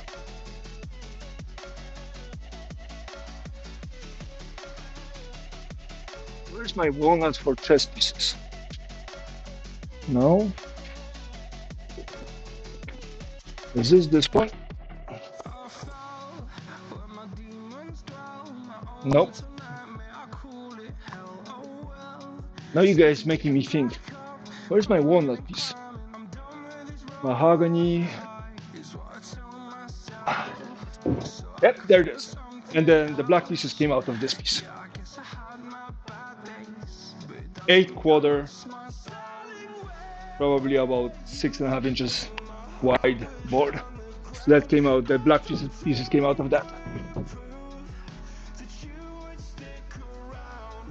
Although I don't think I have any of that fancy koa for the border left, so that might have to be, might have to do something different from that. I do have koa, I just don't think I have a thick piece like that. Now you're making me think. I have mahogany, that could be nice. Like, put a couple of splines into it. Okay.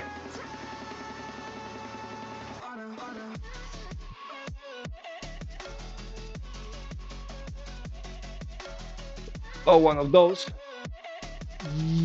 Oh, yeah. The short answer is yes. The long answers are, it's a little complicated. Because that means the chess pieces need to be smaller.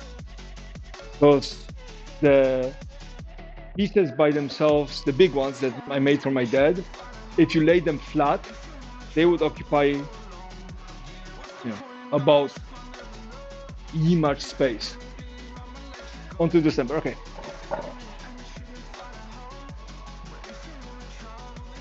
Okay.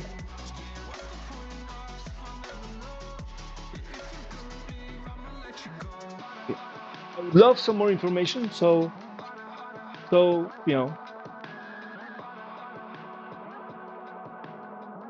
give me something to work with, and then I'll put it on my board of things. And December, which means it needs to be done October, so we can ship it, and there's plenty of time. Just in case I need to find some edging walnut. Foldable. I never made a foldable chessboard. I know how to. Well, I'm thinking, I like walnut and maple because it's white and black, and then mahogany for the other like aspects, like the box walnut. That would probably go well because that's a nice 3-color combination. Or I could just make it out of walnut and maple, the whole thing.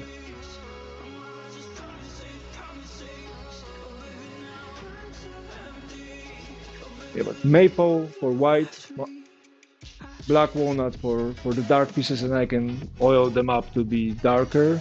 And then I think mahogany is pretty good for it. I mean, there's some other options for white pieces. Cherry gives you a nice light creamy color. Ash is interesting, but it has lines and not as dense, so it's kind of interesting to turn. Birch is not bad, but birch is kind of common, feels like a common wood. I could put some accents out of paduk, which is the redwood. That's what I have right now. And then I have some other pieces, but I will have to sort out what I have for veneer.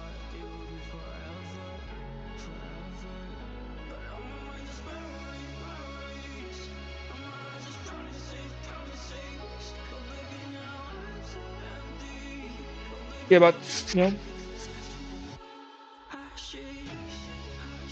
figure out the size. That will help.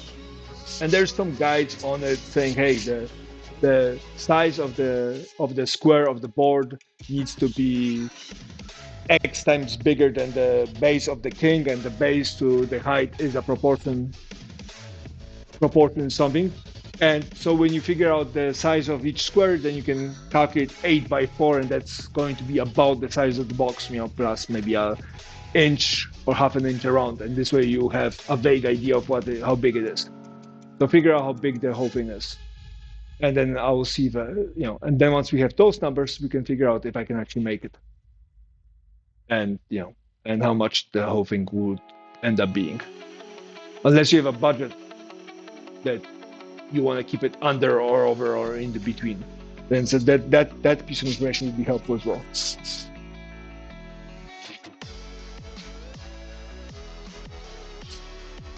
And again, same thing as darkness. You're a friend, so it's not going to fleece you. But if your husband's coworkers want some, they're gonna feel like they're buying Bitcoin all over again.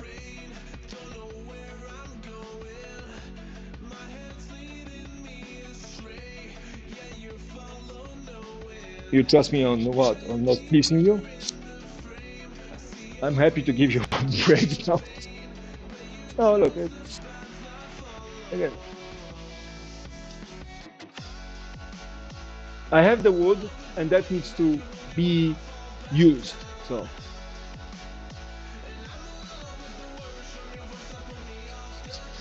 and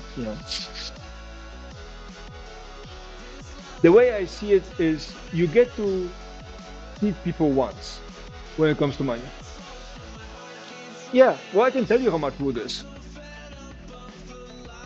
Mind you, you lose about half. Good morning, half of the wood you buy, you actually lose. But walnut, last time I checked, walnut was about $15.50 a board foot.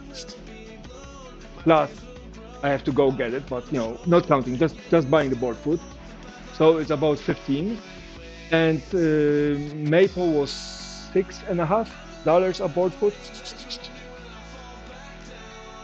So that's that. Mahogany, that's tricky, because mahogany comes in a couple of varieties. There's the Honduras mahogany, which is expensive, African mahogany, which is the more common one, and that one is, I think, 8, 7 with change. I don't know the number, I haven't checked it recently.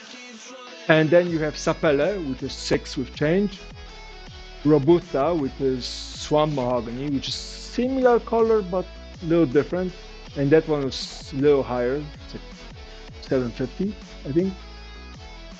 So that's that. And then, you look at the size of the board, you figure out how much material you need for that, and you double that. And that's a decent estimate on how much it's going to cost. Or just the material. Again, if you're good, you lose about half. If you're doing fancy things and you buy wood that is odd shaped and whatnot, then you can lose as much as 3/4 of the material. So, for example, these all came from about 3 2x4s. And why? Well, because every cut I lose 1/8 of an inch on the saw blade, right? And then each cut, and I made about 12 cuts across the thing, so I'm losing 12 1/8. So I'm losing an inch of thickness, just inch and a half of thickness just by cutting, and the thickness of the board is 3.5 inches, right? So I'm already losing a third right there, right? And well, then you keep going. Then you have a second set of cuts, and then you keep on losing. So that's the part which kind of realization of that was scary, when I realized that if I'm looking at a piece of wood, I'm going to waste half of it. Half of it is going to end up in the dust collector or on the floor. Now, if I'm really lucky and I'm saving every piece of scrap, like, I have all those little tiny, right here, all those tiny veneers, right? Or like those, and I keep on saving everything there, I can waste a third, maybe a quarter, but I have to get really lucky. Otherwise, it goes away. And every time you sand, you lose. Every time you plane, and then you buy rough wood, which is unsuitable to deal with. And you want to see what rough wood looks like? Are you interested? See you. So let me show you the difference between what I buy at the store and what I need to work with.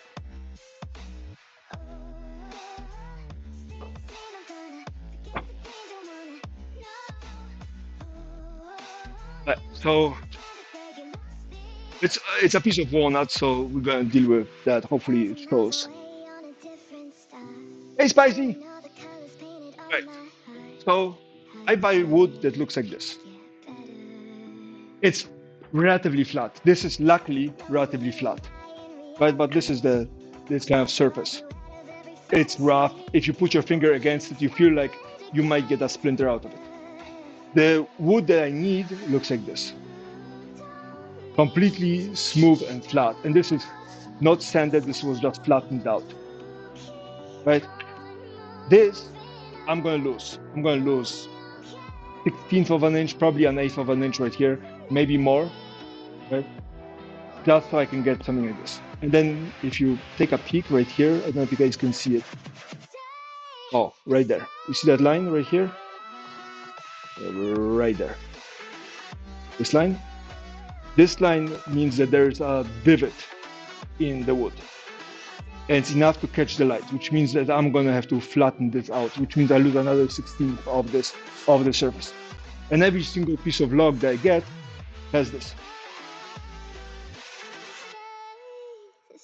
So with these cracks, this is going to get cut in pieces, so I'm not worried about these cracks.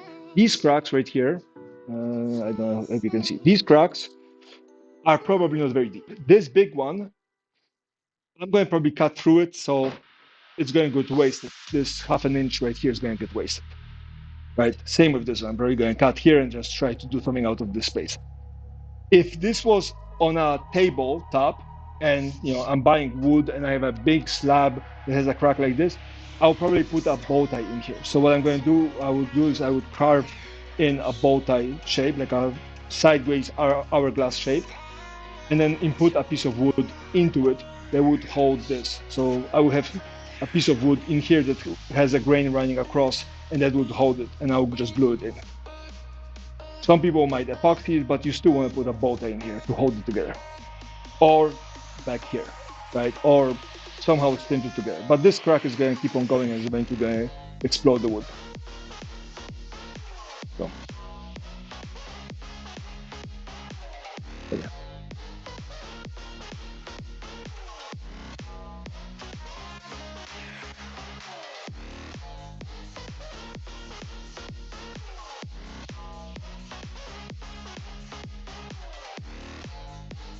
Yeah, well, again, you can, right? You can just keep on using the pencil and then use a knife to take off all just the, do I have a pencil here? No, or whatever. You can, just take off the wood part and just leave the tip and the rest. But it takes a lot more time and you have to be somewhat efficient about it. Same with this board, right? This is a thin board, but I came from a board that was about this thick. But every time I slice through, I lose wood. And then you see the little curve to it. I can little flatten it, but if it's too big, I'm gonna have to flatten this, and I need a jointer for that. Yeah.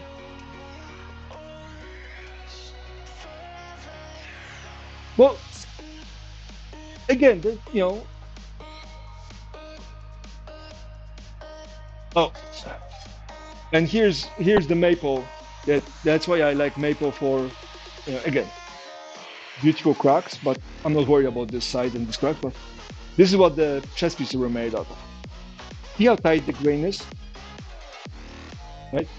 Which gives the very big strength and high density. It has a heavy feel to it, and it's very smooth. Once you sand it down, it's very smooth. But again, this side rough because it was cut through. Right, same thing. This is smoother. but I need something that has this level of smoothness. So, but that's maple, right? Oh, hang on, I'm going to grab a piece of dark walnut that I had. See if I have a small piece here that I can grab without tipping this whole thing over.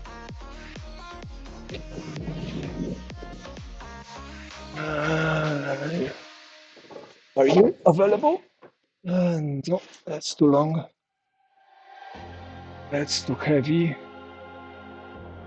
Do I have a small piece of walnut here?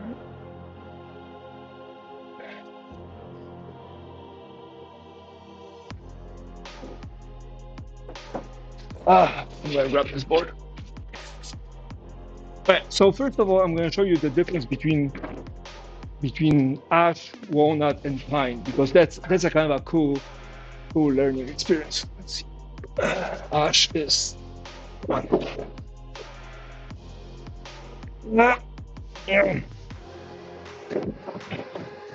Okay. Yeah, we need ash, we have pine, we have birch. We do have birch.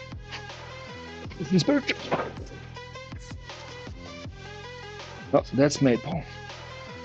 That's maple. What do we have here? What's this? That's maple. Where the hell is my birch?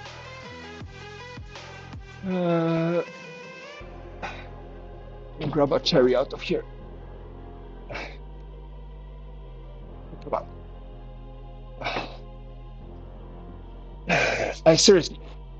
I knew a stripper named Cherry, and she was also so difficult to deal with. Okay.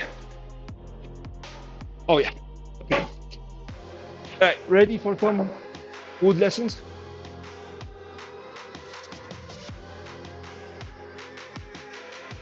Okay.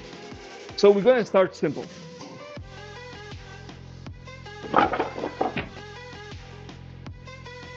Okay. So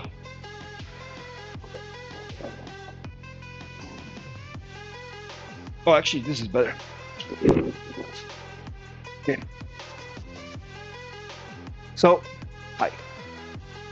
So let's take a look at this. Is a softwood, and you can tell it's a softwood because how much spacing you have between the rings. Now we know each ring is a year, and if they're spaced a lot, means the tree is growing really fast, right? Which means that we have a lot of this softer wood between the darker part, which is the sappy wood, right? And this is two pieces joined together, right? Fine. Again, if you take a look, relatively wide rings. Can I see this here better? Yeah, maybe here, right? Relatively wide rings, and it's fine. Right? Now, old 2x4s were actually grown slower. So if you look at old houses with 2x4s, the lines are a lot tighter. And again, depending on which 2x4 you buy, right? Wide. This one is a lot denser than this one. Okay. So that's that. Now, cherry. That's the color of cherry. It has this little rose color. And I'm lucky because I have a bunch of bird's eye figures in this. Right, so I have this little curl and this bunch of figures in it.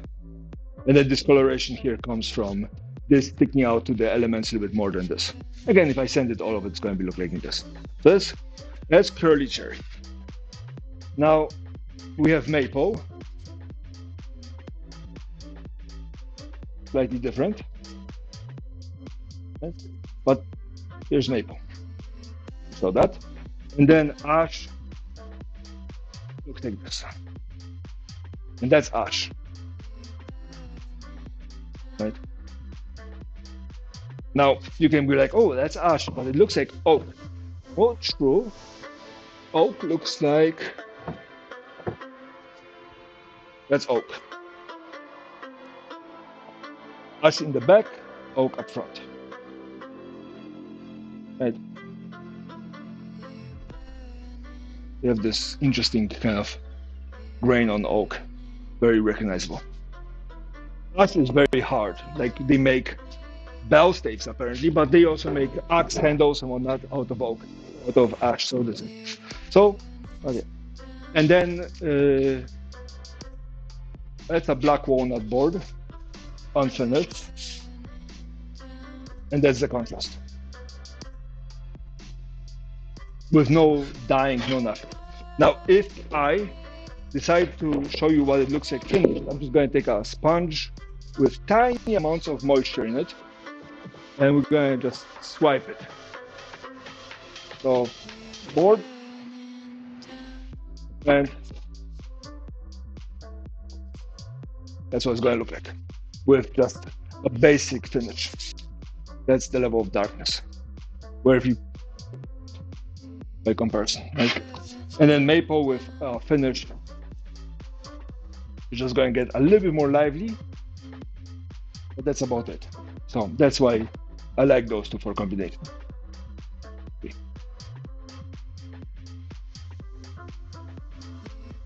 No problem. You're welcome. Let me know what else can I ruin. Because, you know, I mean, there's some other woods. One of the hardest woods I have is this one. Dark. It's Aphronesia. Exotic wood out of Africa. Very dense, very hard. So we have wood like that. And that's kind of cool. I haven't worked with it yet. Somebody gave me a billet of it. So I have to figure out what to do with this. Let me show you mahogany.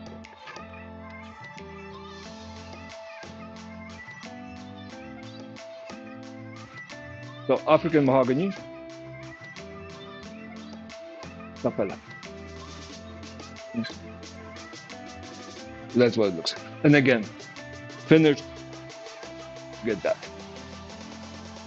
Doesn't show very well at the camera, but that's that. And you can give it a really nice shine.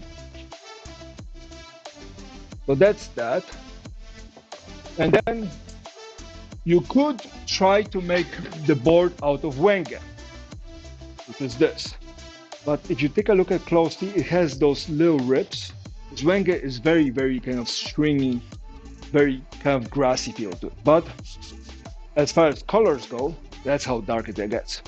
So if you can finish it and cover some of those holes with something that seals it up, wenge is really, really dark.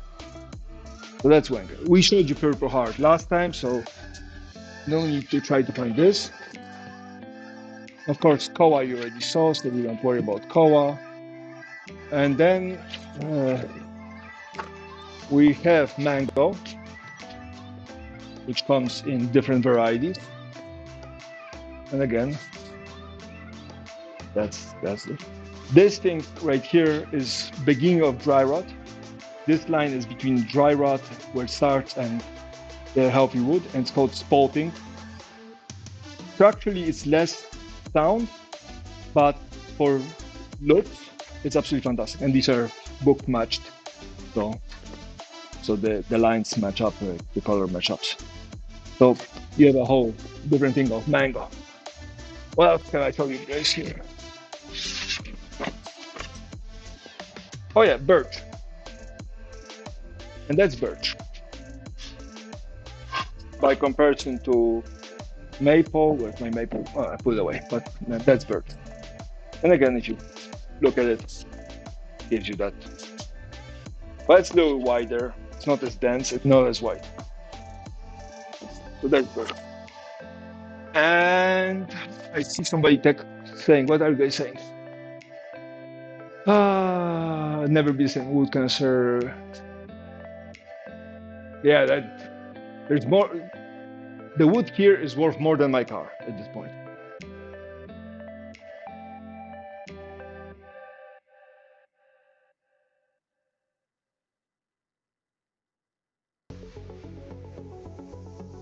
Can you tell just by looking at it, or you remember? I know some of the woods because I've worked with them enough that I know what it is. Some of them I don't.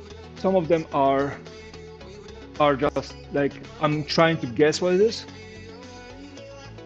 Oh, and then this is paduk. This is the redwood, which I use for accents. Again, the wood chips and wood dust from this is toxic, but this is the level of redness you get with it. It's actually genuinely red. So that's paduk. So I have that. Yeah, the spalting is awesome, and I have made a pen, several pens with spalting on it, and people were like, "Oh, we're gonna just throw it out because it's not worth the trouble." And I'm like, "You guys don't know what you're talking about. You just don't have the imagination to do it." And I have bloodwood somewhere. I had a whole billet of. This is I think rosewood maybe. I don't know what this is. I'm not gonna. So this.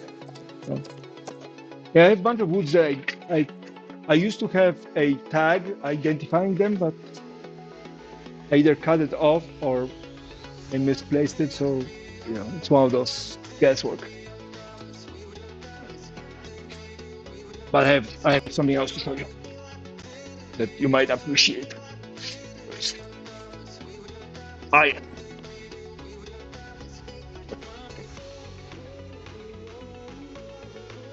This is old growth koa, and again, you see things like this show up when you're trying to cut it in half. But this has this level of quality to it. And again, it's not as fancy as some of the heavy curl ones, but you get that little shine to it. You get that really cool. That's one. And this is another one. This one is, I think, 70 years old or plus, maybe more. But this is what it looks like. And again, I cut it into thin boards because I was going to make an urn out of it for a friend, but so I have a couple of those valuable pieces that I cannot get more of. Same with pheasant wood. I cannot get more because I don't know where to get more. Let's put the ash away so it's not in the way.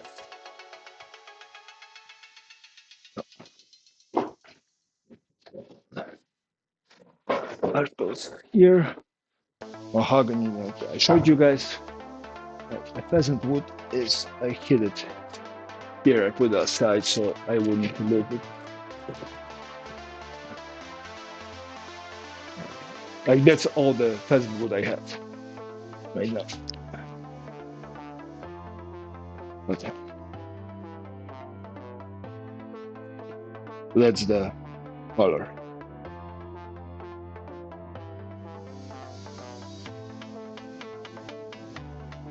But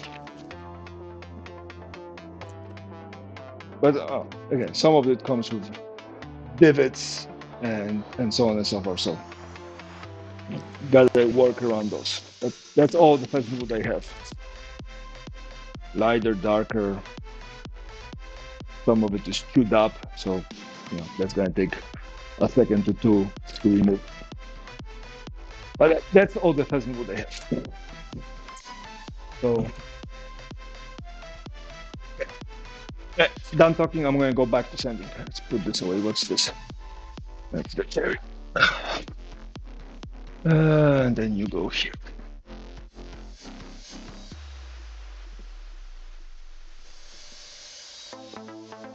Like some of the woods I can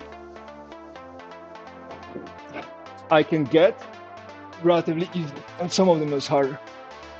Plywood Hawaii, which is one of the wood suppliers here in town, had really nice koa a couple of weeks ago at a decent price. They have it at $100 a board foot, and they had a lot of it. I cannot buy it, and then what am I going to do with it? You know what? That's okay. I only have, how many did I do? 5, 10, 15. I only have like 30 more, 40 more to do. So they had really nice co-op. The problem is I would love to buy it, just I have all of that, and I need to chew through this one way or the other. So I'm gonna see if I can make some nice boxes for pens, or at least get a design. Maybe figure out some latches things. So when the whole thing is done and I'm waiting for work, I'm gonna be there working on projects like a spicy thing, or a gen thing, or a darkness thing. So there's a bunch of projects that are in the works. Maybe an indie thing, who knows. But otherwise, I'm going to be sitting at the computer designing things, because I want to spend every moment that I'm not helping or doing projects being creative and learning something about it. Maybe I'll veneer things. Maybe I'll make cutting boards, coasters. Maybe not as fancy as Spicy coasters, because Spicy has gotten really fancy coasters. But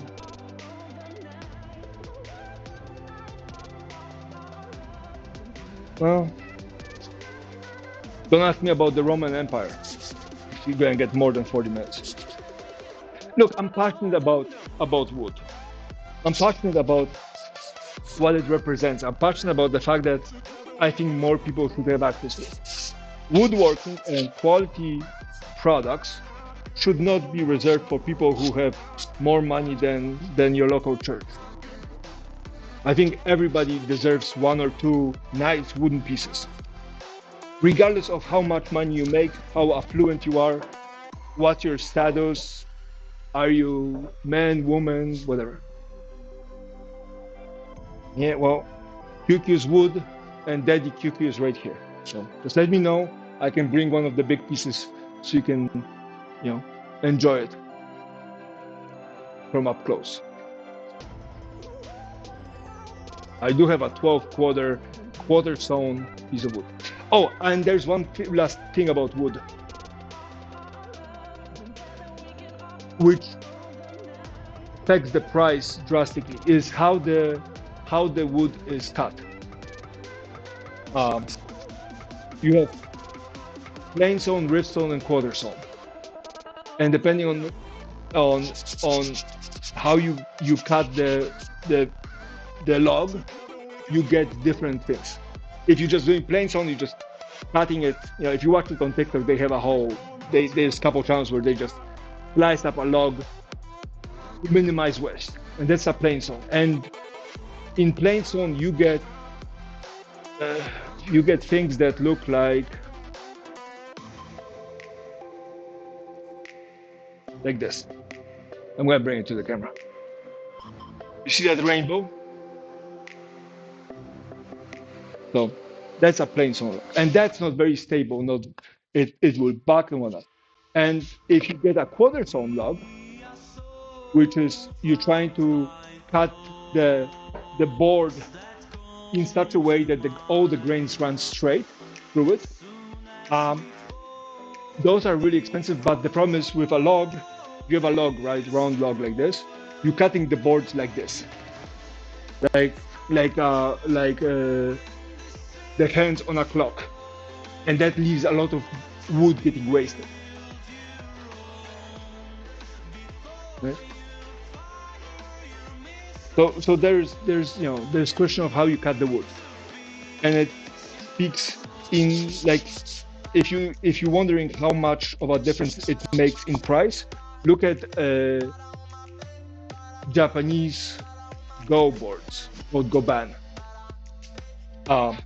The difference between two cuts of wood, even though the board is the same size, from the same log, the same kind of aging and the same treatment, the difference can be 5-fold, maybe 4-fold between one and the other, because of how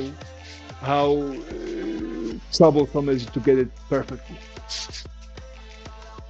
So you know, it matters. If the grain runs across the whole thing straight, this is not going to buckle as much. That might buckle this way, it might bend this way, but this is going to be straight. So things. And on small pieces, that's relatively easy to do. Now you do it on an 10 foot, 12 foot, 16 foot board, you know, that is 8 inches wide and 3 inches thick, that becomes very problematic. And you get it right, the stability is through the roof. Again, it's a living thing, so you know you want. It's not comparable to steel or aluminum, so you know let's not get overexcited, but you still get a lot of benefits for it. So, and then you have figures and blah blah blah blah blah blah, like bird's eye and curl and you know compressions and color changes and spalting and dry rot.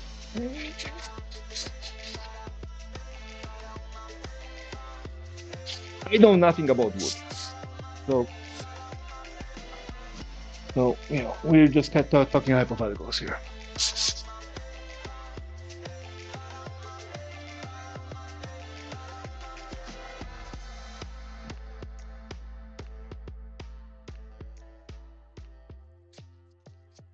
And that also makes a difference when you're turning, right? Because when you're turning, you're biting into the wood, and the difference between parts which have sap and don't have sap behave differently. Yeah, I the way I explained it to somebody in middle school was imagine climbing a ladder. Imagine climbing a ladder. The higher you go, your horizon runs away faster than you can climb.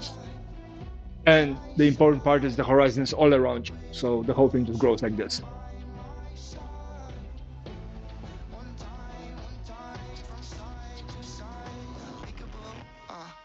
I see you, peekaboo, I see you, looking at me, looking at you. Oh, yeah. Where you going? What you doing? Who you seeing? What you need? What you want? I said, without you by my side, my side, my side. Without you by my side. One time from side to side. Without you by my side, I can't go outside. Without you by my side, I can't go outside. Without you by my side, I can't go Oh, outside. and for chess pieces, okay, hurts now. Oh, I'm sorry.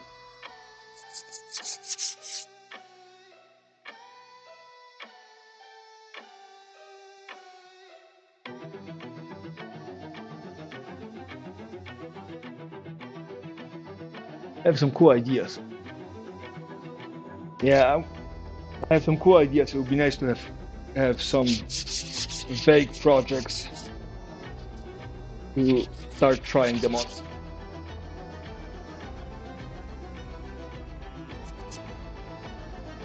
But next time, oh yeah. Well, info dumps are common with people with my afflictions.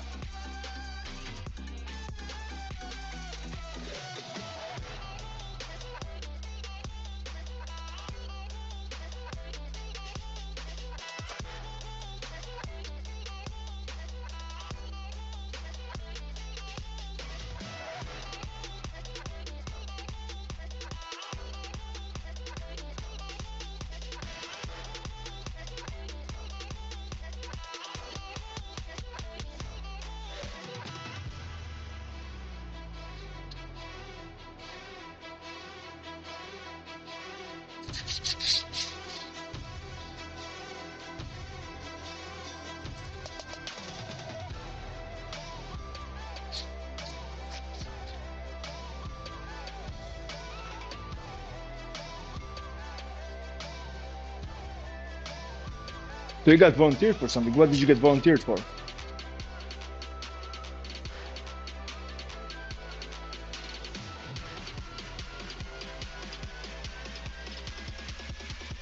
Deal with the HOA Karen. Actually, it might be fun.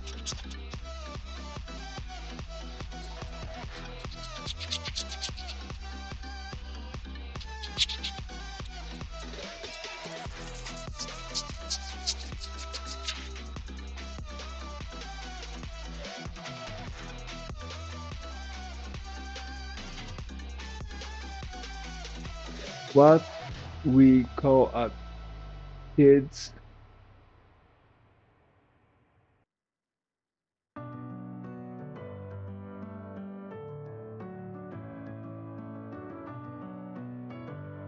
Oh, nice.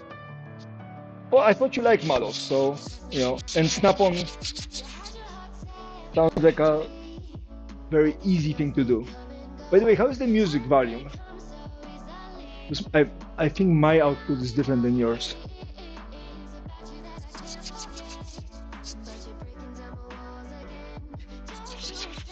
I think for conversation like this, I'm going to put the volume on the TV.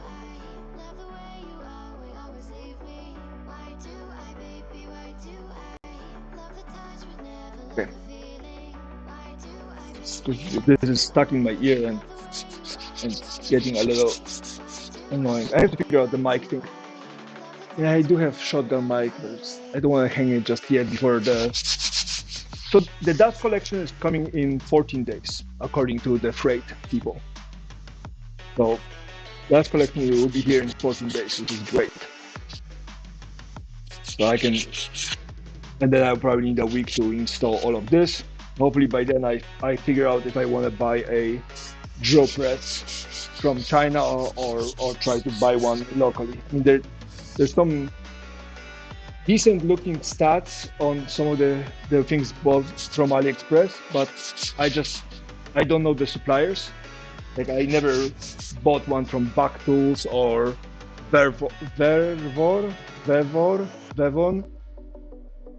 So I don't know how good they are. And I've dealt with customer service before in a different country, and that's not always the easiest thing to do. Even though the price is kind of nice, it was $150 for a drill press tip here with about 5-6 amps. That's pretty good. I just don't know how straight it is or not. So,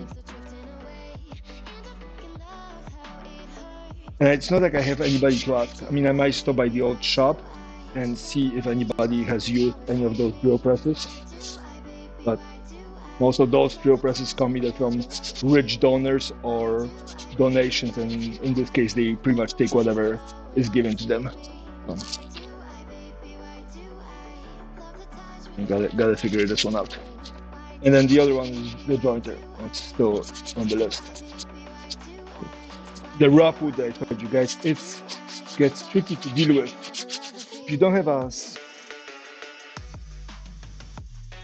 you need one thing with a new piece of wood before you can do most of other things efficient. Not because you can do things regardless, but we do it efficiently. You need a square angle. You need a flat surface, flat, and I mean flat. Like across the whole thing, you put a ruler on top, it's flat. You need a flat surface, and you need one edge that is perpendicular to it, and pretty well perpendicular. Also, because once you have a flat surface, you can flatten the other one with a plane, and if you have a reference edge, you can cut this with a table saw, flip it over, and cut the other side. So you can get it to be square. And once you have square, then all the measurements make sense and all the other things make sense. So jointers are somewhat necessary to get that first corner, square corner. And again, small things, it doesn't matter, or if you don't worry about waste, there's jigs around it. But jointers are with the least amount of material used and the most straightness. The ones that are being sold here are either way too expensive or or way too small. And the reason why you want a long is because the blade is here and you have a flat surface here, flat surface there. The one here is slightly lower than this. So what you do is you cut the step up, which is usually about 1/16 of an inch, and you push it through and then just flattens the whole thing up. But for that, you need longer things. So we figured it out. The plane is working pretty well. It's just not very good at taking a lot of volume off. So I have to go really slow on this one, unfortunately. Just doesn't have enough power, but for what I need, I think it's going to be fine. Eventually might be upgraded. And then a drum sander, maybe. I mean, if I have straight enough cuts, I might not need a drum sander, just little hand sanding afterwards just to finish it off. Hey, welcome back. Oh yeah, I was going to say, Jen, if you want to see a cool thing about, scratched it. If you want to see a cool thing about chess pieces, there's on YouTube. There's a couple of documentaries how the world championship chess pieces are being made. They're made out of boxwood, so softer wood, and they use jigs for it and whatnot. And it's kind of cool thing to take a look. And it's closer to you because that's usually done in, I think, India. I think this is the only place that can make the actual championship set. Everything else is mass produced, but there's like 200 sets a year made just for that. Oh, scratched it. Stupid. By the way.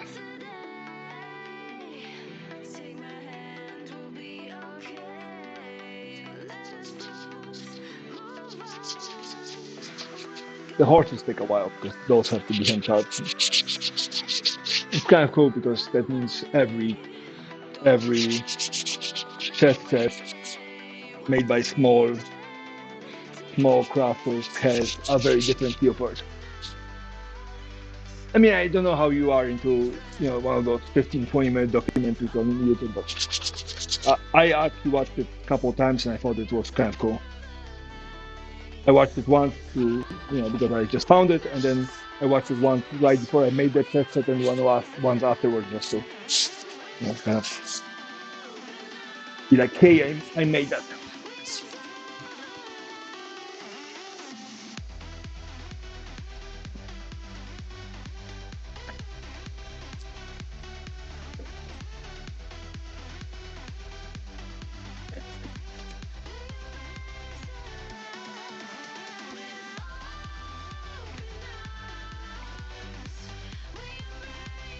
Am I out of 100 grit things? Oh, 80 grit, maybe that's maybe a little rough. That's right.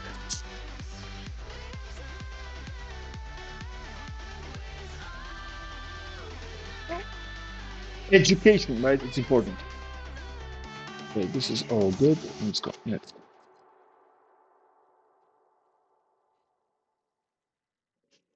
I actually don't mind this. I'm just enjoying myself here and doing little sanding.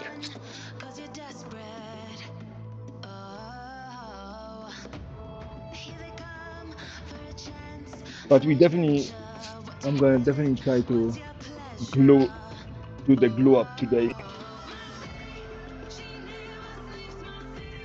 So we can, so overnight this can be done. So tomorrow I can actually start fitting it in and building the frame.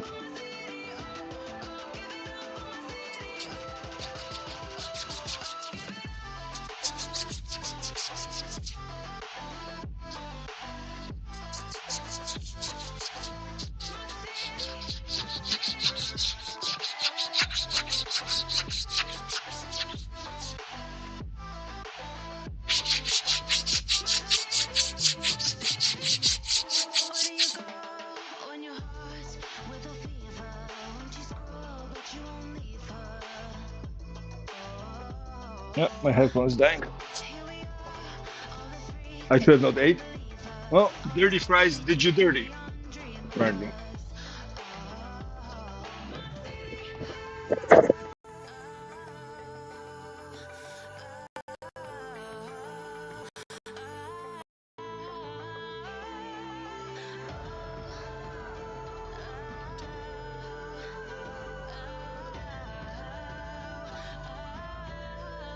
See that? I'm drinking.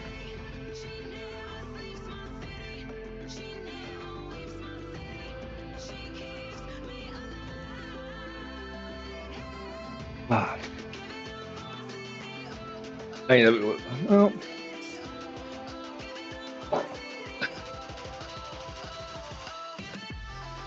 so what you're telling me is you're turning into a Jen's bird.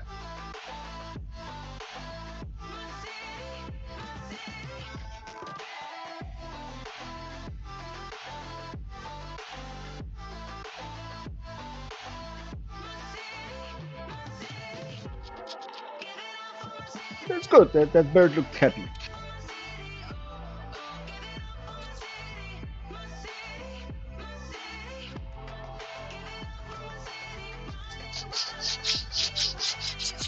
And the stool is finally like it's comfortable. Like I'm so happy I have a stool. Think such a good idea to build it. Again, never built a stool before. Didn't see a design. I made it in front of you guys. And so tell me straight, I won't go. This is our time now, I'm sure. Make no mistake that we are closer than we're far. And comments on bad of an engineering flaw. Actually, scars are surprisingly not a bad engineering flaw. I mean, depending on how you look at it. If you're looking at it from the perspective of aesthetics, if you're looking at the perspective of aesthetics, yes, cars are not great. But if you're looking for this perspective, hey, there was damage done here. We need to fix it and make it stronger. Cars are not a bad thing. I mean, again, depending on which scars and how much. And then why doesn't cross to the blood-brain barrier?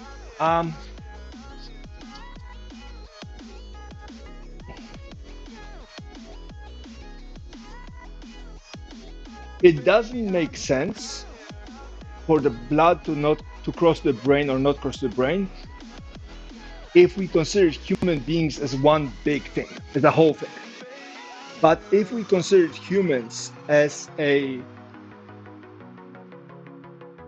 wet cucumber with anxiety that is actually made out of several things that are quasi-independent, then it starts making sense. So, for example, your heart has a memory, right? So heartbreak is a real thing because it actually breaks your heart because your heart has a memory, muscle memory, right, for all the pain. So your stomach has a brain, right, to help it digest. So it has the microprocessors to do it.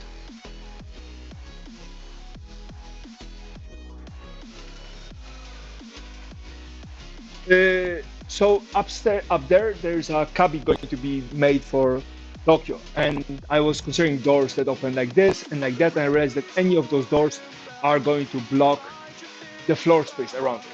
So I figured a roll-up door, like a bread box kind of door, is going to be better. And I never built a bread box door, so I'm building a bread box door. YOLO.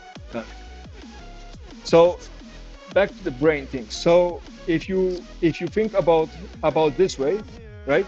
The most independent organ in the human body is not the heart, it's not the stomach, it's the brain.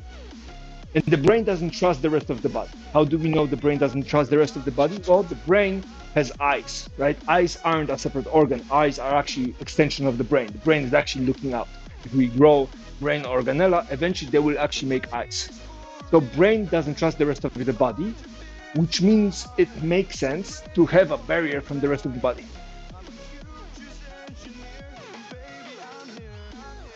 Well, that you can go with that, yeah. I usually go with the brain doesn't trust the body angle. That makes sense to me. If you're the smartest part of the soup that is called human, you don't trust the rest of the idiots running the place, the stomach, the heart, the the liver. So you put a low barrier. But it actually is. Eyes are part of the brain, right? It, your skull has actual holes from the nervous, right? Your brain is a nervous system, so it has an actual hole that the eyes can go up, right? Same with spine. Okay? So, but the brain just, it's protecting itself. Few things. People who were born blind don't get schizophrenia, but people who could see and then cannot see are actually more likely to get schizophrenia. Well, the whole body is a wet cucumber, right? It's a soup full of bacteria. Actually, if we just look at variety of DNA, human is like one of the small parts. Yeah, apparently has never been a person that was born blind that has gotten schizophrenia. I heard it on TikTok, so that's kind of curious. Yeah, grain of truth maybe in there, but yeah, there's a lot more bacteria in human beings. Surprisingly, people who live in the United States have a lot less variety of gut bacteria than people living somewhere else. And people who travel from somewhere else to the United States lose a lot of their gut bacteria variety. Well, because the food is so processed in the United States. But if you leave the United States, you can slowly start getting your gut bacteria.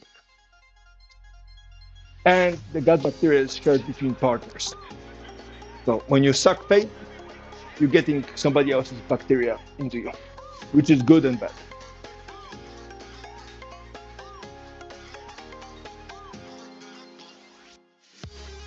Well, at the end of the day, life is a sexually transmitted disease that has 100% mortality rate. I'm just gonna leave you with that fact. Yeah, well, we're making the cubby for Tokyo because Tokyo has bunch of things used to have a bunch of things in the storage, so we end up here. And then she has some odd photography gear that she sometimes uses, like lights and back screens. So she's hoping to store it here because our apartment is really tiny. On the other hand, I don't know if you guys heard me say, but Tokyo is thinking about remodeling our apartment. Since I'm here most of the time and I don't stream from the house, I don't need a whole workstation. And because Tokyo is doing creative things, she doesn't need a whole office setup because she used to work from home, so she doesn't need a whole work setup. So she's thinking about moving the bed to the other room. Because right now we have two rooms. We have a living room with a kitchen and a room with an access to the bathroom. They're connected, right? And we have the bedroom in the living room, and then the other places divided into offices. I'm thinking about moving things around, whatever. So she's talking about it, and I'm looking at it, and I'm like, and then I'm like, so, I'm going to be building this. She's like, oh yeah, maybe. And I'm like, So there might be some projects for me to build, like a bookshelf with hidden copies and whatnot. I'm kind of excited for it. But I'm letting her completely do all the measuring and figuring out. Not because I'm trying to pawn the work on her, but because I can do the measuring, but that takes a lot of the creative process out of it. And I think if we ever own a house, or if she wants me to build her a wooden house, because that's what she said. Biggest compliment on my woodworking. She asked me if I would build her a house. But if I'm going to build her a house eventually, or refurbish, or build her furniture, we need to be able to communicate on the numerical values and numerical spatial values and distances and whatnot in the same way. So I need all the numbers and all the angles and whatever, and she needs to know what those numbers mean, kind of have a feel for it. Now, creatively, she's fantastic, but visualizing things is a little bit more tricky. Again, probably because she didn't have to do it a lot. So I'm letting her just figure out where she wants to put things, and then I will go from there. I'm kind of excited. She was like, "Oh, I'm going to move my office space, but leave yours behind." I'm like, no. If you're planning on rearranging the whole thing, doing the lady of the house approach, assume you can take my space as well and just yeet it out and do whatever you think is best. Like we are a team. Part of being on the team means you trust your teammate. So I completely trust her. If she tells me, "Hey, we're moving the whole thing out, you have to get rid of 2 of your monitors and move down to a laptop from your computer," then my computer is ending up here. And then I get to stream from Twitch, but I'm here. I left my house at 10. It's now 7. So I've been out of the house for working, for the most part, for 9.5 hours. And I'm still going to be here for another hour or so. So I put in almost 12-hour days every day. So I don't need an office at home. I could use a monitor and whatnot so I can design things for carving and then do research about things and maybe do a little Amazon shopping or AliExpress shopping for things. I'm excited. You guys got quiet. Are we still on? Yeah, we are still okay. Nope. No. By the time I get home, it's 9-10 p.m. I eat something by midnight. I'm usually ready to go to sleep because 7-8 o'clock in the morning the next day I'm up, especially if I have to call mainland about something. And I don't mind that schedule. I'm feeling good. I'm feeling really juiced and whatnot. And you guys are a reason why I'm actually enjoying working. Even if I don't talk, I just put my headphones on and somebody just says something in chat every now and then. You don't have to have full-on conversations and show and tell every time you get that on, but it's just knowing that somebody is watching or puts me in the background or I get a comment like, "Hey, I saw you yesterday, I was lurking." Awesome. I like the fact that you guys talk to me, because that's part of the fun, but sometimes I'm just grinding away and whatever. I'm trying to get the best show I can, but I have 2 cameras and cables running across the ceiling. So far, the new cable has been working out pretty well. I ordered another one, slightly longer, so I'm going to try to run it to the ceiling, the middle of the ceiling, and then run it down and across so I can swing it around. And then I have 1 mobile camera. Then I just have to figure out if I can connect a battery pack, like a Ryobi battery pack, so one of my hardware battery packs, to a converter extender and plug it in the battery so I can have a self-sustained unit without plugging into because right now I have to, camera is running, this camera, right, is running a whole cord all the way over there. And that's a problem. This is in the way. If I can have a camera that's independent, I can put it on a mount, stick it on a really strong set of magnets, and then slam it to the shelves. And this way I can bring it with me. And then every time I use a tool or a machine, you guys can be right there watching the splinters fly off, which is, a little bit of danger. Like watching 300 in 4D or whatever. I'm making stuff up at this point. Filling in the noise. People sometimes go by and they see me talking to the screen and they're like, "Is he praying? What is he doing?" That's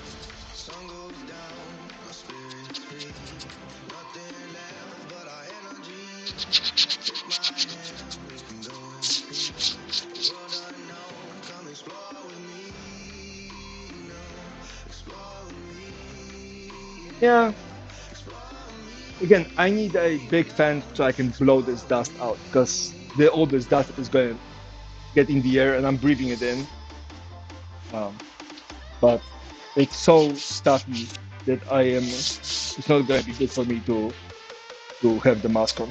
Like if I start the table saw or one of the big dusters, yeah, I would probably put it. But for this, I think I'm going to be okay.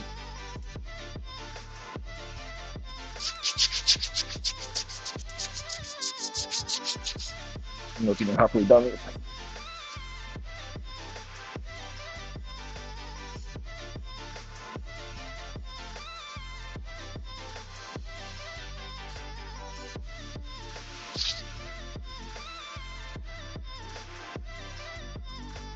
Right there.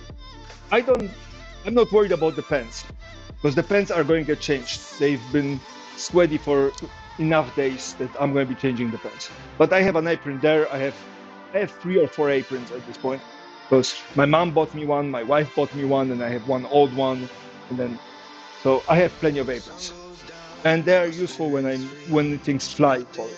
I actually wear the apron not for the sodas but for the splinters. So,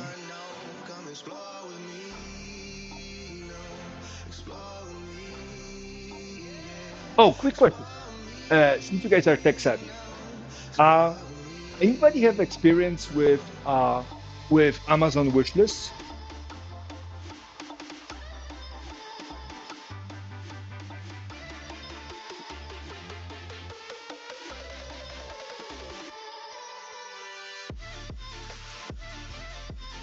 And I don't mean Amazon wish list as in you go and you make yourself a wish list, but like a streamer having an Amazon wish list, or a creator having an Amazon wish list, and you go and you buy something or you do it.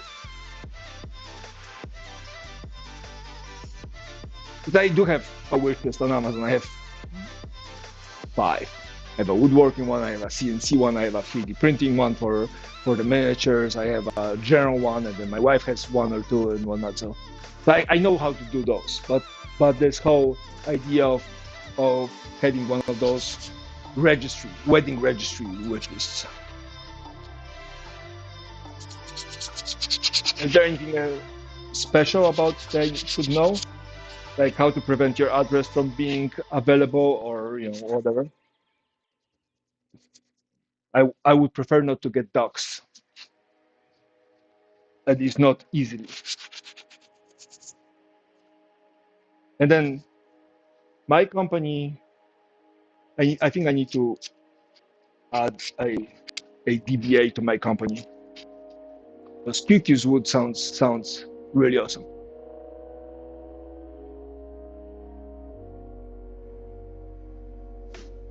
Okay. Is there a way to? Is there a difference? Like I know PayPal has the commercial and personal things, and if you have a PayPal that is personal, is and somebody pays you, PayPal shares your details with the person that is paying you. But if you have commercial PayPal or professional PayPal, then they share your professional things and not your personal things. Like there's something like this that I know I had to look up when I was setting it up.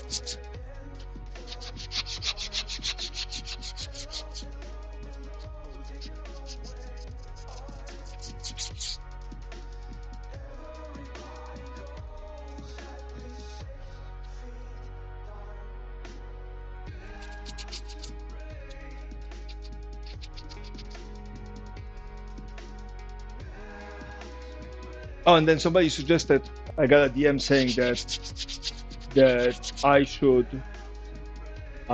should look into streaming live on TikTok. And I'm like, that just feels like another button to push. And then the gold rush on Kick ended, so no more money in that, or at least not much more money in that.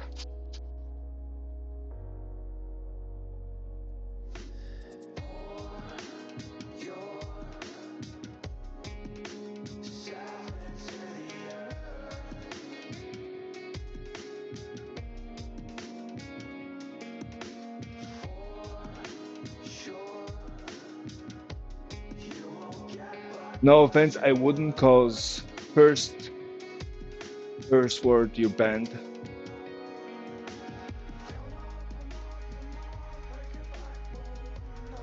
I'm so confused, darkness. Either that or I'm tired and I'm not connecting some obvious dots.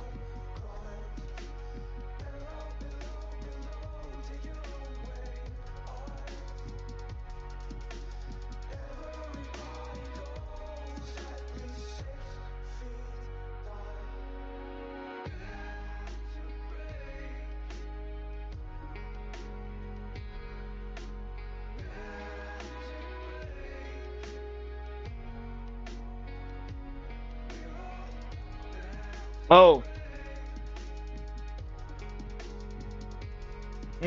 okay.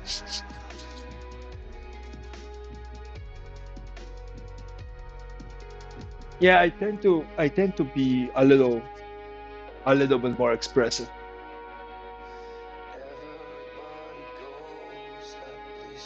I also know that you shouldn't say any curse words in like the first 5 minutes of a YouTube video or X number of minutes of the YouTube video, um, because that just removes you from the algorithm completely. And I had a couple of days where I was just cursing like a sailor from the get-go, especially when the computers weren't working. But I'm better. I'm better now. Not cursing as much.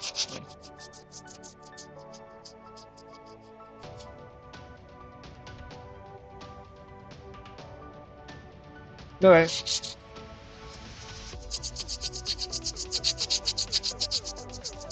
I guess the stream for TikTok would be silent mic, just music and me doing stuff and ignoring chat completely. Be like, hey, you wanna talk to me? Go to the cesspool called Twitch or the wannabe streamer platform that is YouTube. I mean, if YouTube got their got their chat interface a little better, it would be a nice place to be. Yeah. Again, still haven't looked into how to get this thing into platforms. I know it's doable, and I know people have combined chats and whatnot. And I know of one service that does it. I think it's called Repurpose.io or something that that uh, that allows you to stream into both and combines the chat for you and whatnot. But I just haven't gotten into it. Again, by the time I come home, all I'm thinking is food and then sleep.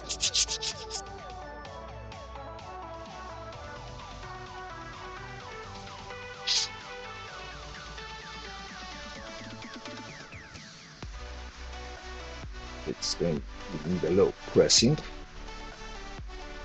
I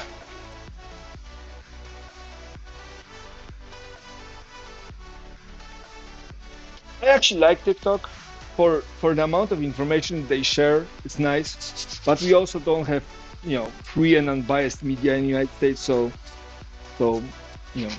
besides European journals and some media coverage, which again lately has been somewhat biased because of the genocide that's happening in Gaza.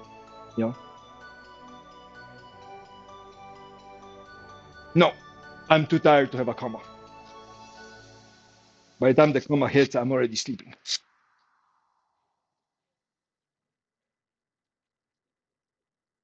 But yeah, you don't get very good news in the United States, so TikTok is pretty good.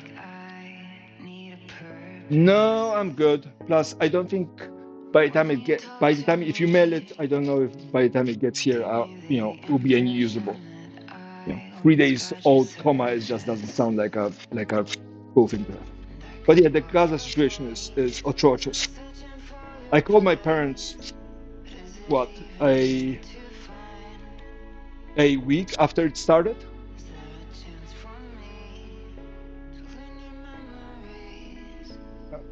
That's good for you. Very free is very good. We have a lot of freedoms in this. But no, I called my parents about a week after the whole thing in Gaza started. I'm like, look, my neurospicy brain is telling me that this is going to be a freaking disaster, and Netanyahu is out for blood, like serious blood. Like I am going to make sure that I'm in the same ballpark as Stalin and Hitler. Like I want to go into the high mile class family. And my parents were like, yeah, but it's a horrible thing, but but Hamas is bad, and no, bad, yes, terrorist group, hate it, no argument. But I was like, at this point, any conversation I'm going to start with anybody, if it doesn't start with, war crimes for Israel, at least for the governing body and the generals and the prime minister, I don't want to talk to you. Like, no. I grew up in a country that was devastated by the Nazis. I remember, bullet holes in buildings, and don't go to the forest and pick up grenades and landmines because they are probably life ammunition. So I figured as much. But so for me, that thing was absolutely, a powder keg that was ready to blow, without knowing much of it. And since then, I read a little, and again, there's a big conversation. There's a big conversation to be had about, yeah.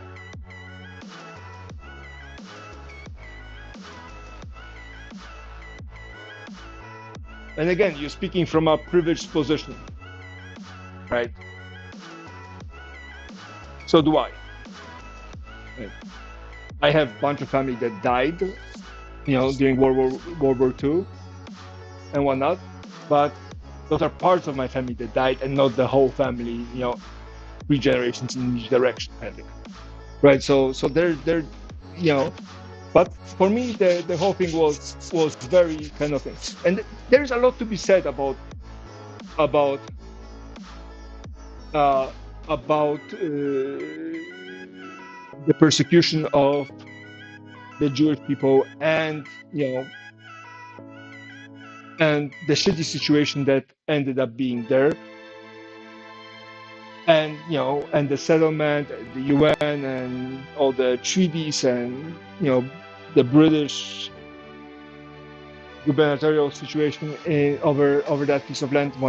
Yes, there's a whole conversation, and we can try to figure out who started it and how much.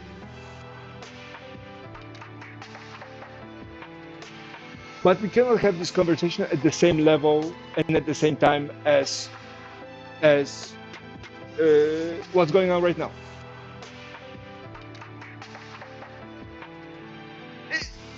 Not, I don't want to use good or bad because it's complex. Like there's stuff happening, right? The fact that the Jewish people didn't get a space, and that pushed around and vilified. You can talk about tight-knit communities, highly educated, more money than most of the people, right? Very settled. You can talk about all, but all of this, it's kind of, again, I'm the wrong person to speak about this. I have an opinion, but I'm wrong person. But the trouble is that you can look at all of those aspects and be like, hey, they needed somewhere to go. But you also can look at the aspect that some white males in Europe decided that, hey, we're going to put them here, and the local people have to deal with it. Right? And the local brown people have to deal with it. And not expecting the local people that live in that area to go like, we don't like it. It's insane. And then, okay, again, this is a big piece of history. There's what, 100 years at this point of a lot of things happening there, probably a little bit more. And I'm not an expert, right? And and all of this is this. And then you have another attack in a series of attacks on October 7th. Now, more scary, less scary, more death, more less death. For me, the acceptable number of deaths is 0, right? So you have this position where like, okay, this was a big thing. Now things came out that saying that Israel supposedly knew about the attack, and then they had their helicopter fire into the crowds and kill Israelis, whatever. Fine. Fog of war. Shit's happening, everybody's screaming. But the response feels off. Again, I don't want to use the word okay, good or bad, or right or wrong, because again, there's just so much to it that I don't understand and know, and I don't have a right to have an opinion, right? So I'm going to be trying to avoid those words, because right? But for example, in the United States after 9/11, I heard an anchor describe 9/11, where about 3,500 people died on the spot, and bunch of people died afterwards as a consequences of cancer and exhaustion and trauma and whatever. But or was it 2,500 people? About 3,000 people died, right? Huge tragedy, no question, huge tragedy. They described it as Holocaust 2.0. And for me, that was hard to swallow. The Holocaust was magnitude bigger per day, right? So somebody fucked up, right? Again, we went to the United States went to war, did an invasion, not a war, because there was not a war declaration on it. Guantanamo Bay, whatever. So I'm not in a position to say, hey, disproportionate actions are not okay, like they're not the right thing, because I'm a citizen of this country, so part of it. Now, this happened before I was a citizen of this country, so I get a moral pass on this. But leaving the public with a choice: either you support Hamas, which is a terrorist organization, everybody agrees it's a terrorist organization, or you're anti-Semitic, right? It's like, is there another option? I have to, because I'm a public figure, small public figure, but I'm a public figure, right? And so you're in this, you have this narrative saying, hey, you either support Israel, both religion, state, and the extremist government as a whole and one unit, and we are not separating it, right? Or you hating all the Jews and you supporting terrorists. There is not a third option. Like, there's those two options. And for me, people who give you two options that are very extreme are usually people in the wrong.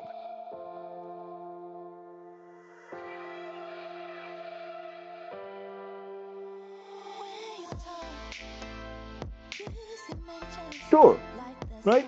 But again, so we are presented with these two choices, and the problem is people still remember World War II. I mean, people in government are how old? Biden is 80 years old. 80 years old goes what? 1940s is 80 years ago. Yeah, 1940s, which means that that you are growing up in the area where your parents and people and your elders have been through the war. So certain words have a weight embedded in you. It's a living memory that you're actually living with, right? It's not a passed down through generations. It's actually people next to you, right? So you're in this position where you presented with an option of anything, an anti-Semite, which is a Nazi, which we hate more than communists, right? You're gonna pick the other options, not the anti-Semitic option. You're gonna pick the other option, whatever that option is, right? Maybe. I don't know. Frankly, I don't know. But and so you have this disproportionate response. And if not for Instagram, TikTok, and YouTube, and Twitter or X, we wouldn't know about it. By the time somebody will be like, "Hey, what happened to the Palestinians?" There won't be any Palestinians. But now we have TikTok, so we see it. We see it daily, and we have this conversation, and it's very hard to hide it. And there's a big attempt to keep the propaganda going, right? But for some reason, the powers that be are not willing to take a step back and be like, you know what? We're sorry what happened to you, all the suffering, whatnot. We are part of it. We weren't part of it. We are not enough of a solution. We're sorry. But what the actual fuck, Benny? And like we were convinced through some lobbying that Palestinians don't deserve their own country, right? Don't deserve their own country. They don't deserve the right to self-determination. We voting against all the calls at UN, I think 7 times or something. But we were convinced that this was the right thing. But frankly, what the actual hell? And again, entertaining any idea that Israel has the right to do it, and I don't mean Israel as in the individuals. But like when Putin does something horrible, I don't say Russia as in all the Russians. That's like, I would feel very awkward if you held me to the standard of Donald Trump, MAGA people, and the January 6th insurrection. Right?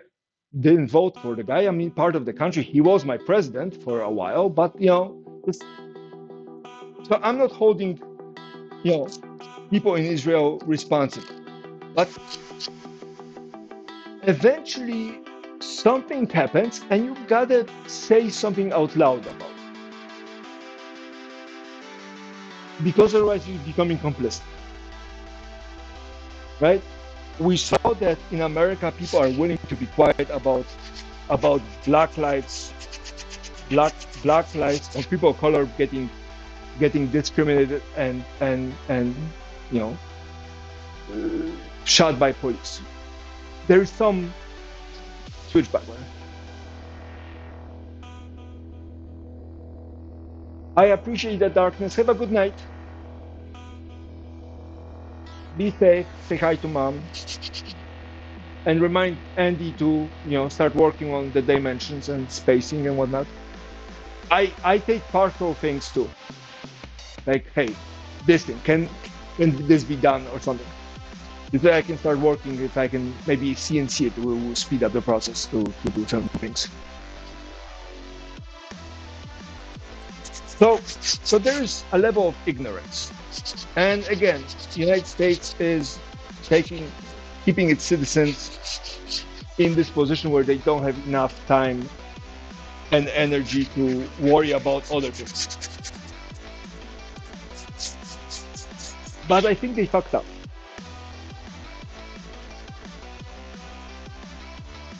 I appreciate that darkness.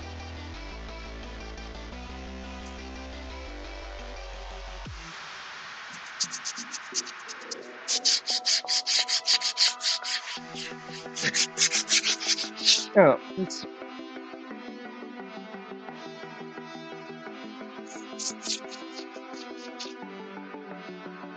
but eventually, eventually, I'm in this position of like, you want to have a legitimacy to any of your claims that you're under attack. I agree with the argument that you cannot be under attack if you occupy. People who are occupied have the right to defend and do guerrilla warfare. So you cannot really scream, he hit me first when you're pinning somebody down to the ground. You don't get to call it, they hit me first. So, but, you know, but if we want to believe the fact that legitimacy of some sort of, hey, we should, blah, blah, blah, then, you know, what the hell? And there's another thing that bugs me about this whole thing is the separation of church and state. That bothers me in the United States too, because we have the pledge to the flag, pledge of allegiance to the flag, which is very similar to a prayer. But you know, in Israel you have the country and you have the religion, and you know, if you want to talk about the country and the people, great, I'm all about it. But then if you bring an argument of like, hey, this was our promised land, promised by whom? When? There are people here. You cannot tell me that this place was barren, empty, was a piece of desert. There were people here before. No? Now, if you don't see them as people, well, that explains a lot. But that doesn't mean it's right. And again, that disproportionate aggression and carnage and civilian casualties. Like, if I would be okay to swallow the situation if Israel sent 20 assassins into Gaza,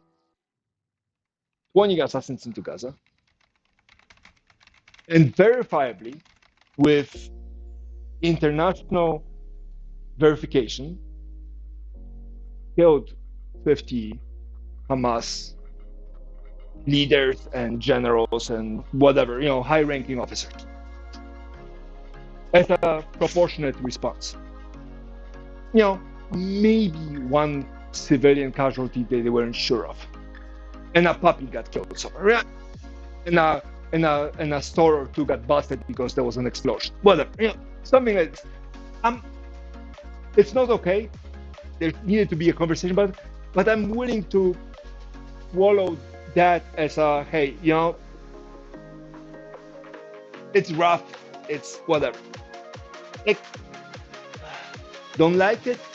Conversation needs to still be happening, but you know, but 20,000 people, 28 kids, women, schools, churches, international medical aid, international schools, international structures, press, gas stations, food supplies, water supply, electricity, internet, and then going like, what are we helping?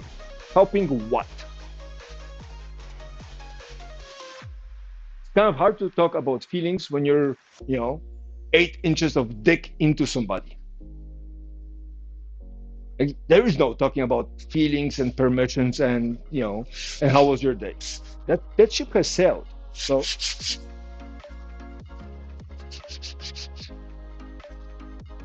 but that's where I stand on this. Now, there's also the fact that there's a number of states in the United States which have signed pledges of allegiance to, or pledges of whatever, to Israel as a country, which means that if you are against Israel in any way or you boycott Israel in any way, you cannot get government contracts. So there is that happening.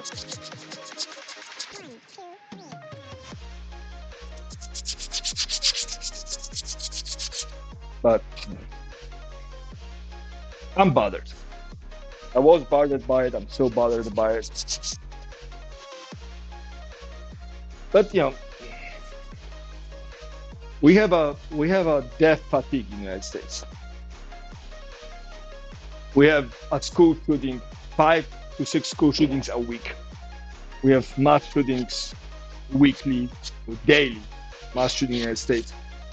You know, we have companies that try to poison everybody, and you know, and lie and steal and cheat. We have greedflation going through the roof. Like, I can see how people are not are just tired of how evil the world is. I think that one thing is going to be one of those big things at this point, one of those big things, and and everybody who isn't actively at this point actively talking about it in terms of more than tragedy, more than just something happening in the other side of the world, but actually, you know, uh, violence against humanity and crimes against humanity is going to wake up one of those days on confronted by the fact that their silence or lack of opposition to it is deafening. Again, I'm speaking from a privileged position, so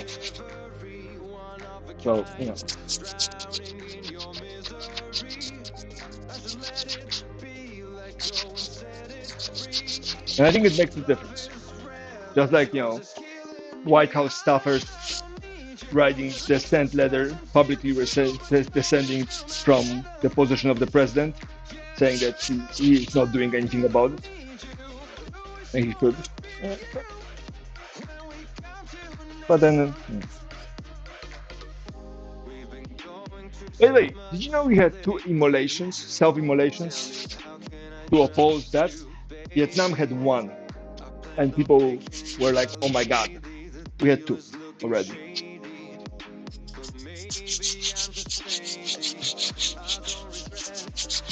It's kind of scary that there are two people that think that. Yeah, well, we had two people that decided to light themselves on fire publicly to protest the situation in Gaza. Two since October, so it's October, November, December, January, February, 5 months. Two in 5 months. The last one was a 24-year-old military person.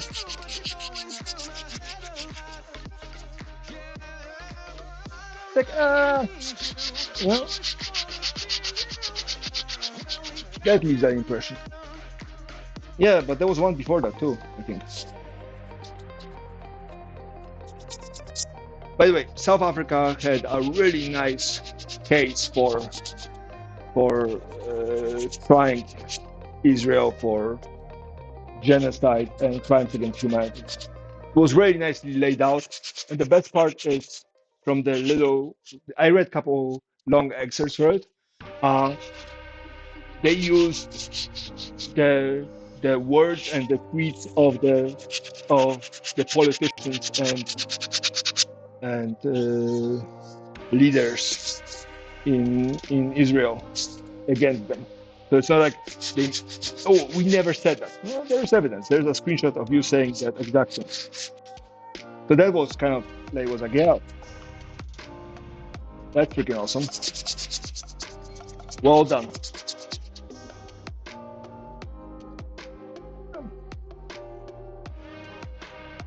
Yeah, well, the world is going to shits, and I just locked myself into 3-year lease on a wood shop. Yay!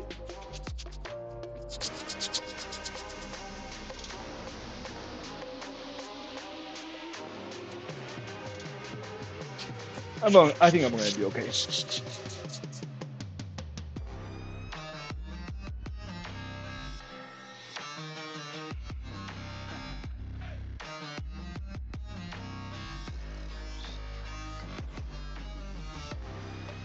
Okay, this is taking forever. I'm going to grab one of those tools and see if I can speed up a little bit. Maybe my hand will survive the vibrations.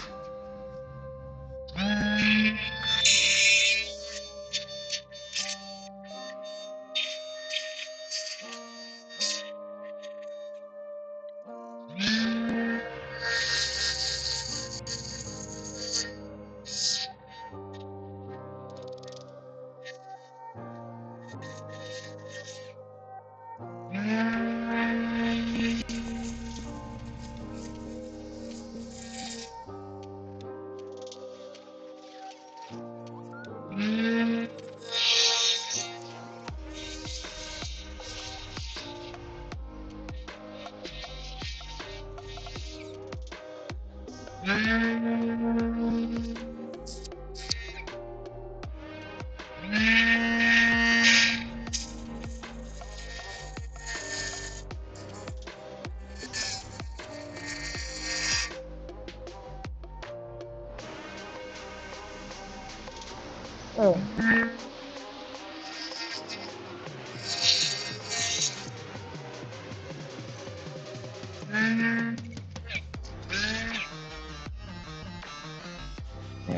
It's like that bad joke. You know.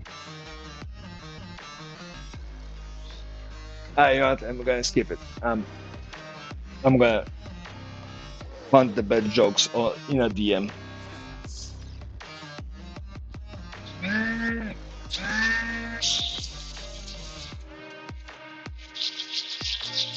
I need people to like me actually more than think I'm funny.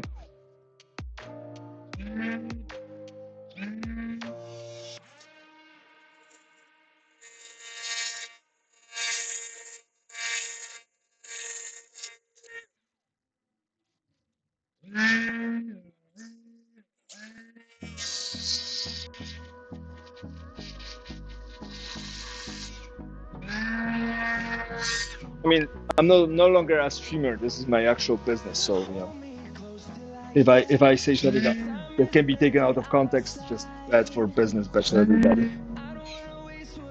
Bad for my future streaming too.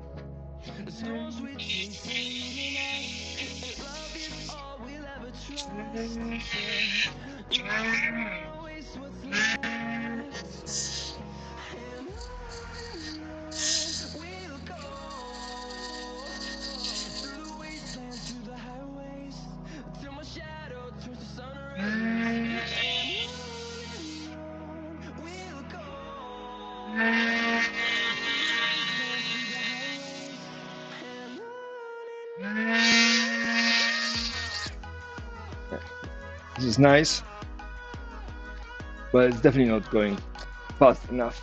The vibrations are killing my hand. A little faster. Halfway, almost.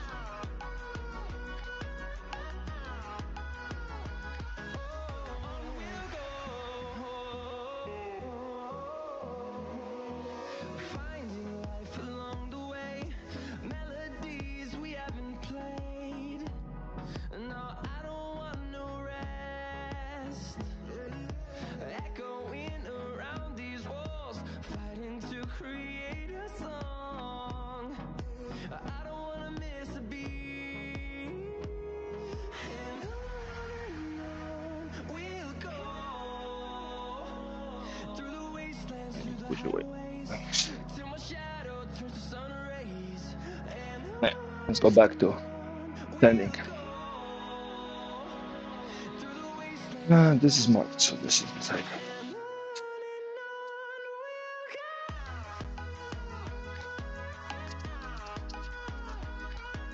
Maybe I should put on like a block or something. This that would help.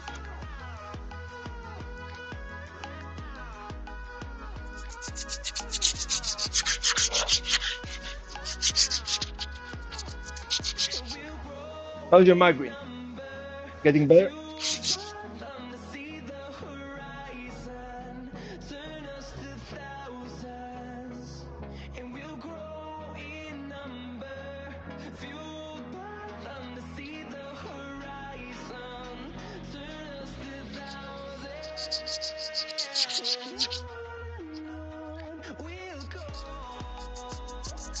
Yeah, this better work because if it doesn't, I'm gonna be sad.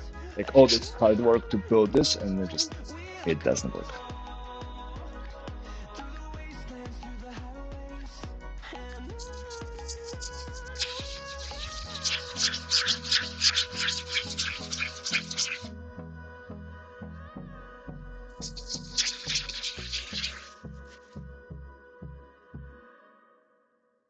That's good. I'm sorry you get migraines.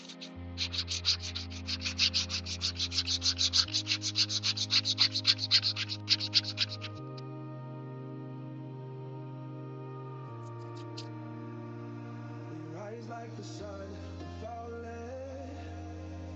falling in the ocean. Sometimes we lose, sometimes we win, 'cause we're only human.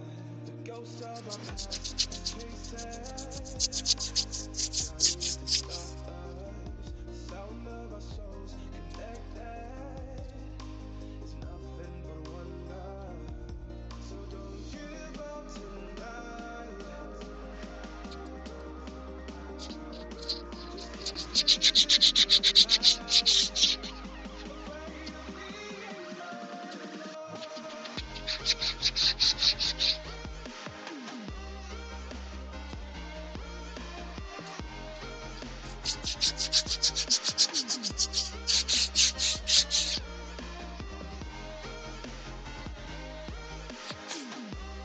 Yeah, it's an awesome feeling. The fact that you can,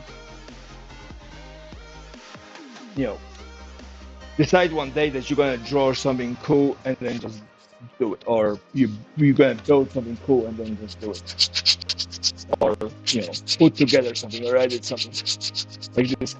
Knowledge that you have the power to do something cool and creative. An awesome feeling. Sometimes we lose, sometimes we win, 'cause we're Wake up one day and be like, yeah, I'm gonna do awesome shit.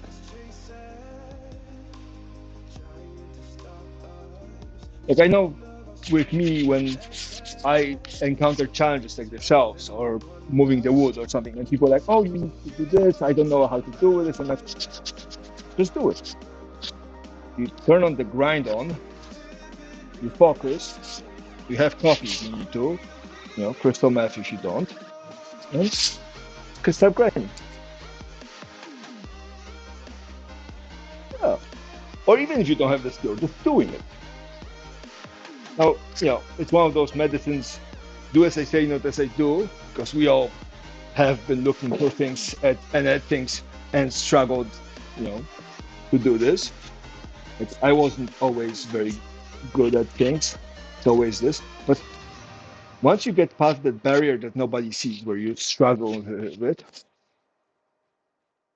for me, the biggest problem came with the fact that when I had something I was focusing on, somebody would come in and start encroaching in my space, and for me, that would just kill any enjoyment out of doing it.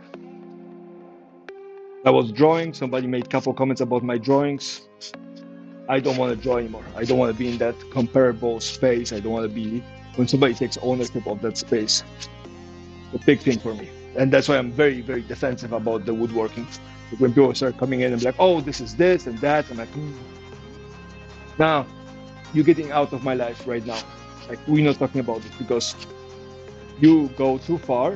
You don't realize you go too far because you're a normie, and I am going to forsaken wood forever because none of the things I ever did before that I actually enjoyed, I'm coming back to them ever. Like, once it's gone, it's gone. Like, there's no coming back. There's no I'm sorry. Oh, I didn't mean to. No, you fucked it up for both of us because now you're not getting the things that I get to do, and I don't get to enjoy doing what I was enjoying doing.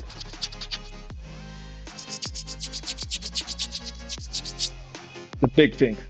Very protective about the wood thing. Some of my friends and family members just try to, make little snarky comments about it, like, "Oh, this is awesome," blah blah blah. I'm like, no, we're not talking about this. You don't have ownership of the space. This is my space, and you don't get to tell me how, why, what for, and what's called and how awesome it is and why it's so awesome. Think it's awesome? Tell me it's awesome. Move on. You don't have to do all that narration that you do, because that narration for you means nothing. For me, means complete destruction of any.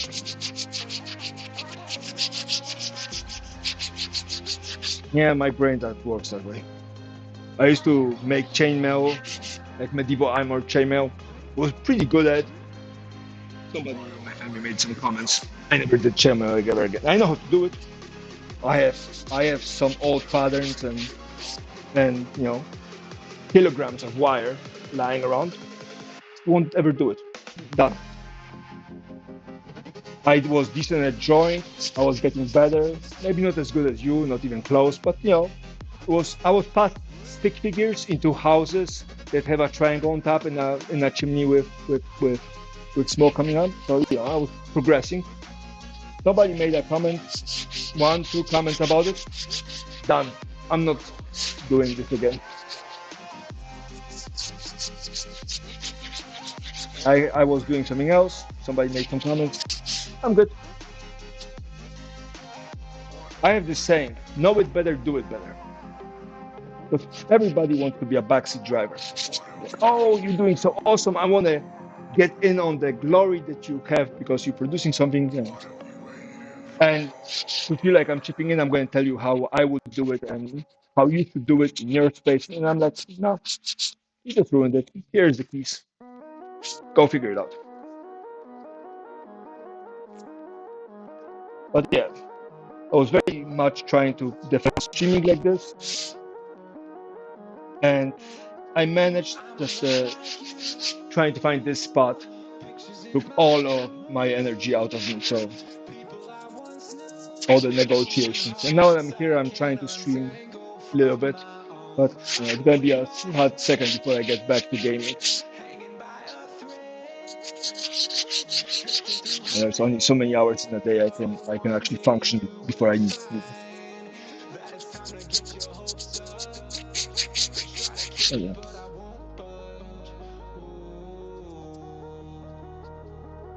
Very the ownership of things I do. I think it has to do with the fact that I there was a limited.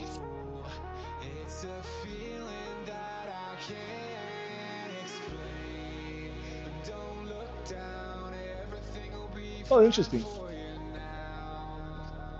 I think for me it was the fact that I was told that what I'm doing is great, but I was always told that I'm doing something great for all the reasons that I didn't think I was doing it great. And everybody had the reason and explanation why I'm doing great things based on what they thought was great, not me. No. Oh, I would love to go back to gaming. I genuinely enjoyed it, the social interaction, the thrill of it, but you know, but rent needs to be paid. And I'm lucky enough in the position where I can attempt to pay rent while doing something creative. I don't think I would go back to 16-hour streams ever. Well, maybe not ever, but not for a while. But yeah. Oh, I very much enjoyed gaming. Just there's a there is a there is a time and place. It's mostly a time and place.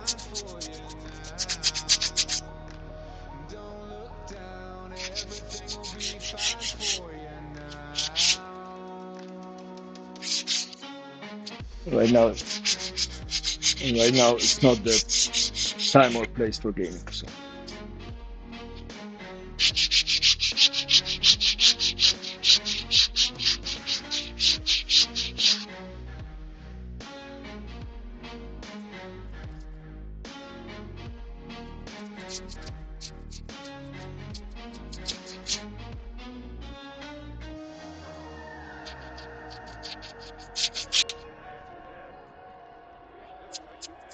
It's either that or looking for a job in an office. How fidgety I am and how big of a problem I have with authority when it comes to stupid things like personality issues and inconsistency. This sounds like a much better option. Yeah, this option requires a level of grind and sacrifice. Yep. We're putting a level of grind and sacrifice.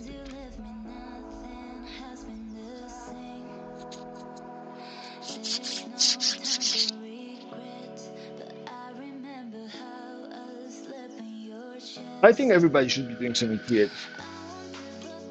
Maybe not everybody can, make it as an artist. And I don't think I can make it as an artist, but maybe, I'm hopeful.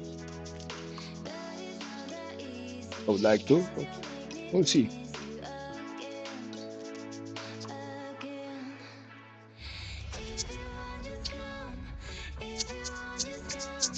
It would have been so much easier if I had a disk center of control, like a stationary disk center or a router.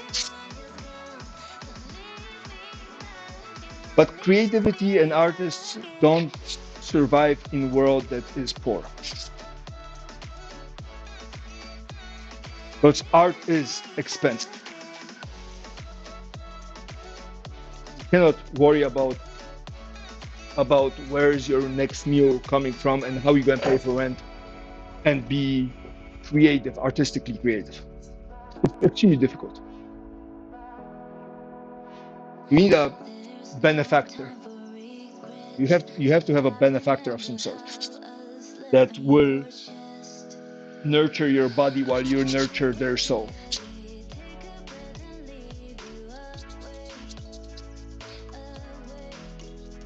So, very few of us get to be lucky enough to just make it. And being an OnlyFans is not that's nurturing something else, but that's not what I'm talking about.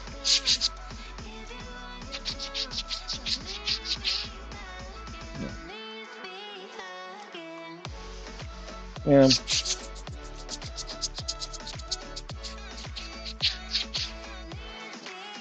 that's why I also mean that when you say you're slow at drawing, well, Tokyo is my fan, so I get that. But that's what I'm saying. If it takes you a while longer than you would like to create a drawing, create a product, take the time. Take the time. You can afford it, like you won't starve. Take the time. The quality of your work is absolutely fantastic. So.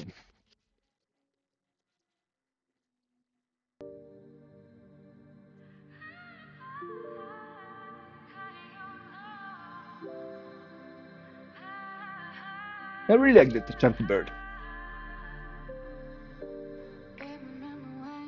Okay.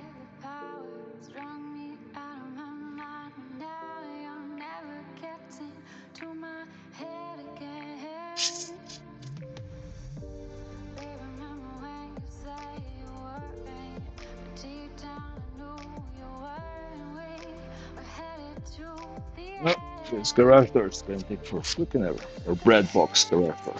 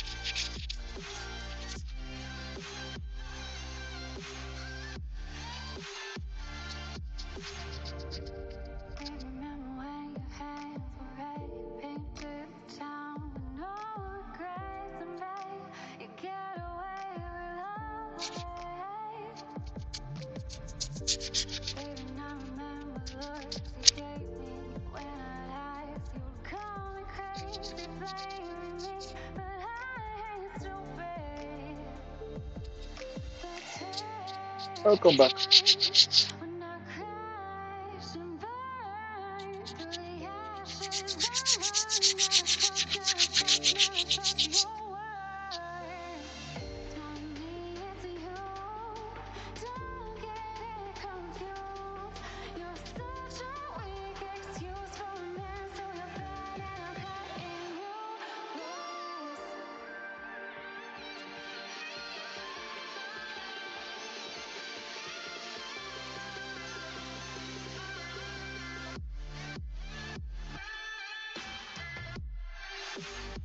I think you should take the ones that you are not absolutely in love with and post them somewhere. Coffee, somewhere. I think that chunky thing definitely good enough to sell. I don't know how big it is, right? But like a decent poster of that, love it.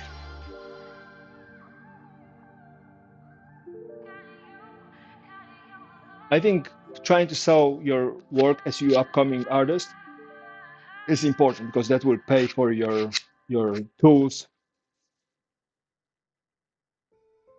Yeah, no more chunky bird. But no, it's gifts, sell it, and put a price tag on it. Like there was a really cool TikTok of a guy saying, "Hey, I was trying to contact some digital artists to make art for a game, for a book, rule book for a game of some sort, like a D&D rule book, from my understanding." And he said, out of 3 offers, only one was acceptable because the other 2 were lowball.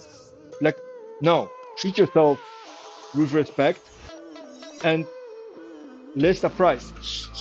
If I can match it, I will use it. And if I can't, well, then it's going to be a place for negotiation. But don't be lowballing for like, I can do a illustration for a book for a couple dollars a page. So I think it's important to value yourself.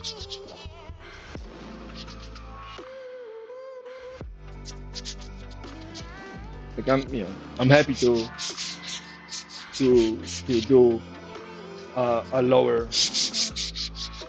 price tag for you and darkness and spicy and whatever, because you guys are here. You have put in the time and effort and energy and money into me. So this is a small thank you I can do. But unless it's clearly a gift, I learned that the hard way. I'm still not very good at it, but I learned this the hard way when I was shoveling snow. There was a lady living at the end of the street when I was in high school, and she had a huge driveway up the hill, wide. It was full of snow. I mean, we're talking a foot, maybe a foot and a half of snow. A lot of snow, right? 45 centimeters of snow, almost half a meter of snow. And I shoveled the whole thing. It took me 2 hours, I think, or maybe more. It was a lot of work. And she came out with a hot cocoa and $5. And I was like, no, thank you to the money. Either you pay me what my time is worth, or just give me the hot chocolate and say thank you, and I'm good. But I'm not gonna take $5 and you feel like you bought a service and I'm gonna get paid. Because for me, that's either we are friends, right, or we doing business.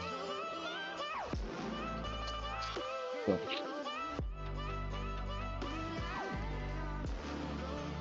I think for me that's very kind of very important lesson. So you're learning, sure, but it's art. It speaks to somebody. It speaks to somebody. The value is what you put on it, and what they receive from it. Like if you're going to value yourself against Michelangelo, whose work is priceless, or Van Gogh, whose work is priceless, although some people are trying to put actual money value on it, then that's you're screwed. It's like I cannot put myself against against Japanese carpenters and grandmasters. We are not in the same category. It doesn't mean that I value my work at X, Y, and Z, and I would like to break even at the end of the day, and maybe make enough so I can afford food so I can do it again tomorrow. And that number is very different for me than it is for buyers. Darkness has a different imagination for how much things should cost, and I have a different imagination of what it's cost me to make. And we're gonna negotiate. Or, you know, we're going to do that thing that I did, which is tell darkness to not worry about it.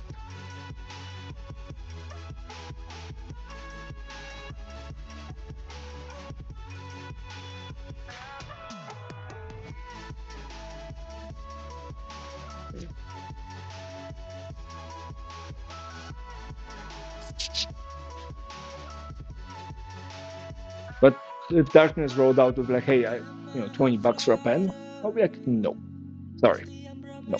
I'll send it to you for free or paid for the shipping, but we're not doing that.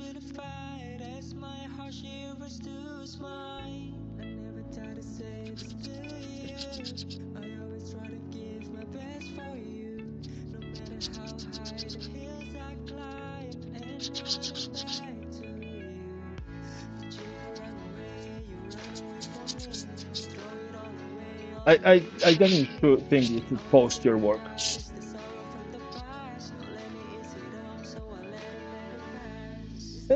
Give people an option to buy it. Maybe somebody likes it. Maybe don't charge people $5,000. Maybe charge them $500 for a picture. See what bites. You never know. I realized a while back that I have no idea what people like and what they don't like. I don't know if it has to do with the fact that my brain is different, or with the fact that people are genuinely that diverse or that strange. I have no idea what people like and what they're willing to do to get things. So, I mean, look at you guys. You guys are still here. 2 years after I started streaming, you guys are still here. I stopped for several months, and you guys are still here. I switched platforms. You're still here. I'm cute. I'm not that cute.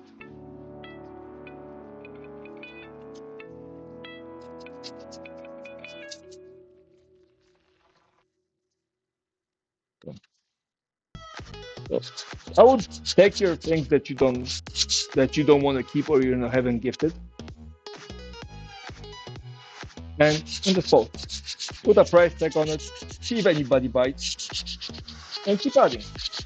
Eventually, somebody is going to buy. But I genuinely think that work is good enough. Again, I would nightshade the living bejesus out of it. Because and maybe copyright or whatever, but or put it on a website that respects copyright, which I don't know if there's one like that, but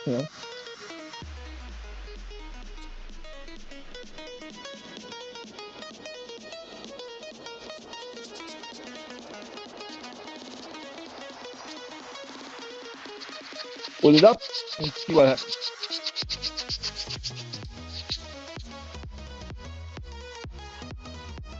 Good. I think there's a couple of those. I think there's a couple of those programs out there. I just know about Nightshade because that's the one I actually saw in the Reddit community I was listening to or reading through.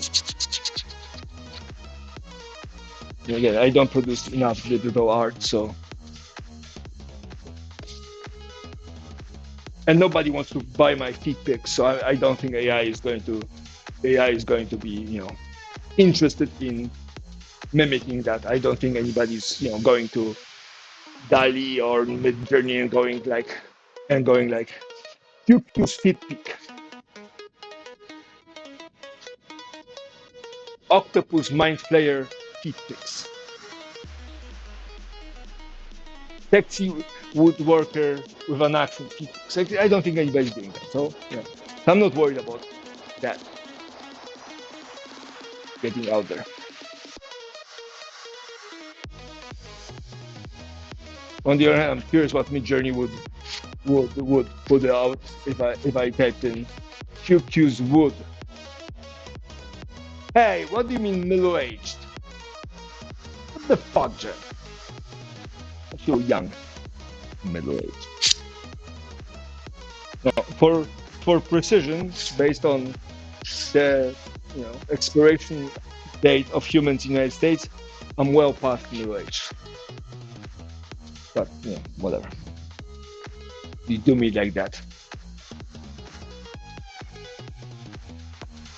We're in our 20s, we are young, we're millennials. You know, we've been 25 for a while. And we kind of stay in 25 till we die.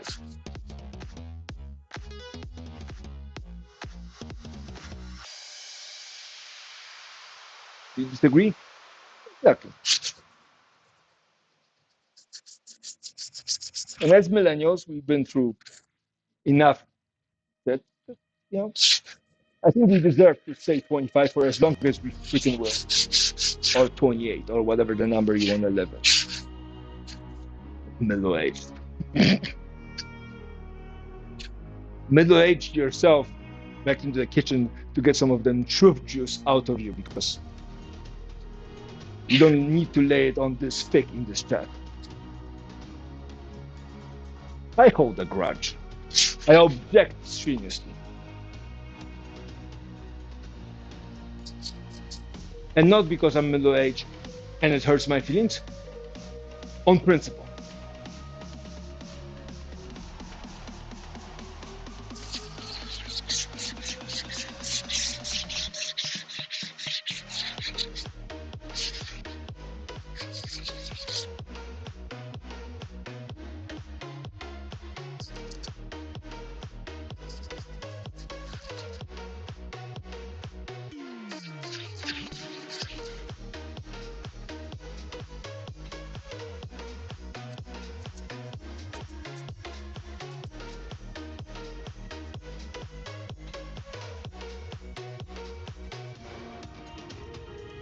Oh, except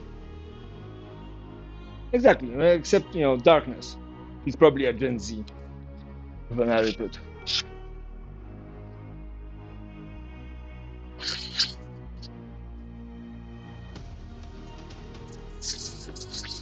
All these. Seriously?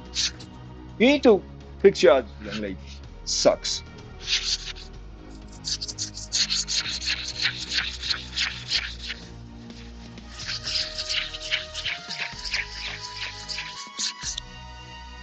If you feel old, that sounds like a you problem. I'm feeling young. Look, it's almost 9 p.m. and I'm sitting here. 9 p.m. I'm sitting here still, polishing my wood publicly. And I'm not old.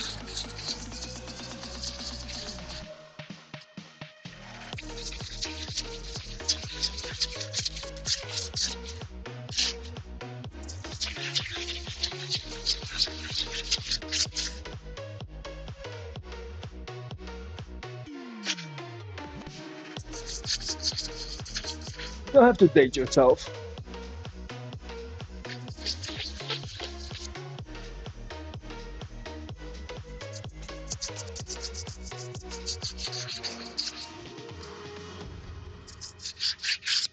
Teen, beautiful age.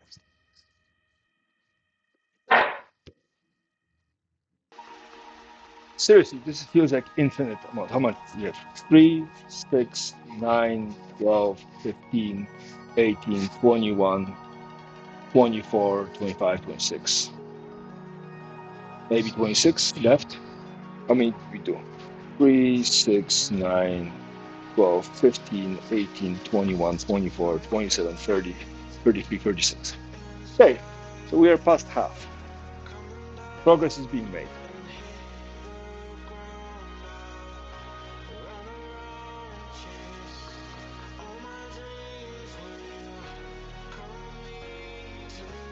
Yeah. To the grave, you mean?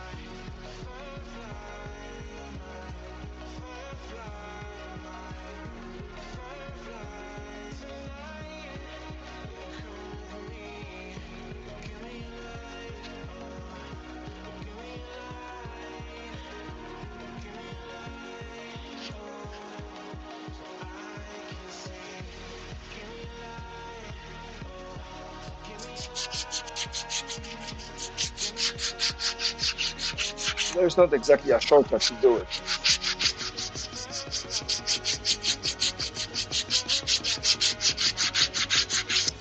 Put in the elbow grease.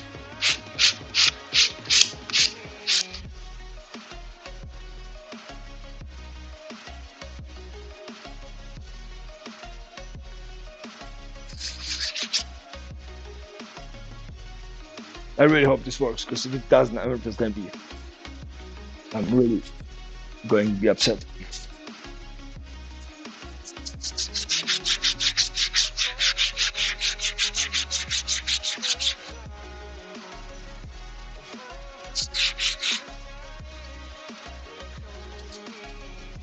At least I'm not making them overlap like a scale system. That could make that. Yeah.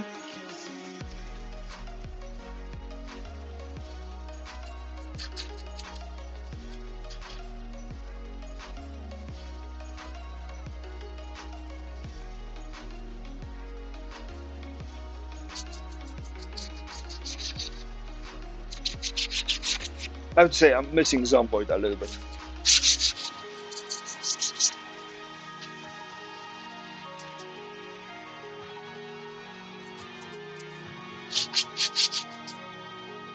Moments like grinding like this, I do miss Zomboid.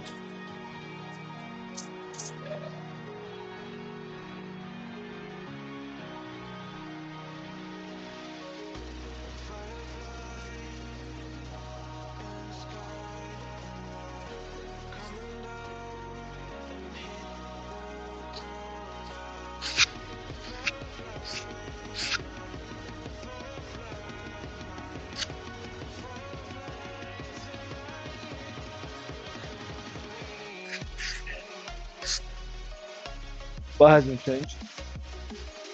I know there's a delay, so we could be having two different conversations. But just in case you don't. Yeah. Well, that's why, that's why I give myself 2 days of doing things for money. And after that, I wanted to create the things or help other people. So, assuming a router table, I'll just run this through assuming a router table, this will go a lot faster. Let's start very third blade.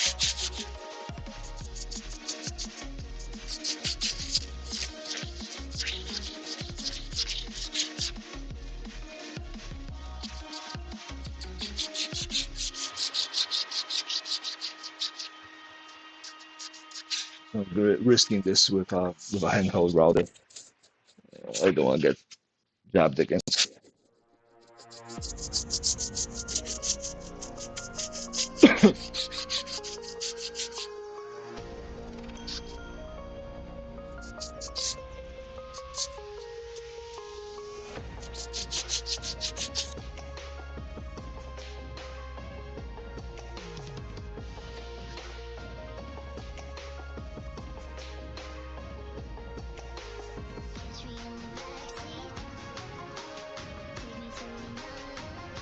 I do have time off. From midnight to 8 a.m., I have time off. I'm only thinking about wood at like 30%.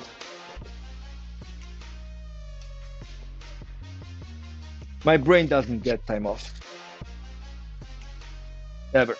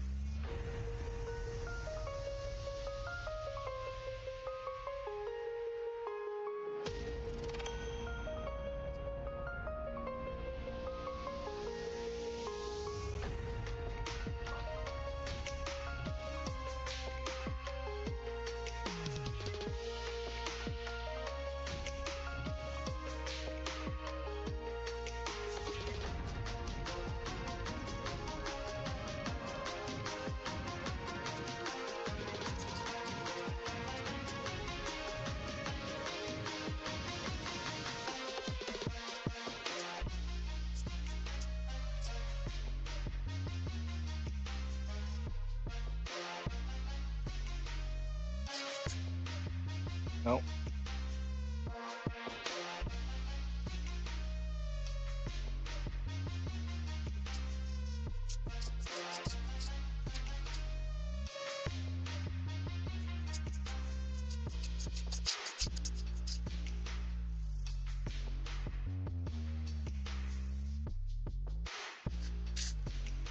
Yeah.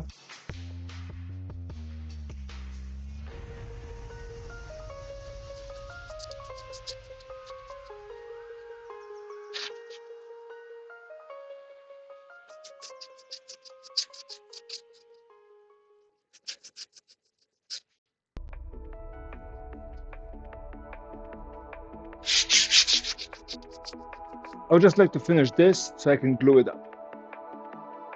That would be ideal.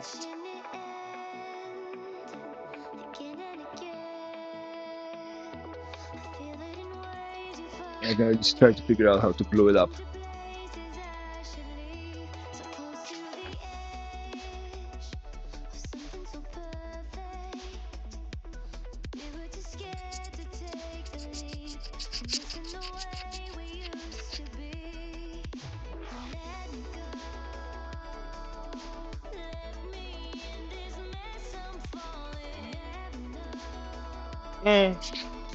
Well, woodworking is, milling wood, cutting wood, gluing wood, right? Finishing wood, and then 7 steps of sanding, and then finally applying polish. So, like, woodworking is primarily about sanding. Always the last bit, it takes forever. That's the important part because otherwise, it's just a bunch of sticks. Now you can try to, lower the amount of sanding you have to do by getting things, settled better at the beginning, but at the end of the day, sanding is all you have to do. Otherwise, you're going for like the kind of rustic look that is rustic because you don't want to deal with it, so we just call it rustic. Hoping you buy it.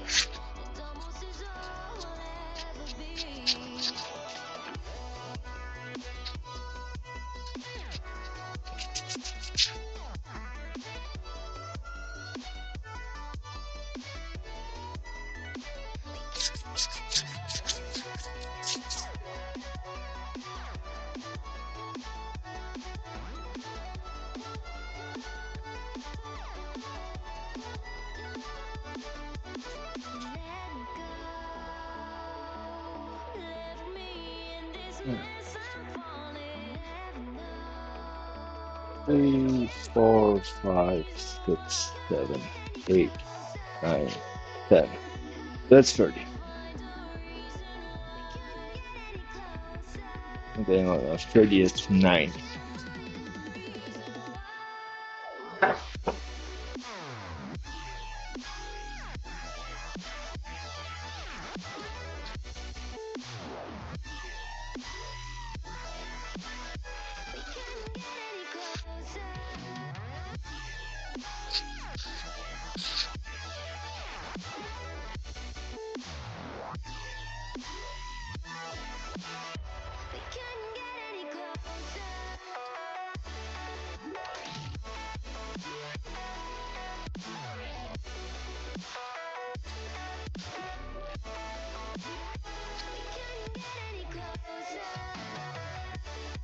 This one.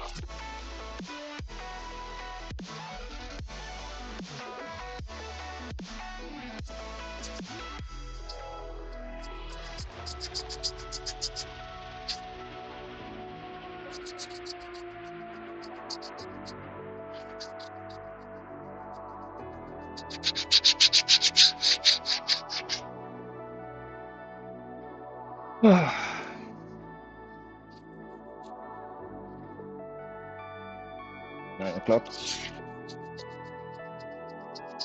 So shit. We're going after the wood.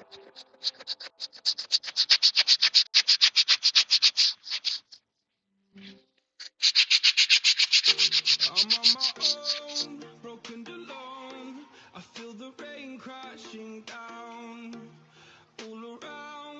this empty town. We're searching for the lost and found, but you don't care, you're unaware. Keep moving like the scars aren't even there. It's in the air like a blazing flare. I don't mind those 10, 12-hour days or 14-hour days. I'm doing what I like.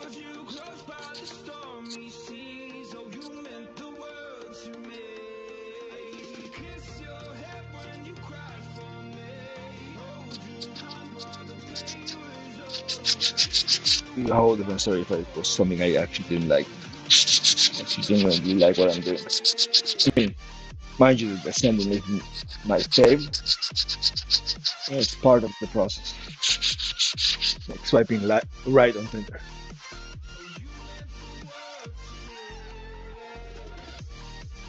No. I mean, there is a couple industrial places around here, but across from me is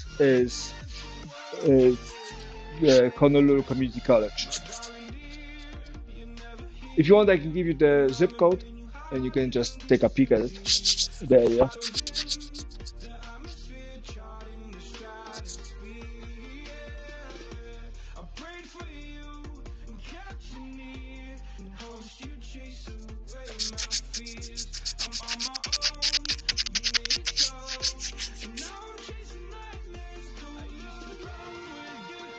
I mean, across from me is a construction guy. I got that does LED, halogen tubes. There's some car garage.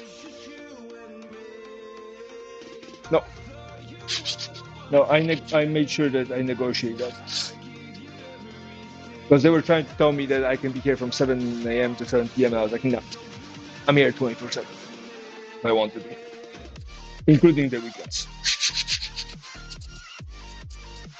And I have a parking spot that I have reserved 5 days a week, and on the weekends it's free for all, so I can park anywhere. And because I'm in the back of the complex, I usually just the parking spot is usually open.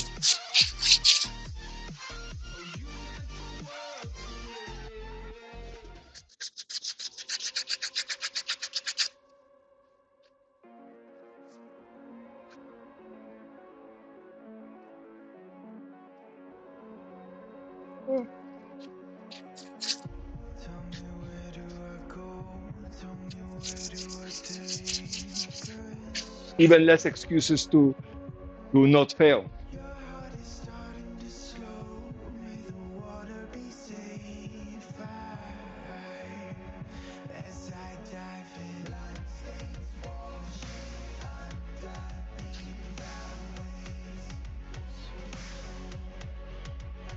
The next time definitely need to be doing it with a router.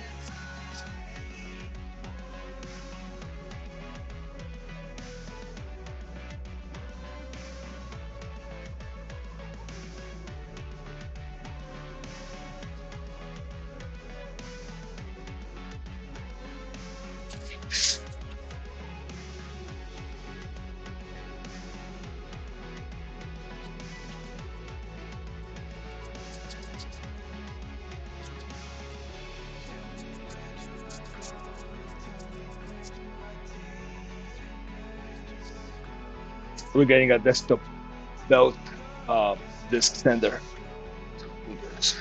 Definitely going to be a lot faster just to run it against that.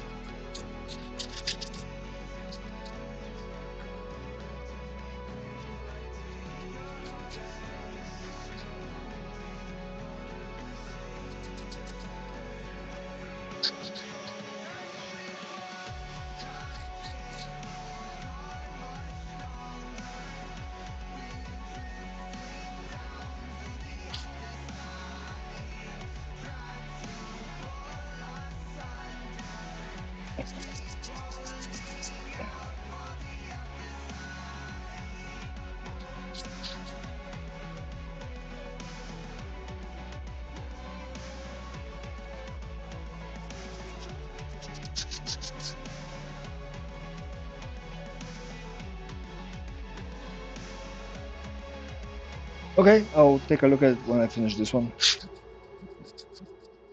That's gonna be encouraging.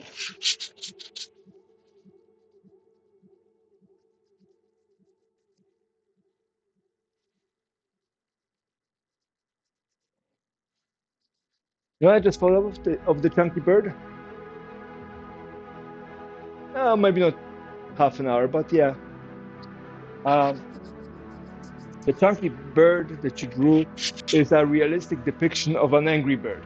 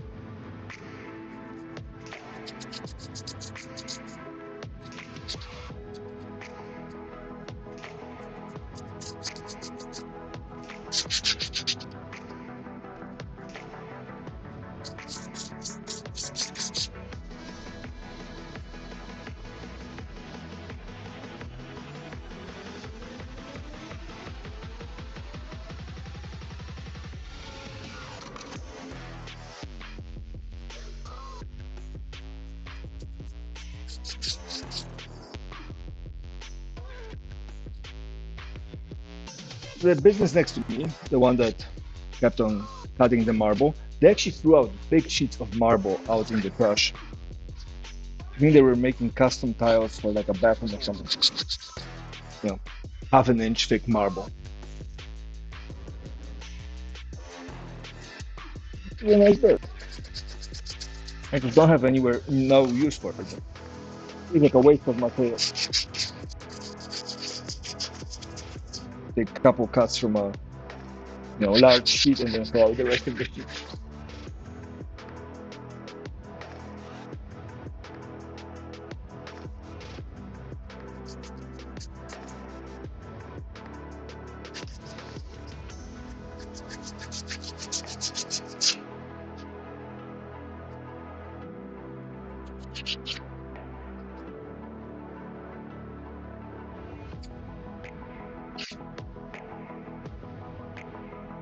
Well, look, it's same thing happens with woodworking, right?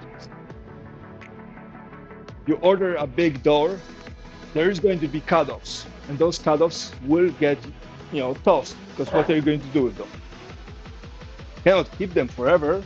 And when your job is to make doors, you have no need for small cutoffs.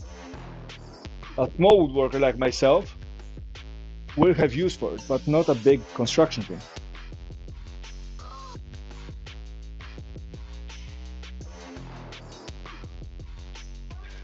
If you're a big time chunky bird artist, you know, and your pencil gets down to 3/4 and it no longer has the right weight in your hand, you're gonna donate it, give it away to your kids, or throw it out. Well, why? Well, because you no longer get the same benefit from it as using it. Yeah, you could make it work, whatever, but that's no longer. Oh, bunny, I like it.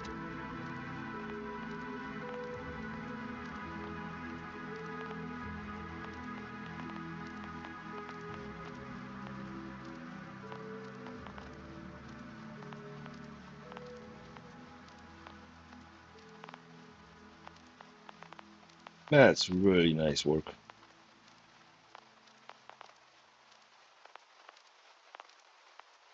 Very, very realistic. I like it.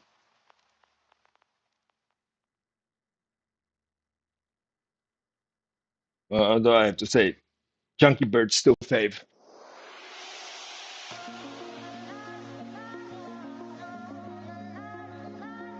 Again, you know, there's a glue line, things don't fit very well, don't match. Saying that when you get to a level, at some point you just throw things away. Right?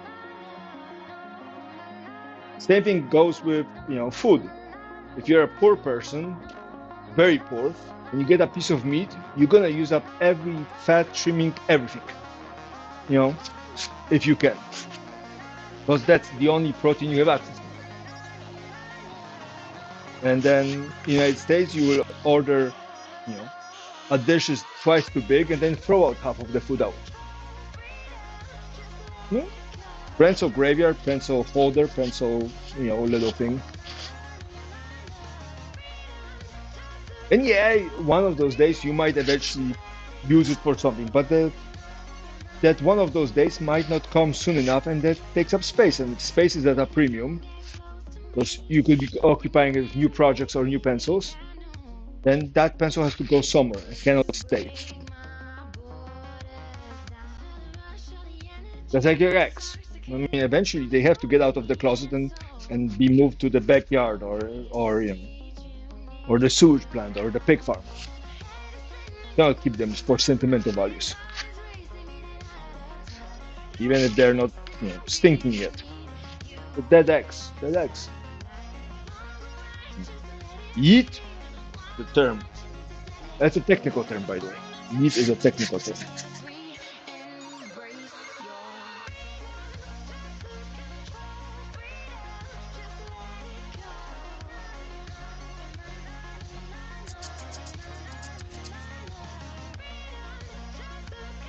This is actually, you're saying it's, you're laughing, that's funny, but there's an actual person in Alaska that said if abused children die as a result of their abuse, that's a benefit to the society because, they're less of a burden to the state. So, yeah, we can joke around like this, but there are some people that are just out there. They were standing the wrong line when they were giving out decency and brains.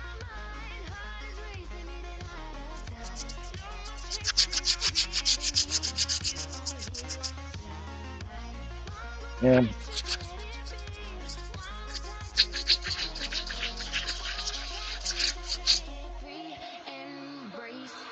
There it is. That's,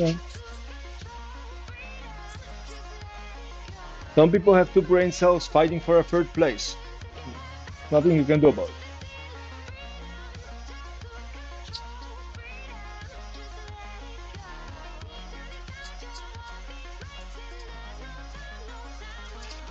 There used to be a thing about not saying the quiet part out loud. And, intrusive thoughts, leave them intrusive in your head. I mean, there is a cold-hearted calculation saying, hey, if we have people that will require a lot more state assistance, not having them to take the state assistance is beneficial. But you don't do this calculation out loud, ever. Like, you don't get rid of people who are not working jobs. You don't get rid of people who are disabled. You don't get rid of people who are elderly. Like, don't. Like, either we value human beings or we don't. You cannot have it both ways. And that's I think that's a big problem. Is people want to have it both ways. So they make arguments one way and then go back and they go the other way.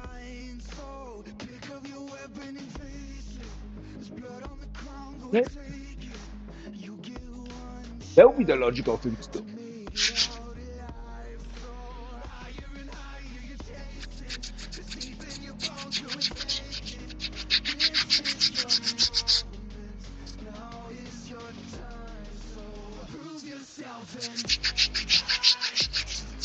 But that's a big problem, is that you cannot have it both ways. You want to do cold-hearted math, great. But if we do cold-hearted math, usually people like that representative don't make the cut.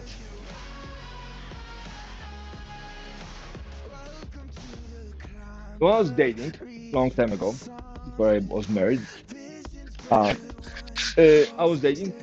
On one of the dating apps, there was a questionnaire, you know, to help people match better. And one of the questions was like, should people with low IQ not be allowed to have kids?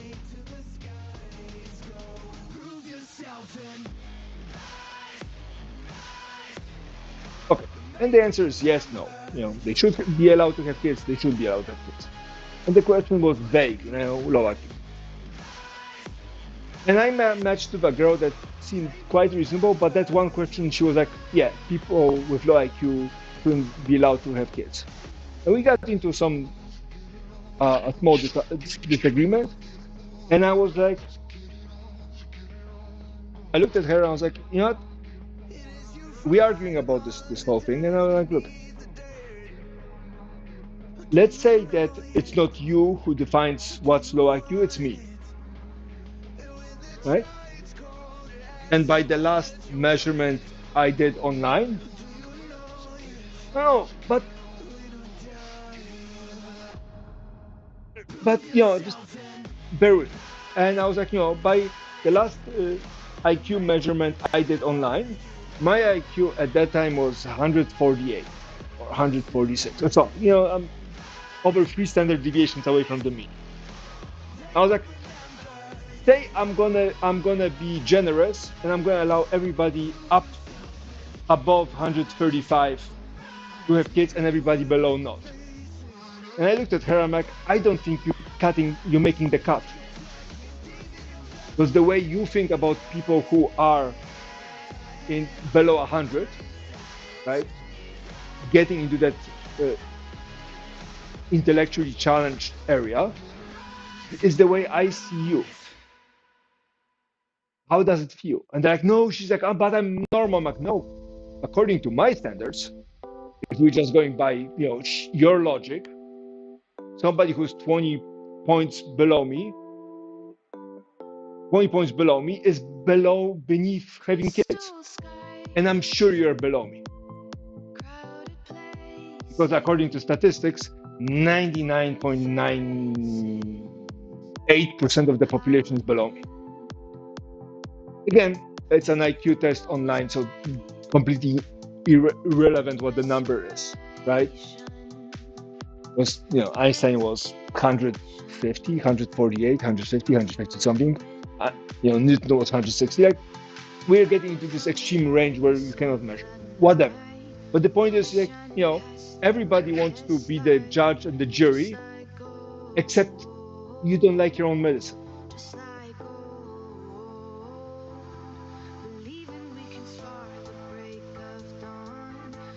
Like, every politician is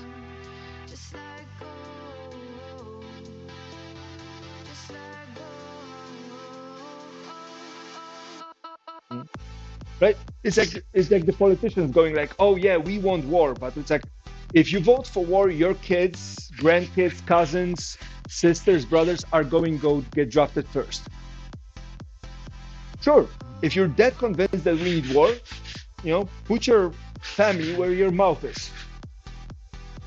And suddenly it's like, oh, maybe not, blah, blah, blah, blah, blah. Again, the question on the dating app was, I'm assuming it was asking for what's the term, eugenics or something? It was asking for this kind of social norm and structure, right? Master race approach and whatnot. So that's what Nazis did. Right? They took people who were mentally challenged and sterilized them by radiation without their knowledge or permission.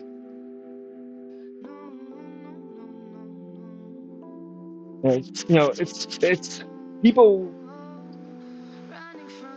who are privileged forget that the privilege they have isn't privilege. Is a social support structure which allows them to not worry about certain issues which are facing everybody else.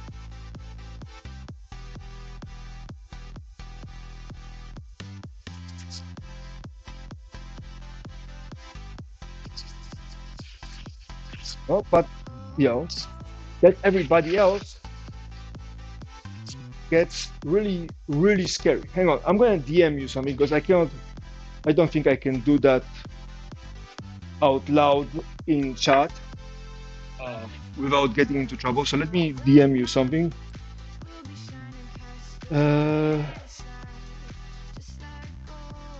So you get.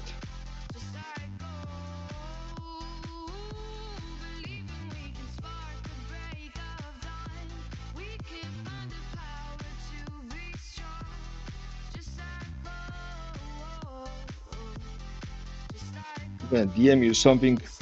It's a minute and a half long, so you know if you want to take a pause on the stream and watch it,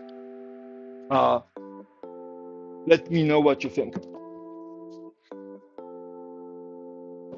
I'm not going to be talking unless somebody else starts talking in chat. I'm just going to give you like the 2 minutes to watch this. Let me know what you think. Careful, it might be triggering. Well, we do have a mind flayer as a pet icon or whatever. So yeah, there's definitely going to be mind flaying happening. It's getting cold, getting cold, getting cold, getting cold. The feeling in my chest, you give me no rest. It's getting old, getting old, getting old, getting old. Used to fly higher and higher. These days I'm just going down, down. Whatever you do, every time I fall for you, if only I knew. Anywhere I fall for you, whatever you do, every single time I fall for you, whatever you do, every time I fall for you. Oh.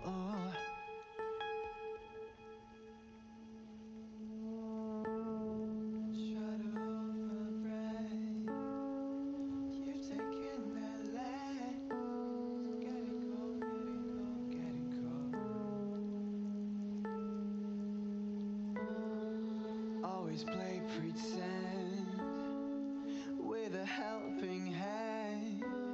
Pick me up, pick me up, pick me up, pick me up.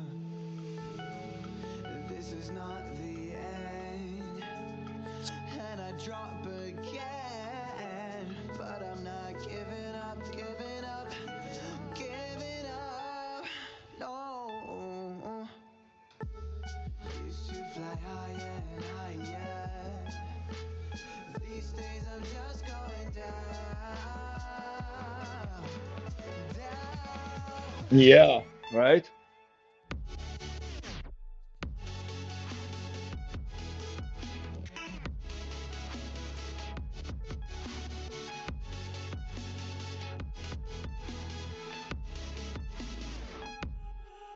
Scary.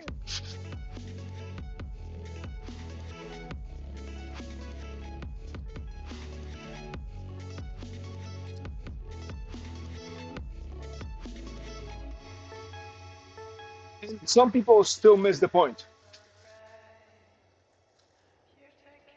and some people watch this and still miss the point. So you know,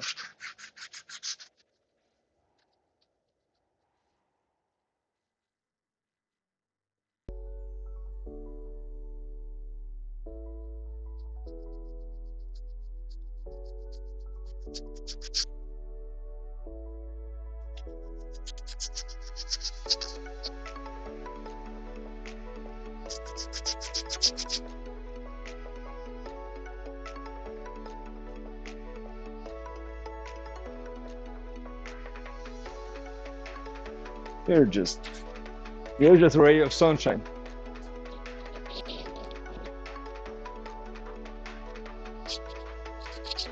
Oh, like your other side of the road doesn't have similar issues.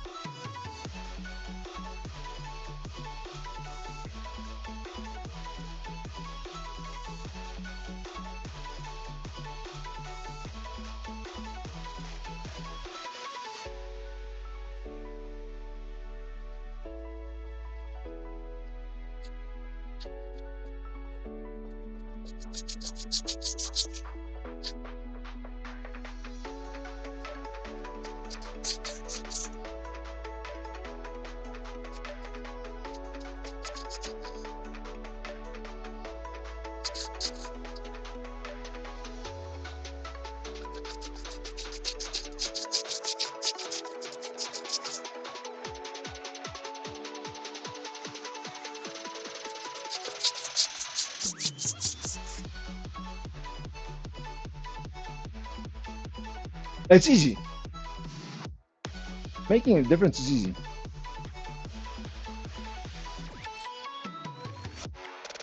You want to know how to make a difference? Making a difference according to QQ.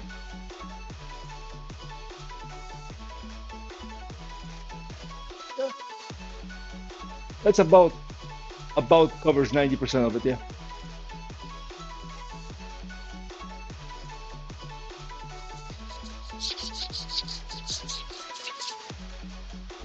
So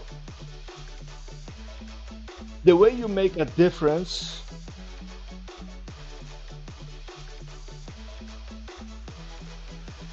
is threefold. There are three aspects to making a difference. One is you solve a problem you can actually tackle.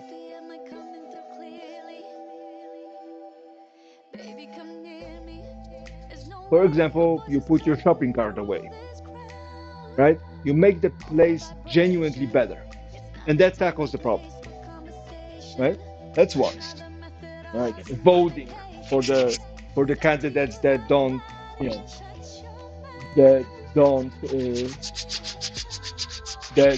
you know, represent values you don't agree with. That's one. That's the actives of smaller things. Two is you talk to people, right? You teach your kids, you talk to your neighbors. And third one is you draw a uncomfortable line on unacceptable behavior. That's how you make a difference. You have somebody going like, well, Israel is right. No, thank you. We're no longer speaking terms, so you get educated. I'm not going to be buying from a company that supports Israel, that hasn't made a public statement condemning them for their actions for them. I'm not going to buy them. Starbucks has a problem with it. They lost several $1 billion very quickly because people stopped buying from them. They're overpriced and shit. So. And then you tell people, you don't have to go on a crusade. You don't have to. You can, demonstrations, sure. But the rule of thumb is, I think, only like 3% of a group or a country needs to actually stand up and say they don't like something to make a change. I think it's 3%. The United States, that's like 11 million people. If 11 million people got together and got pissed about something, things would need to change. Because that's enough mass. That's how you make a difference. You change the things you can, you object, maybe uncomfortably, but you object to things that are unacceptable. Then you talk to people, and, trying to provide information and letting them decide. That's how you make a difference. I'm hoping to make a difference here at the woodshop. We're talking about car topics, so maybe that's not the best best use of the time. Hopefully, people will learn something, appreciate wood. Maybe they will buy something, maybe not, but that's not the point. The point is, people will have access to information.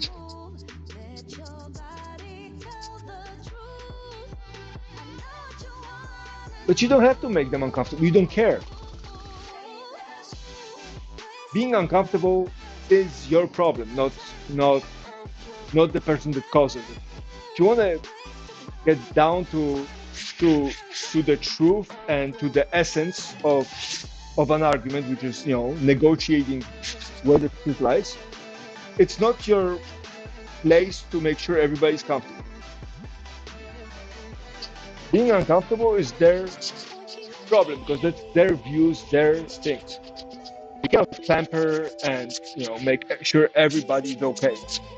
Because if everybody's okay, people will, with the loudest voices, decide what is acceptable and not.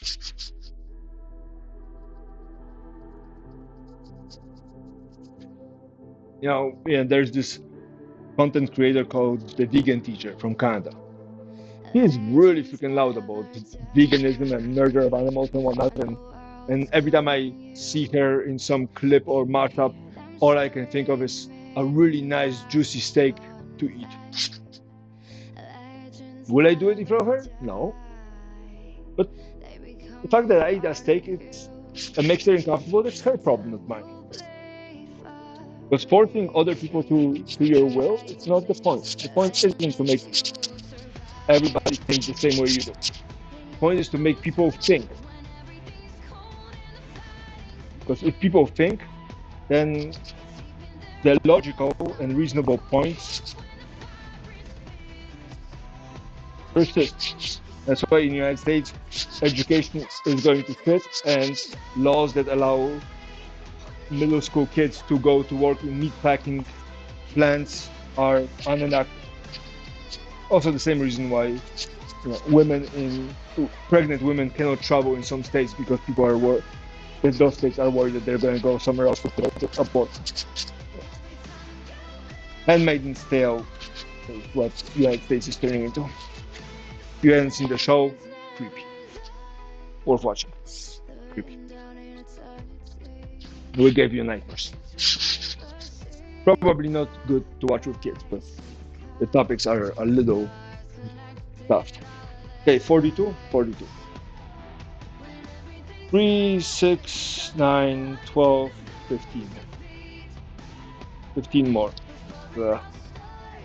15 more.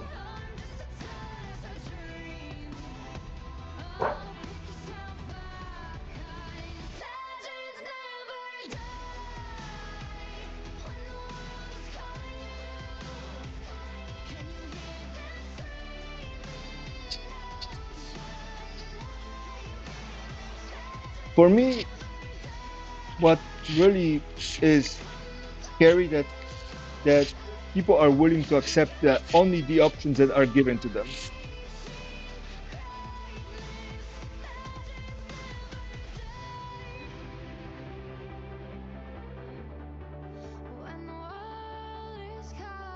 Every country has its issues.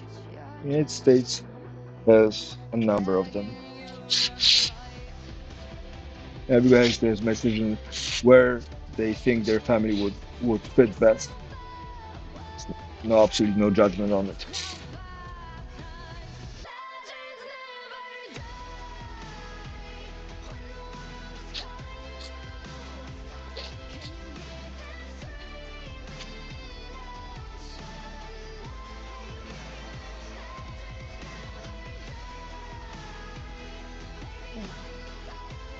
I get lucky sometimes.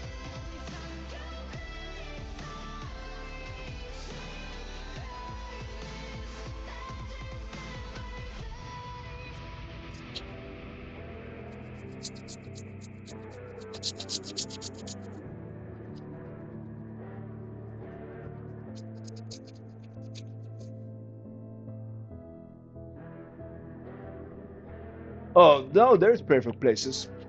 In chat on QQ stream, obviously. Best place ever. No question about it. You have a different opinion? Mickey on the track. The perfect place. Best place to be.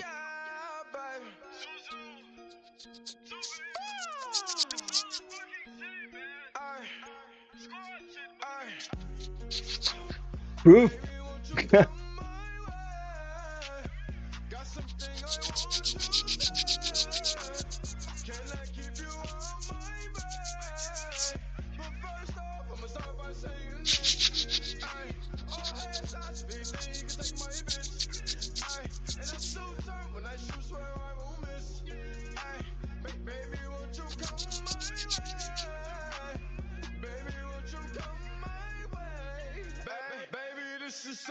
You know, maybe not from very young age, but call it, you know, age of reason, where the attitude is there.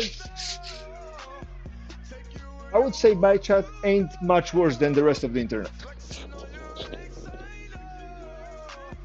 I'm not saying it's better. I'm not saying it's much worse. So,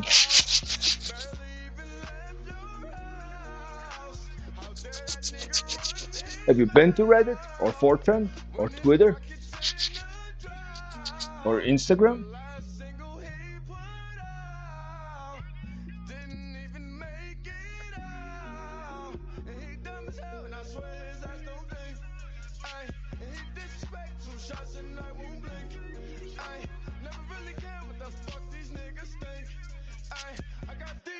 I swear my shit's on sync. Ay, and he mad as fuck, big Sue up all she sing. Ay, he mad as fuck, big Sue up in her dreams. Ay, I'm gonna lie, this is getting really tiresome. big Sue up, but these niggas should I've been thinking of ways to improve the grip on this. come my way.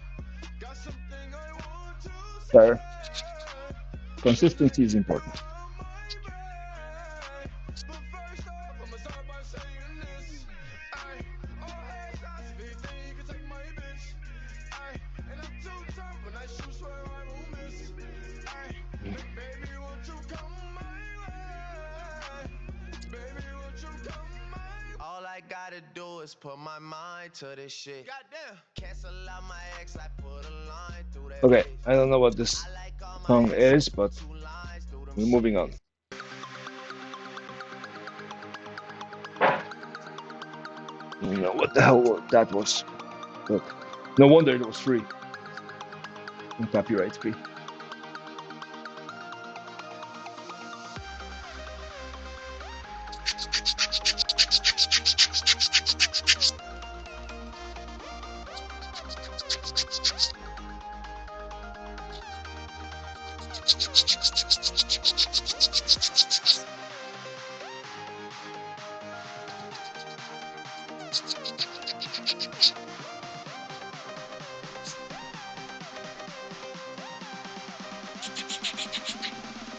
Okay.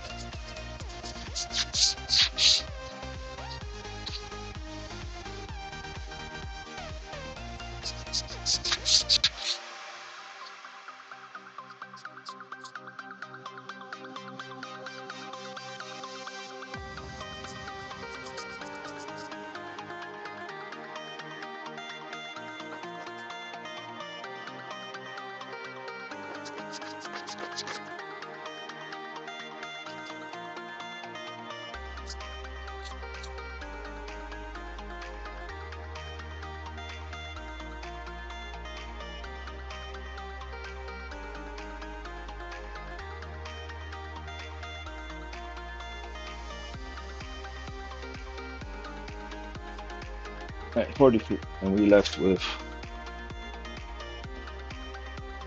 14.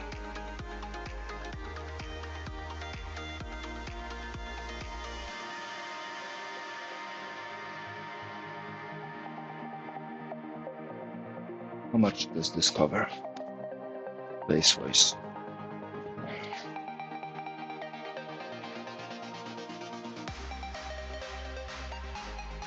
58. Oh, 38. And the whole thing would be about 50.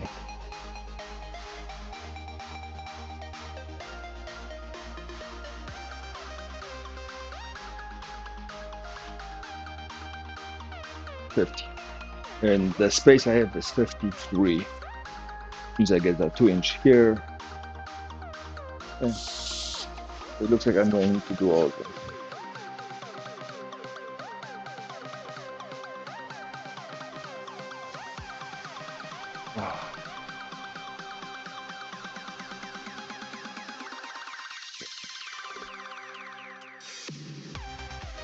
Do the rounding by machine.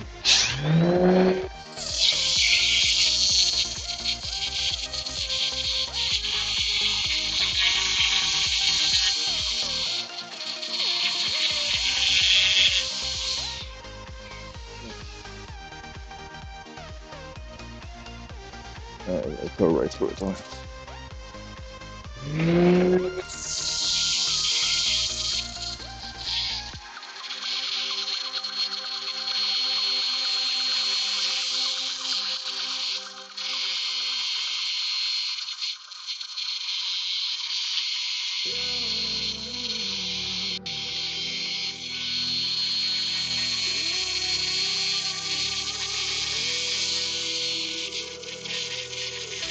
There's a distance between us.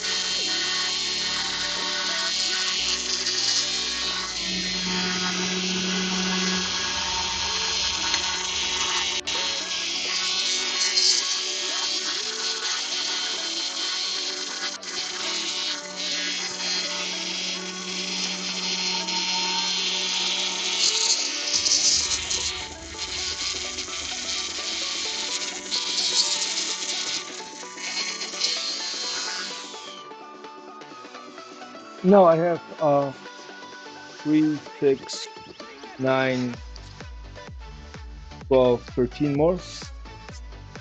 13 more.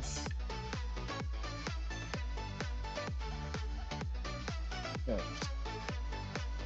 I'm gonna sacrifice my hand to hopefully do it a little quicker because I would like to go home and it's almost 10 p.m. So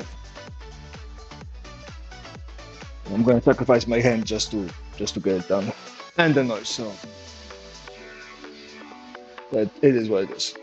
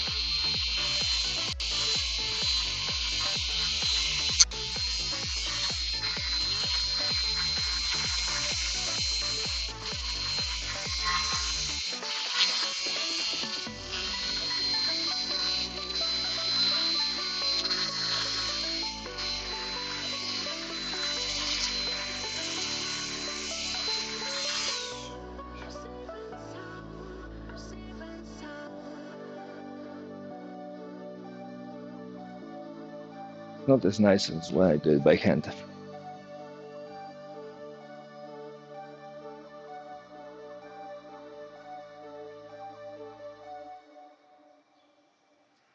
Definitely not as nice.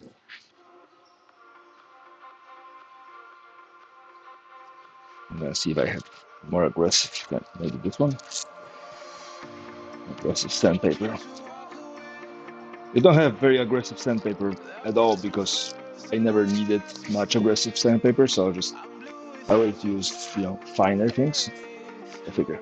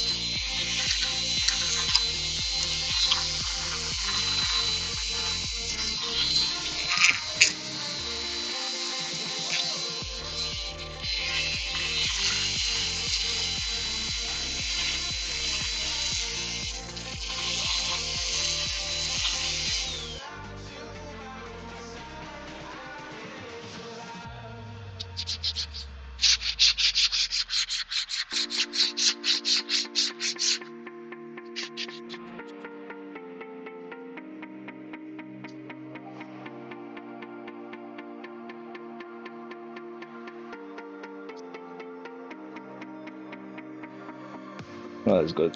I think milk is good. Bothers me it's not this good.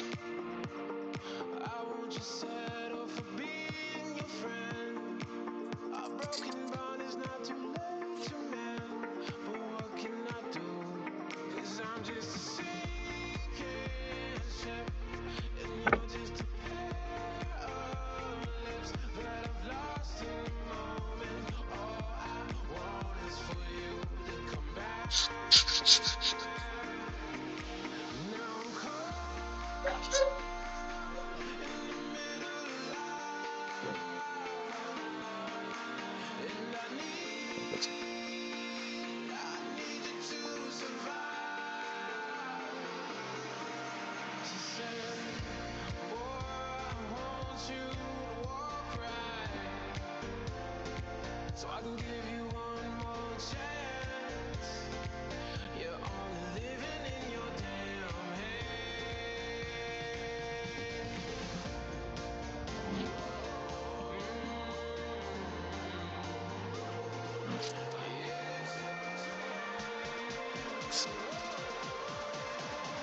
Without you by my side, I can't survive.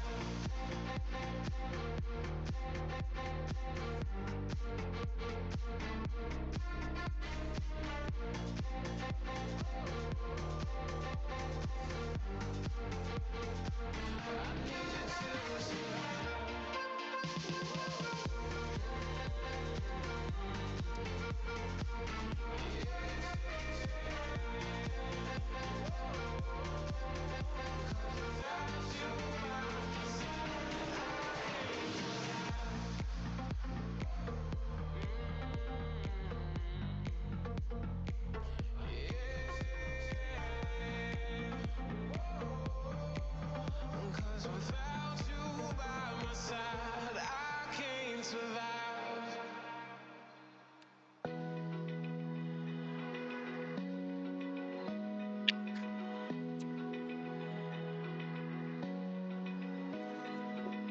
Open eye, feel the waves cut through me, hypnotized by the sounds I'm breathing in. Hold tight, chemicals collide. Hold tight,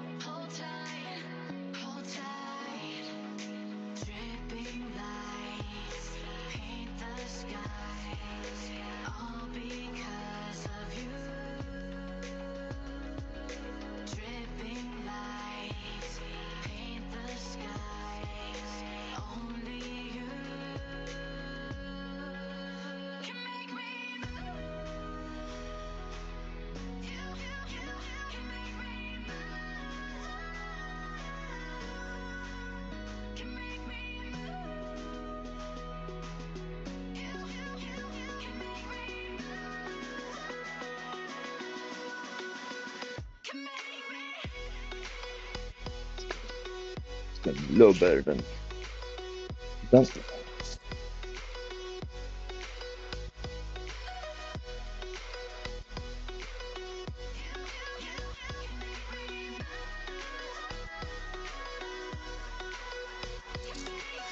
alive, make it last forever.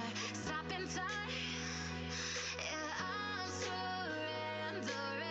Hold tight, chemicals collide. Hold tight, hold tight, hold tight. Dripping lights paint the skies, all because of you. Dripping lights paint the skies, only you can make me move. You can make me move. Can make me move. Can make me move. You can make me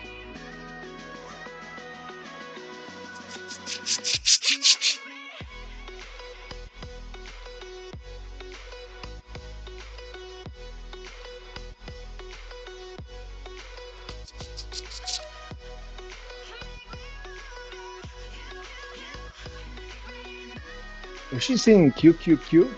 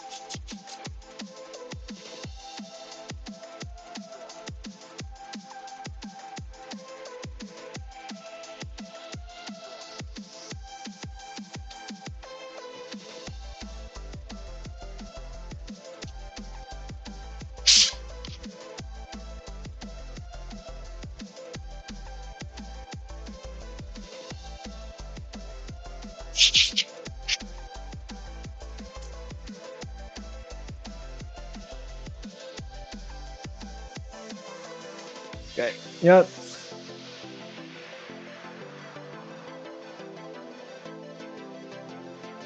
I think I'm going to finish this one. I'm going to go home because there's no way I'm finishing the rest of it. It's 5 minutes after 10. I leave myself something to do tomorrow.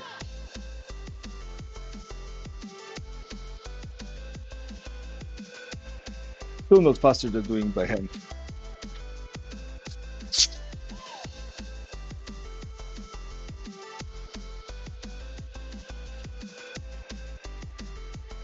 Maybe next time I'll build a jig for it or something.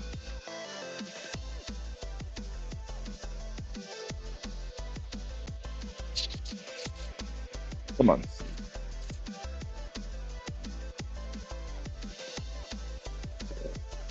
Where did you go? Yeah, exactly.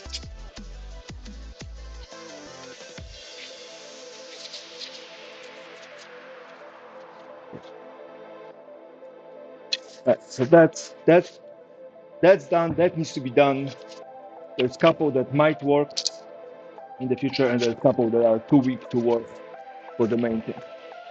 Yes. So open up this.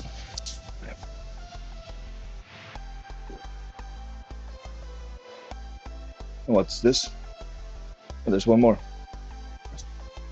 And this one goes to the undone ones. Yeah. All right. Start cleaning up. First of all, this goes off. This doesn't need anything. My cup upside down.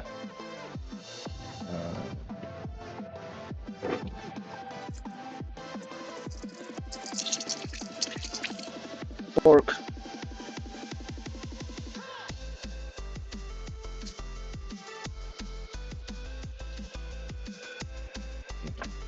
goes. So put this to sleep. Sleep. Take this out. Take this with me. Take this. Take this. Oh, backpack right here. Gotta grab Andy's pen so I can get it ready to mail it.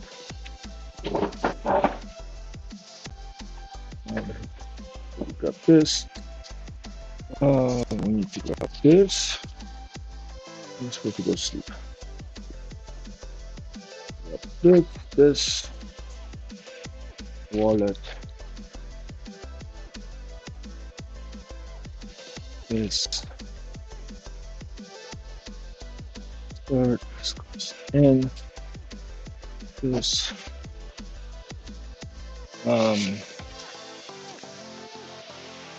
This can stay. This can stay. This can stay. This stay. Yeah. This stays. This water. This stays. This stays. This stays. This stays. Good. Okay.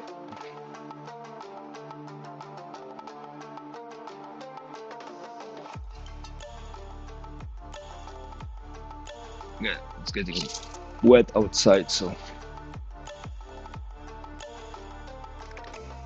don't want this to warp too much overnight, so put a blanket over it.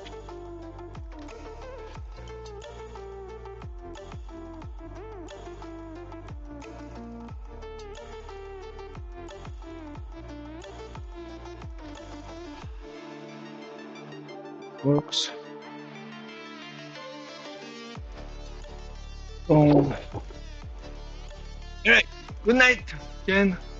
Good night, chat. I'll see you guys tomorrow.